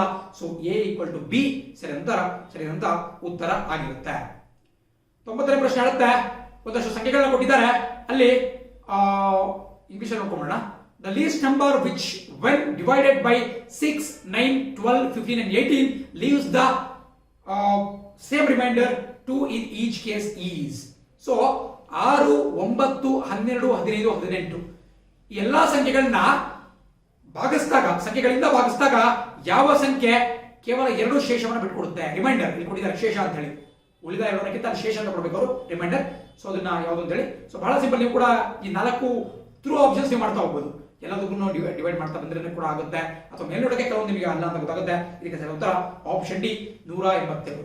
ನೀವು ಡಿವೈಡ್ ಮಾಡಿ ನೋಡಿ, 18ರಿಂದ ಡಿವೈಡ್ ಮಾಡಿ, 18 10 180 ಮತ್ತೆ 2 ಶೇಷ ಉಳಿಯುತ್ತೆ. ಅದೇ ರೀತಿ 15, 12, 9, 6 ಎಲ್ಲದಕ್ಕೂ ಕೂಡ 2 ರಿಮೈಂಡರ್ ಉಳಿತಾ ಆಗುತ್ತೆ, ಶೇಷ ಉಳಿತಾ ಆಗುತ್ತೆ. ಅದನ್ನು ಹೊರತುಪಡಿಸಿ ಬೇರೆ ಯಾವುದೇ ಸಂಖ್ಯೆಗೆ ಕೂಡ ನಿಮಗೆ ಒಂದು 2 ರಿಮೈಂಡರ್ ಉಳಿಯಲ್ಲ. ಒಂದು ಪೂರ್ತಿ ಭಾಗ ಆಗುತ್ತೆ, ಮತ್ತೊಂದು 3, 4, 5 ಹೀಗೆ ಬೇರೆ ಬೇರೆ ಶೇಷಗಳು ಉಳಿತಾ ಹೋಗುತ್ತೆ. ಸೊ ಹಾಗಾಗಿ ಆಪ್ಷನ್ ಡಿ 182 ಸರಿಯಾದ ಉತ್ತರ ಆಗಿರುತ್ತೆ. ನಿಮ್ಮಲ್ಲಿ ಕೆಲವರು ಕೇಳಬಹುದು, ಈಗ ಆಪ್ಷನ್ಗಳ ಮೂಲಕ ಹೋಗ್ತಾ ಇದ್ದೇವೆ, ಹೇಗೋ ಆನ್ಸರ್ ಬಂತು. ಬಟ್ ಫಾರ್ ಎಕ್ಸಾಂಪಲ್ ಇಲ್ಲಿ ಮತ್ತೊಂದು ಒಂದು ಸಂಖ್ಯೆ ಕೊಟ್ಬಿಟ್ಟಿದ್ದ. ಆ ಸಂಖ್ಯೆಯು ಕೂಡ ಎಲ್ಲದರಿಂದಲೂ ಕೂಡ ಭಾಗವಾಗ್ತಾ ಇದೆ ಮತ್ತು 2 ಶೇಷ ಉಳಿತಾ ಇದೆ ಅಂತ ಹೇಳಿದ್ರೆ ಏನ್ ಮಾಡ್ಬೇಕು ಅಂತ ಹೇಳಿದ್ರೆ ನೋಡಿ, ಸ್ವಲ್ಪ ಪ್ರಶ್ನೆನ ಸೂಕ್ಷ್ಮ ಗಮನಿಸಿ. ಇದೇನ್ ಕೊಟ್ಟಿದ್ದಾರೆ? ದ ಲೀಸ್ಟ್ ನಂಬರ್, ಅತ್ಯಂತ ಚಿಕ್ಕ ನಂಬರ್ ಅಂತ ಹೇಳಿದ್ದಾರೆ. ಸೊ ಹಾಗಾಗಿ ಫಾರ್ ಎಕ್ಸಾಂಪಲ್ 182 ಇದೆ ಮತ್ತು 190 ಎಷ್ಟು ಒಂದು 200 ಏನೋ ಕೊಟ್ಟಿದೆ ಅಂತ ಹೇಳ್ಕೊಳ್ಳಿ. 190 ಅಂತ ಕೊಟ್ಟಿದ್ದಾರೆ. ಅದು ಕೂಡ ಇವೆಲ್ಲವರಿಂದ ಕೂಡ ಡಿವೈಡ್ ಆಗ್ತಿದೆ ಅಂದ್ರೆ ನೀವು 182 ಹಾಕಬೇಕಾಗುತ್ತೆ. ಇದರಲ್ಲೂ ಕೂಡ ಶೇಷ 2 ಸಿಗುತ್ತೆ, ಇದರಲ್ಲೂ ಕೂಡ ಶೇಷ 2 ಸಿಗುತ್ತೆ. ಬಟ್ 182 ಯಾಕೆ ಹಾಕಬೇಕು ಅಂದ್ರೆ ಅವ್ರ ಪ್ರಶ್ನೆಯಲ್ಲಿ ಅತ್ಯಂತ ಚಿಕ್ಕ ನಂಬರ್, ಕಿರಿಯ ಕನಿಷ್ಠ ಸಂಖ್ಯೆ ಅಂತ ಹೇಳಿದ್ದಾರೆ, ದ ಲೀಸ್ಟ್ ನಂಬರ್ ಅಂತ ಹೇಳಿದ್ದಾರೆ. ಸೊ ಹಾಗಾಗಿ ಆಪ್ಷನ್ ಡಿ 182 ಸರಿಯಾದ ಉತ್ತರ. ಇಲ್ಲಂತಹ ಪ್ರಮೇಯ ಇರಲ್ಲ ಬಿಡಿ, ಬಿಕಾಸ್ ಇಲ್ಲಿ 4ರಲ್ಲಿ ಅವೆಲ್ಲದರಿಂದನೂ ಡಿವೈಡ್ ಆಗಿ 2 ಶೇಷ ಉಳಿತಕ್ಕಂತಹದ್ದು ಕೇವಲ 182ರಲ್ಲಿ ಮಾತ್ರ. ನಾನು ಮುಂಬರ್ತಕ್ಕಂತಹ ಪ್ರಶ್ನೆಗೋಸ್ಕರ ಹೇಳಿದ್ದು. 91ನೇ ಪ್ರಶ್ನೆ ಹೇಳುತ್ತೆ, ಇವುಗಳಲ್ಲಿ ಯಾವುದು ಪಂಚಶೀಲ ತತ್ವಗಳಲ್ಲಿ ಒಂದಲ್ಲ? ಪಂಚಶೀಲ ತತ್ವಗಳು ನಿಮಗೆ ಗೊತ್ತಿರಬೇಕಾಗುತ್ತೆ. 1954ನೇ ಇಸ್ವಿಯಲ್ಲಿ ಭಾರತ ಮತ್ತು ಚೀನಾ ನಡುವೆ ಇದಕ್ಕೆ ಒಂದು ಸಹಿ ಆಗುತ್ತೆ. ನೆಹರು ಅವರು ನಮ್ಮ ಪ್ರಧಾನಮಂತ್ರಿಗಳಾಗಿರ್ತಾರೆ ಅಂಡ್ ಚೀನಾ ಪ್ರಧಾನಮಂತ್ರಿಯವರಿಗೆ ಈ ಒಂದು ಸಿದ್ಧಾಂತಕ್ಕೆ, ಒಂದು ತತ್ವಕ್ಕೆ ಸಹಿಯನ್ನು ಹಾಕಲಾಗುತ್ತೆ. ಪಂಚಶೀಲ ತತ್ವ. ಅಲ್ಲಿ 5 ಪ್ರಮುಖವಾದಂತಹ ಒಂದು ತತ್ವಗಳಿಗೆ ಬದ್ಧರಾಗಿರಬೇಕು ಅಂತ ಎರಡೂ ದೇಶಗಳು ಏನಾಗ್ತವೆ, ಬಟ್ ಖಂಡಿತ ಬದ್ಧವಾಗಿ ಉಳಿಯಿಲ್ಲ. ಬದ್ಧವಾಗಿ ಉಳಿದಿದ್ದು ಕೇವಲ ಒಂದು ದೇಶ, ಅದು ಭಾರತ. ಬಟ್ ನಮ್ಮ ಚೀನಾ ಅವಾಗಿಂದೂ ಕೂಡ ಈ ಪಂಚತತ್ವಕ್ಕೆ ಅನುಗುಣವಾಗಿ ಅವರು ನಡ್ಕೊಳ್ತಾ ಇಲ್ಲ. ಇಲ್ಲಿ ನಿಮಗೆ ಕಾಣಿಸ್ತಾ ಇದೆ ಪಂಚಶೀಲ ಪ್ರಿನ್ಸಿಪಲ್ಸ್, ಪಂಚಶೀಲ ತತ್ವಗಳು. ಸೊ ಅಲ್ಲಿ ಬೇರೆ ಬೇರೆ ಒಂದು ಆಪ್ಷನ್ಸ್ ಕೂಡ ಕೊಟ್ಟಿದ್ದಾರೆ. ಈ 5 ಈ ಪಂಚಶೀಲ ತತ್ವಗಳಲ್ಲಿ ಅಡಕವಾಗಿರುತ್ತೆ. ಬಟ್ ಯಾವುದು ಸರಿಯಲ್ಲ ಅಂತ ಹೇಳಿದ್ರೆ option C, no mutual cooperation respect. ಪರಸ್ಪರ ಸಹಕಾರ ಮತ್ತು ಗೌರವ ಇಲ್ಲದಿರುವುದು. ನೋಡಿ, ಯಾವುದೇ ದೇಶ ಒಂದು ಒಪ್ಪಂದ ಮಾಡ್ಕೊಂಡು ಅಂದ್ರೆ ಯಾವುದೇ ಎರಡು ದೇಶಗಳು ಖಂಡಿತ ಇಂತಹ ಒಂದು ಕ್ಲಾಸ್ ಅನ್ನ ಹಾಕಲ್ಲ. ಸೊ ನಿಮಗೆ ಈ ಪಂಚಶೀಲ ತತ್ವಗಳ ಬಗ್ಗೆ ಗೊತ್ತಿಲ್ಲ, ಯಾರು ಮಾಡ್ಕೊಂಡ್ರು, ಯಾವ್ಯಾವ ದೇಶದ ಮಧ್ಯೆ ಮಾಡ್ಕೊಂಡ್ರು, ಯಾವ ವಿಜುವಲ್ ಮಾಡ್ಕೊಂಡ್ರು ಗೊತ್ತಿಲ್ಲ ಅಂದ್ರೂ ಕೂಡ ನೀವು ಒಂದು ಗೆಸ್ ಮೇಲೆ, ಲಾಜಿಕ್ ಮೇಲೆ ಥಿಂಕ್ ಮಾಡಬಹುದು. No mutual cooperation and respect. Actually ಅದು ಮ್ಯೂಚುವಲ್ ರೆಸ್ಪೆಕ್ಟ್ ಅಂಡ್ ಕೋಆಪರೇಷನ್ ಆಗಬೇಕಾಗಿತ್ತು. ಅಂದ್ರೆ ಪರಸ್ಪರ ಒಂದು ಸಹಕಾರ ಮತ್ತು ಗೌರವ ಇಟ್ಕೋಬೇಕು ಅಂತೇಳಿ. ಸೊ ಹಾಗಾಗಿ ಇದರಲ್ಲಿ ಯಾವುದು ತಪ್ಪು ಯಾವುದು ಅಲ್ಲ ಅಂದ್ರೆ ಆಪ್ಷನ್ ಸಿ ಆಗುತ್ತೆ. ಅದರಲ್ಲಿ 92ನೇ ಪ್ರಶ್ನೆ ಹೇಳುತ್ತೆ, ಈ ಲೋಕದಲ್ಲಿ ಜನಗಳ ಎಲ್ಲಾ ಅಗತ್ಯತೆಗಳನ್ನ ಪೂರೈಸಬಹುದು, ಆದರೆ ದುರಾಸೆ ಏನಲ್ಲ.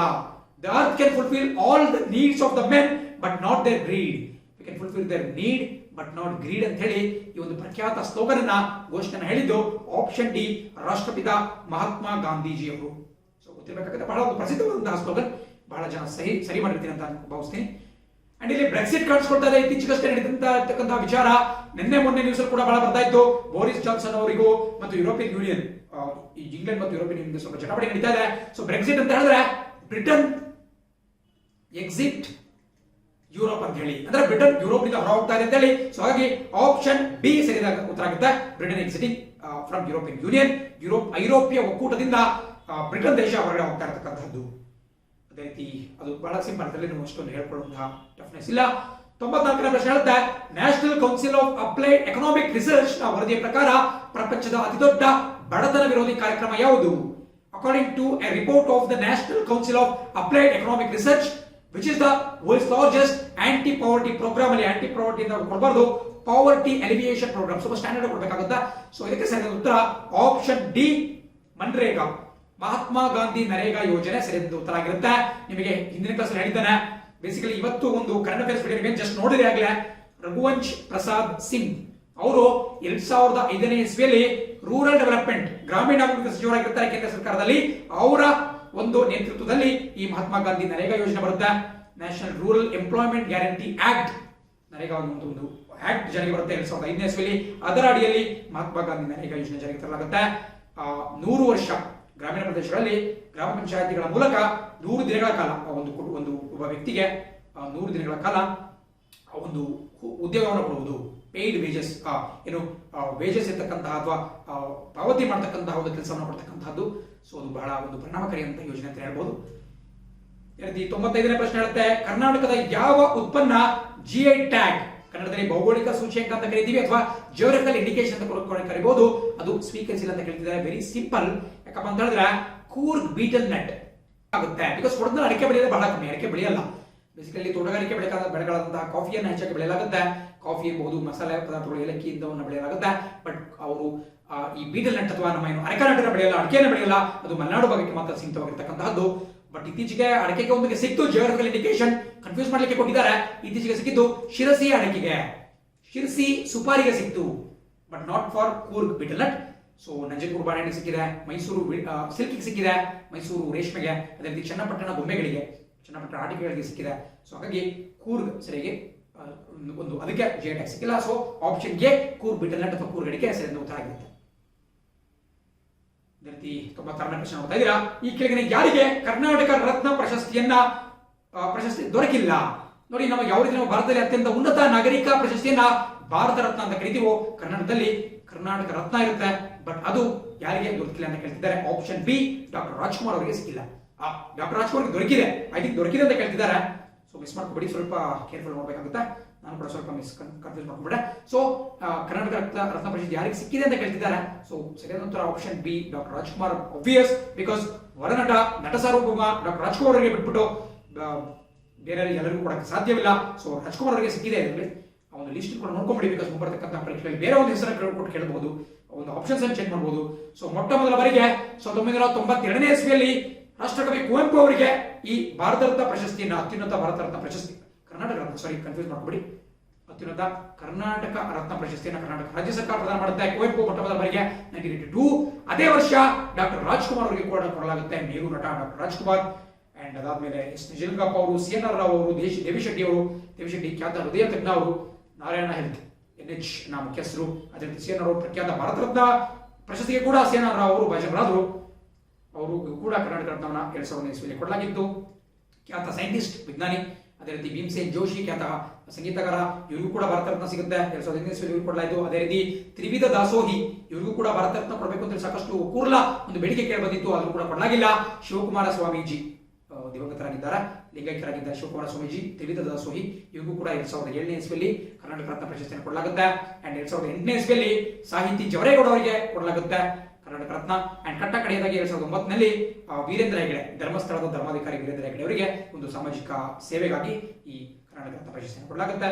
ಸೊ ಹಾಗಾಗಿ ಅದು ಕೂಡ ಪ್ರಮುಖವಾಗಿರುತ್ತೆ. ನಾವು ಲಾಸ್ಟ್ ಪೇಜ್ ಇನ್ನೂ ಕೂಡ ಮುಕ್ತಾಯ ಆಗಿಲ್ಲ. ನಾವೀಗ ಸರಿಯಾಗಿ 96ನೇ ಪ್ರಶ್ನೆ ಸಾಲ್ವ್ ಮಾಡಿದ್ವಿ. ಈಗ 97ನೇ ಪ್ರಶ್ನೆ ನೋಡ್ತಾ ಹೋಗ್ಬೇಕಾಗತ್ತೆ. ಈ ಕೆಳಗಿನ ಯಾವುದು ಅತ್ಯಂತ ಹಳೆಯ ಕನ್ನಡ ದಿನಪತ್ರಿಕೆ? ವೆರಿ ಇಂಪಾರ್ಟೆಂಟ್, ಹಲವಾರು ಬಾರಿ ಪರೀಕ್ಷೆ ಕೇಳಿದ್ದಾರೆ, ನಿಮಗೆ ಕೂಡ ಗೊತ್ತಿರುತ್ತೆ, ಯೂಶುವಲ್ ಆಗಿ ಟಿಕ್ ಮಾಡಿರ್ತಾರೆ ಎಲ್ಲರೂ ಕೂಡ. ಆಪ್ಷನ್ ಎ ಮಂಗಳೂರು ಸಮಾಚಾರ ಸರಿಯಾದ ಉತ್ತರ. ಮಂಗಳೂರು ಸಮಾಚಾರ 1843ನೇ ಇಸ್ವಿಯಲ್ಲಿ ಸ್ಥಾಪನೆ ಮಾಡಲಾಗುತ್ತೆ. ಮೊಯ್ಲಿಂಗ್ ಅನ್ನುವಂತಹ ವ್ಯಕ್ತಿ ಇವರು ಮೂಲತಃ ಜರ್ಮನ್ ದೇಶದವರು. ಸ್ವಲ್ಪ ಟ್ವಿಸ್ಟ್ ಮಾಡಿದ್ರೆ ಕರ್ನಾಟಕದ ಮೊದಲ ದಿನಪತ್ರಿಕೆ ಮಂಗಳೂರು ಸಮಾಚಾರವನ್ನ, ಕನ್ನಡ ನ್ಯೂಸ್ ಪೇಪರ್ ಅನ್ನ ಪ್ರಕಟಗೊಳಿಸಿದಂತಹ ವ್ಯಕ್ತಿ ಯಾವ ದೇಶದವರು ಅಂತ ಕೇಳಬಹುದು. ಮೊಯ್ಲಿಂಗ್ ಅವರು ಬೇಸಿಕಲಿ ಜರ್ಮನ್ ದೇಶದವರು. ಇವರು ಬೇಸಲ್ ಅಂದ್ರೆ ಸ್ವಿಟ್ಜರ್ಲೆಂಡ್ ಇರತಕ್ಕಂಥ ಒಂದು ನಗರ ಬೇಸಲ್. ಆ ಬೇಸಲ್ ಮೂಲದ ಒಂದು ಮಿಷನರಿ ಸಂಸ್ಥೆಯ ಮೂಲಕ ಕಾರ್ಯನಿರ್ವಹಣೆ ಮಾಡ್ತಿರ್ತಾರೆ, ಕ್ರಿಶ್ಚಿಯನ್ ಮಿಷನರಿ. ಅದರ ಮೂಲಕ ಮಂಗಳೂರು ಸಮಾಚಾರ ಪತ್ರಿಕೆಯನ್ನು ಮಂಗಳೂರಲ್ಲಿ 1893ರಲ್ಲಿ ಪ್ರಾರಂಭಿಸಲಾಗುತ್ತೆ. Very important. ಅಂಡ್ 98ನೇ ಪ್ರಶ್ನೆ, most asked question in the exams, ಅತ್ಯಂತ ಹೆಚ್ಚು ಕೇಳಲ್ಪಟ್ಟಂತಹ ಒಂದು ಪ್ರಶ್ನೆ. ಸೊ ವರ್ಲ್ಡ್ ಎನ್ವಿರಾನ್ಮೆಂಟ್ ಡೇ ಯಾವಾಗ ಆಚರಣೆ ಮಾಡಲಾಗುತ್ತೆ ಅಂತ ಹೇಳ್ತಿದ್ದಾರೆ? ವಿಶ್ವ ಪರಿಸರ ದಿನ. World environment day is observed on option B June 5 ಆಗುತ್ತೆ. ಪ್ರತಿ ವರ್ಷ ಜೂನ್ 5ನೇ ತಾರೀಕಿನಂದು ನಾವು ವಿಶ್ವ ಪರಿಸರ ದಿನವನ್ನು ಆಚರಣೆ ಮಾಡಲಾಗುತ್ತೆ. ಇಲ್ಲಿ ಸೆಲೆಬ್ರೇಟ್ ಅಂತ ಕೊಟ್ಟಿದ್ದಾರೆ, ಯೂಶುವಲ್ ಅಬ್ಸರ್ವ್ ಅಂತ ಕೊಡಬೇಕಾಗುತ್ತೆ. ಅದನ್ನ ಸೆಲೆಬ್ರೇಟ್ ಮಾಡ್ಲಿಕ್ಕೆ ಅದೇನು ದೊಡ್ಡ ಹಬ್ಬ ಅಲ್ಲ, ಅದು ಬೇರೆ ಯಾವುದೋ ಹುಟ್ಟದ ಹಬ್ಬ ಅಲ್ಲ, ಬದಲಾಗಿ ಅದು ಒಂದು ಇಂಪಾರ್ಟೆಂಟ್ ಆಗಿರತಕ್ಕಂಥ ಸಬ್ಜೆಕ್ಟ್, ಸೀರಿಯಸ್ ಮ್ಯಾಟರ್. ಸೊ ಹಾಗೆ ಅಂತ ಒಂದು ಸನ್ನಿವೇಶದಲ್ಲಿ ನಾವು ಅಬ್ಸರ್ವ್ ಅಂತ ಕೊಡಬೇಕಾಗುತ್ತೆ. World anti tobacco day is observe, celebrate ಅಂತ ಕೊಡಬಾರ್ದು, ಬಿಕಾಸ್ ಯಾರು ಸೆಲೆಬ್ರೇಟ್ ಮಾಡ್ತಿಲ್ಲ, ಅಬ್ಸರ್ವ್ ಮಾಡ್ತಿದ್ದಾರೆ. The day is observe. So 99ನೇ ಪ್ರಶ್ನೆ ತಗೋಣ. ಯಾರನ್ನ ಫಾದರ್ ಆಫ್ ಎಕನಾಮಿಕ್ಸ್ ಅಂತ ಕರೆಯಲಾಗುತ್ತೆ? Who is known as the father of economics? So very simple, ಕೇಳ್ತಾನೆ ಬಂದಿರ್ತೀರಾ. ಆಪ್ಷನ್ ಬಿ ಆಡಮ್ ಸ್ಮಿತ್ ಸರಿ ಉತ್ತರ ಆಗುತ್ತೆ. ಆಡಮ್ ಸ್ಮಿತ್ ಅವರು ಈ ಒಂದು ನಮ್ಮ ಏನು ಎಕನಾಮಿಕ್ಸ್ ಇದೆ, ಅರ್ಥವ್ಯವಸ್ಥೆ, ಆರ್ಥಿಕತೆ ಇದೆ, ಇದಕ್ಕೆ ಒಂದು ವಿಶೇಷವಾದಂತಹ ಒಂದು ದೃಷ್ಟಿಕೋನವನ್ನು ಹಾಕೊಡ್ತಾರೆ. ಇವರು ರಚನೆ ಮಾಡಿದಂತಹ ವೆಲ್ತ್ ಆಫ್ ನೇಷನ್ಸ್ ಪುಸ್ತಕ ವೆರಿ ಇಂಪಾರ್ಟೆಂಟ್. ಮುಂದೆ ಕೇಳಬಹುದು, ವೆಲ್ತ್ ಆಫ್ ನೇಷನ್ಸ್ ಪುಸ್ತಕವನ್ನು ಯಾರು ರಚನೆ ಮಾಡಿದ್ದಾರೆ? ಇವರು ಕ್ಯಾಪಿಟಲಿಸಂ ಅಂದ್ರೆ ಈ ಬಂಡವಾಳ ಶಾಹಿತ್ವದ ಪರವಾದಂತಹ ಒಬ್ಬ ವ್ಯಕ್ತಿ ಆಡಮ್ ಸ್ಮಿತ್. ಯಾವ ದೇಶದವರು ಅಂತ ಹೇಳಿದ್ರೆ ಸ್ಕಾಟ್ಲೆಂಡ್ ಅವರು. ಸ್ಕಾಟಿಷ್ ಎಕನಾಮಿಸ್ಟ್, ಆರ್ಥಿಕ ತಜ್ಞ, ಒಬ್ಬ ಅರ್ಥಶಾಸ್ತ್ರದ ಒಬ್ಬ ಪಿತಾಮಹ ಅಂತಾನೆ ಕರೆಸ್ಕೊಳ್ತಾರೆ. ಅಂಡ್ ಅಂದ್ರೆ ಸ್ಕಾಟ್ಲೆಂಡ್ ಅಂದ್ರೆ UK ಬರುತ್ತೆ, ಯುನೈಟೆಡ್ ಕಿಂಗ್ಡಮ್, ಬ್ರಿಟನ್, ಇಂಗ್ಲೆಂಡ್, ಯಾವ ರೀತಿ ಬೇಕಾದ್ರೂ ಕರ್ಕೋಬಹುದು. So option B Adam Smith ಸರಿಯಾದ ಉತ್ತರ ಆಗಿರುತ್ತೆ. ಅಂಡ್ ಈ ಒಂದು ಪ್ರಶ್ನೆ ಪತ್ರಿಕೆ ವಿಶ್ಲೇಷಣೆ ಕಟ್ಟಕಡೆಯ ಪ್ರಶ್ನೆ, 100th question. International court of justice ಕೇಂದ್ರ ಕಚೇರಿಯಲ್ಲಿ ಬರುತ್ತೆ, ICJ. ಐ ಥಿಂಕ್ ನೀವು ನನ್ನ ಈ ಒಂದು ಕರೆಂಟ್ ಅಫೇರ್ಸ್ ವಿಡಿಯೋ ನೋಡಿದ್ರೆ ಗೊತ್ತಾಗಬಹುದು. ಈಗ 6 ಗಂಟೆಗೆ ಏನು ವಿಡಿಯೋ ಪ್ರಸಾರ ಆಯಿತು ದಿನಪತ್ರಿಕೆ ವಿಶ್ಲೇಷಣೆ, ಎಲ್ಲ ನಾನು ಮೆನ್ಷನ್ ಮಾಡ್ತಾ ಇದ್ದೆ. International court of justice, ICC ಗಳನ್ನ ಮೆನ್ಷನ್ ಮಾಡ್ತಾ ಇದ್ದೆ. ಯಾಕಂದ್ರೆ ಇಲ್ಲಿ ಯುನೈಟೆಡ್ ನೇಷನ್ಸ್ ನ ಒಂದು ಕಚೇರಿ ಕೂಡ ಕಂಡು ಬರುತ್ತೆ. So international court of justice ಹೇಗೆ ಕಂಡು ಬರುತ್ತೆ ಅಂತ ಹೇಳಿದ್ರೆ ಆಪ್ಷನ್ ಎ ದ ಹೇಗ್ ಅಂತ ಕರಿಬೇಕಾಗುತ್ತೆ. ಇದು ನೆದರ್ಲ್ಯಾಂಡ್ ನಲ್ಲಿ ಬರ್ತಕ್ಕಂತಹ ಒಂದು ನಗರ, ನೆದರ್ಲ್ಯಾಂಡ್ಸ್ ಅಥವಾ ಹಾಲೆಂಡ್. ಸೊ ಅಲ್ಲಿ ದ ಹೇಗಿದೆ, ಅಲ್ಲಿ ವಿಶ್ವಸಂಸ್ಥೆಯ ಒಂದು ಕಚೇರಿ ಕೂಡ ಕಂಡು ಬರುತ್ತೆ. ನೈರೋಬಿ, ವಿಯೆನ್ನಾ ಜೊತೆ ಹೈಗ್ನಲ್ಲಿ ಕೂಡ ಕಂಡು ಬರುತ್ತೆ. ಅದೇ ರೀತಿ ಇಂಟರ್ನ್ಯಾಷನಲ್ ಕೋರ್ಟ್ ಆಫ್ ಜಸ್ಟಿಸ್ ಕನ್ನಡದಲ್ಲಿ ನಾವು ಅಂತಾರಾಷ್ಟ್ರೀಯ ನ್ಯಾಯಾಲಯ ಅಂತ ಕರಿತೀವಿ, ಅಂತಾರಾಷ್ಟ್ರೀಯ ನ್ಯಾಯಾಲಯ ಅಂತ ಕರೀಬಹುದು. ಸೊ ಅದು ದ ಹೇಗ್ ನಲ್ಲಿ ಕಂಡು ಬರುತ್ತೆ, ನೆದರ್ಲ್ಯಾಂಡ್ಸ್ ನಲ್ಲಿ. ಅಂಡ್ ಇತ್ತೀಚೆಗಷ್ಟೇ ಕುಲಭೂಷಣ್ ಜಾಧವ್ ಪ್ರಕರಣಕ್ಕೆ ಸಂಬಂಧಪಟ್ಟಂತೆ ಇದು ಸಾಕಷ್ಟು ಸುದ್ದಿಯಲ್ಲಿತ್ತು, ಹಾಗಾಗಿ ಇದನ್ನ ಪರ್ಟಿಕ್ಯುಲರ್ ಆಗಿ ಕೇಳಿದ್ದಾರೆ. ಇದರೊಂದಿಗೆ ಇವತ್ತಿನ ಪ್ರಮುಖ ಏನು PC ಪರೀಕ್ಷೆಯ ಪತ್ರಿಕೆಯ ವಿಶ್ಲೇಷಣೆ ಮುಕ್ತಾಗುತ್ತೆ. ಆದಷ್ಟು ನಿಖರವಾದಂತಹ ಉತ್ತರವನ್ನ ಮತ್ತು ಅದಕ್ಕೆ ಪ್ರೂಫ್ ಅನ್ನ ಮತ್ತು ಎಕ್ಸ್ಪ್ಲನೇಷನ್ ಕೊಡಲಿಕ್ಕೆ ಪ್ರಯತ್ನವನ್ನು ಪಟ್ಟಿದ್ದೇನೆ. ಕಡಿಮೆ ಸಮಯ ಇದೆ, ಅದು ಕೂಡ ಅದಕ್ಕೊಂದು ಪ್ರಯತ್ನವನ್ನು ಪಡಲಾಗಿದೆ, ದಯವಿಟ್ಟು ಸಹಕರಿಸಬೇಕಾಗುತ್ತೆ. ಅಂಡ್ ಮತ್ತೊಂದು ವಿಷಯ ಹೇಳ್ಬಿಡ್ತೀನಿ, ಇಲ್ಲಿವರೆಗೂ ಡಿಪಾರ್ಟ್ಮೆಂಟ್ ನ ಅಫಿಷಿಯಲ್ ಕೀ ಆನ್ಸರ್ ಬರಲ್ವೋ ಅಲ್ಲಿವರೆಗೂ ಕೂಡ ನೀವು ತಾಳ್ಮೆಯಿಂದ ಕಾಯಬೇಕಾಗುತ್ತೆ. ಅವರು ಕೊಟ್ಟಂತಹ ಒಂದು ಕೀ ಆನ್ಸರೇ ಅಂತಿಮವಾಗಿರುತ್ತೆ. ಬಟ್ ಅದು ಕೂಡ ಐ ಥಿಂಕ್ ಮೋಸ್ಟ್ ಪ್ರಾಬ್ಲಿ ನೀವೆಲ್ಲರೂ ಕೂಡ ಸ್ವಲ್ಪ ಈಸಿ ಇತ್ತು ಪರೀಕ್ಷೆ, ಅತ್ಯಂತ ಉತ್ತಮವಾದ ಅಂಕಗಳನ್ನ ಸಂಪಾದನೆ ಮಾಡಿದ್ದೀರಾ ಅಂತ ಹೋಪ್ ಮಾಡ್ತೀನಿ. ಅಷ್ಟೊಂದು ಉತ್ತಮವಾಗಿ ಅಂಕ ಪಡೆದಿಲ್ಲ ಅಂದ್ರೂ ಕೂಡ ಧೃತಿಗೆಡಬೇಡಿ, ಖಂಡಿತ ಧೃತಿಗೆಡಬೇಡಿ. ಮತ್ತೆ ಹಲವಾರು ಪರೀಕ್ಷೆಗಳು ನಿಮಗೆ ವೇಟಿಂಗ್ ಇದ್ದಾವೆ. ಸೊ ಹಾಗಾಗಿ ಇವತ್ತಿಂದನೇ ಸ್ವಲ್ಪ ಚೆನ್ನಾಗಿ ರೆಸ್ಟ್ ಮಾಡಿಬಿಟ್ಟು ಇವತ್ತಿನಿಂದನೇ ನೀವು ಏನೇನು ಮಿಸ್ಟೇಕ್ಸ್ ಅನ್ನ ಮಾಡಿದ್ರಿ, ಯಾಕೆ ಮಿಸ್ಟೇಕ್ ಆಯಿತು ಅನ್ನೋದನ್ನ ಈ ವಿಡಿಯೋದಲ್ಲಿ ನೀವು ತಿಳ್ಕೊಳ್ತೀರಾ. ಜೊತೆಗೆ ಅವನ್ನ ಸರಿಪಡಿಸ್ಕೊಳ್ತಾ ಯಾವ ರೀತಿ ಸ್ಟ್ರಾಟಜೀಸ್ನ ಹೆಣ್ಕೊಳ್ಬೇಕು, ಯಾವ ಕಾರ್ಯತಂತ್ರದ ಮೂಲಕ ಪರೀಕ್ಷೆಗಳನ್ನ ಕ್ರ್ಯಾಕ್ ಮಾಡಬೇಕು ಅನ್ನೋದನ್ನ ನೀವು ಅಳವಡಿಸಿಕೊಂಡು ಪರೀಕ್ಷೆಗಳಲ್ಲಿ ಉತ್ತಮವಾದಂತಹ ಪರ್ಫಾರ್ಮೆನ್ಸ್ ನ ಕೊಡಿ ಅಂತ ಹೇಳ್ತೀನಿ. ಜೊತೆಗೆ ಈ ಒಂದು ಪರೀಕ್ಷೆಗೆ ನಿಮಗೆ ಶುಭಾಶಯಗಳು, ಶುಭ ಹಾರೈಕೆಗಳು. ಜೊತೆಗೆ ಮುಂಬರ್ತಕ್ಕಂತಹ ಎಲ್ಲ ಪರೀಕ್ಷೆಗಳಿಗೆ ನಿಮಗೆ ಆಲ್ ದ ವೆರಿ ಬೆಸ್ಟ್ ಅಂತ ಹೇಳ್ತಾ ಇವತ್ತಿನ ಒಂದು ವಿಡಿಯೋವನ್ನ ಮುಕ್ತಾಯ ಮಾಡ್ತೀನಿ. Thanks for watching the video. See you on the website. Jai Hind.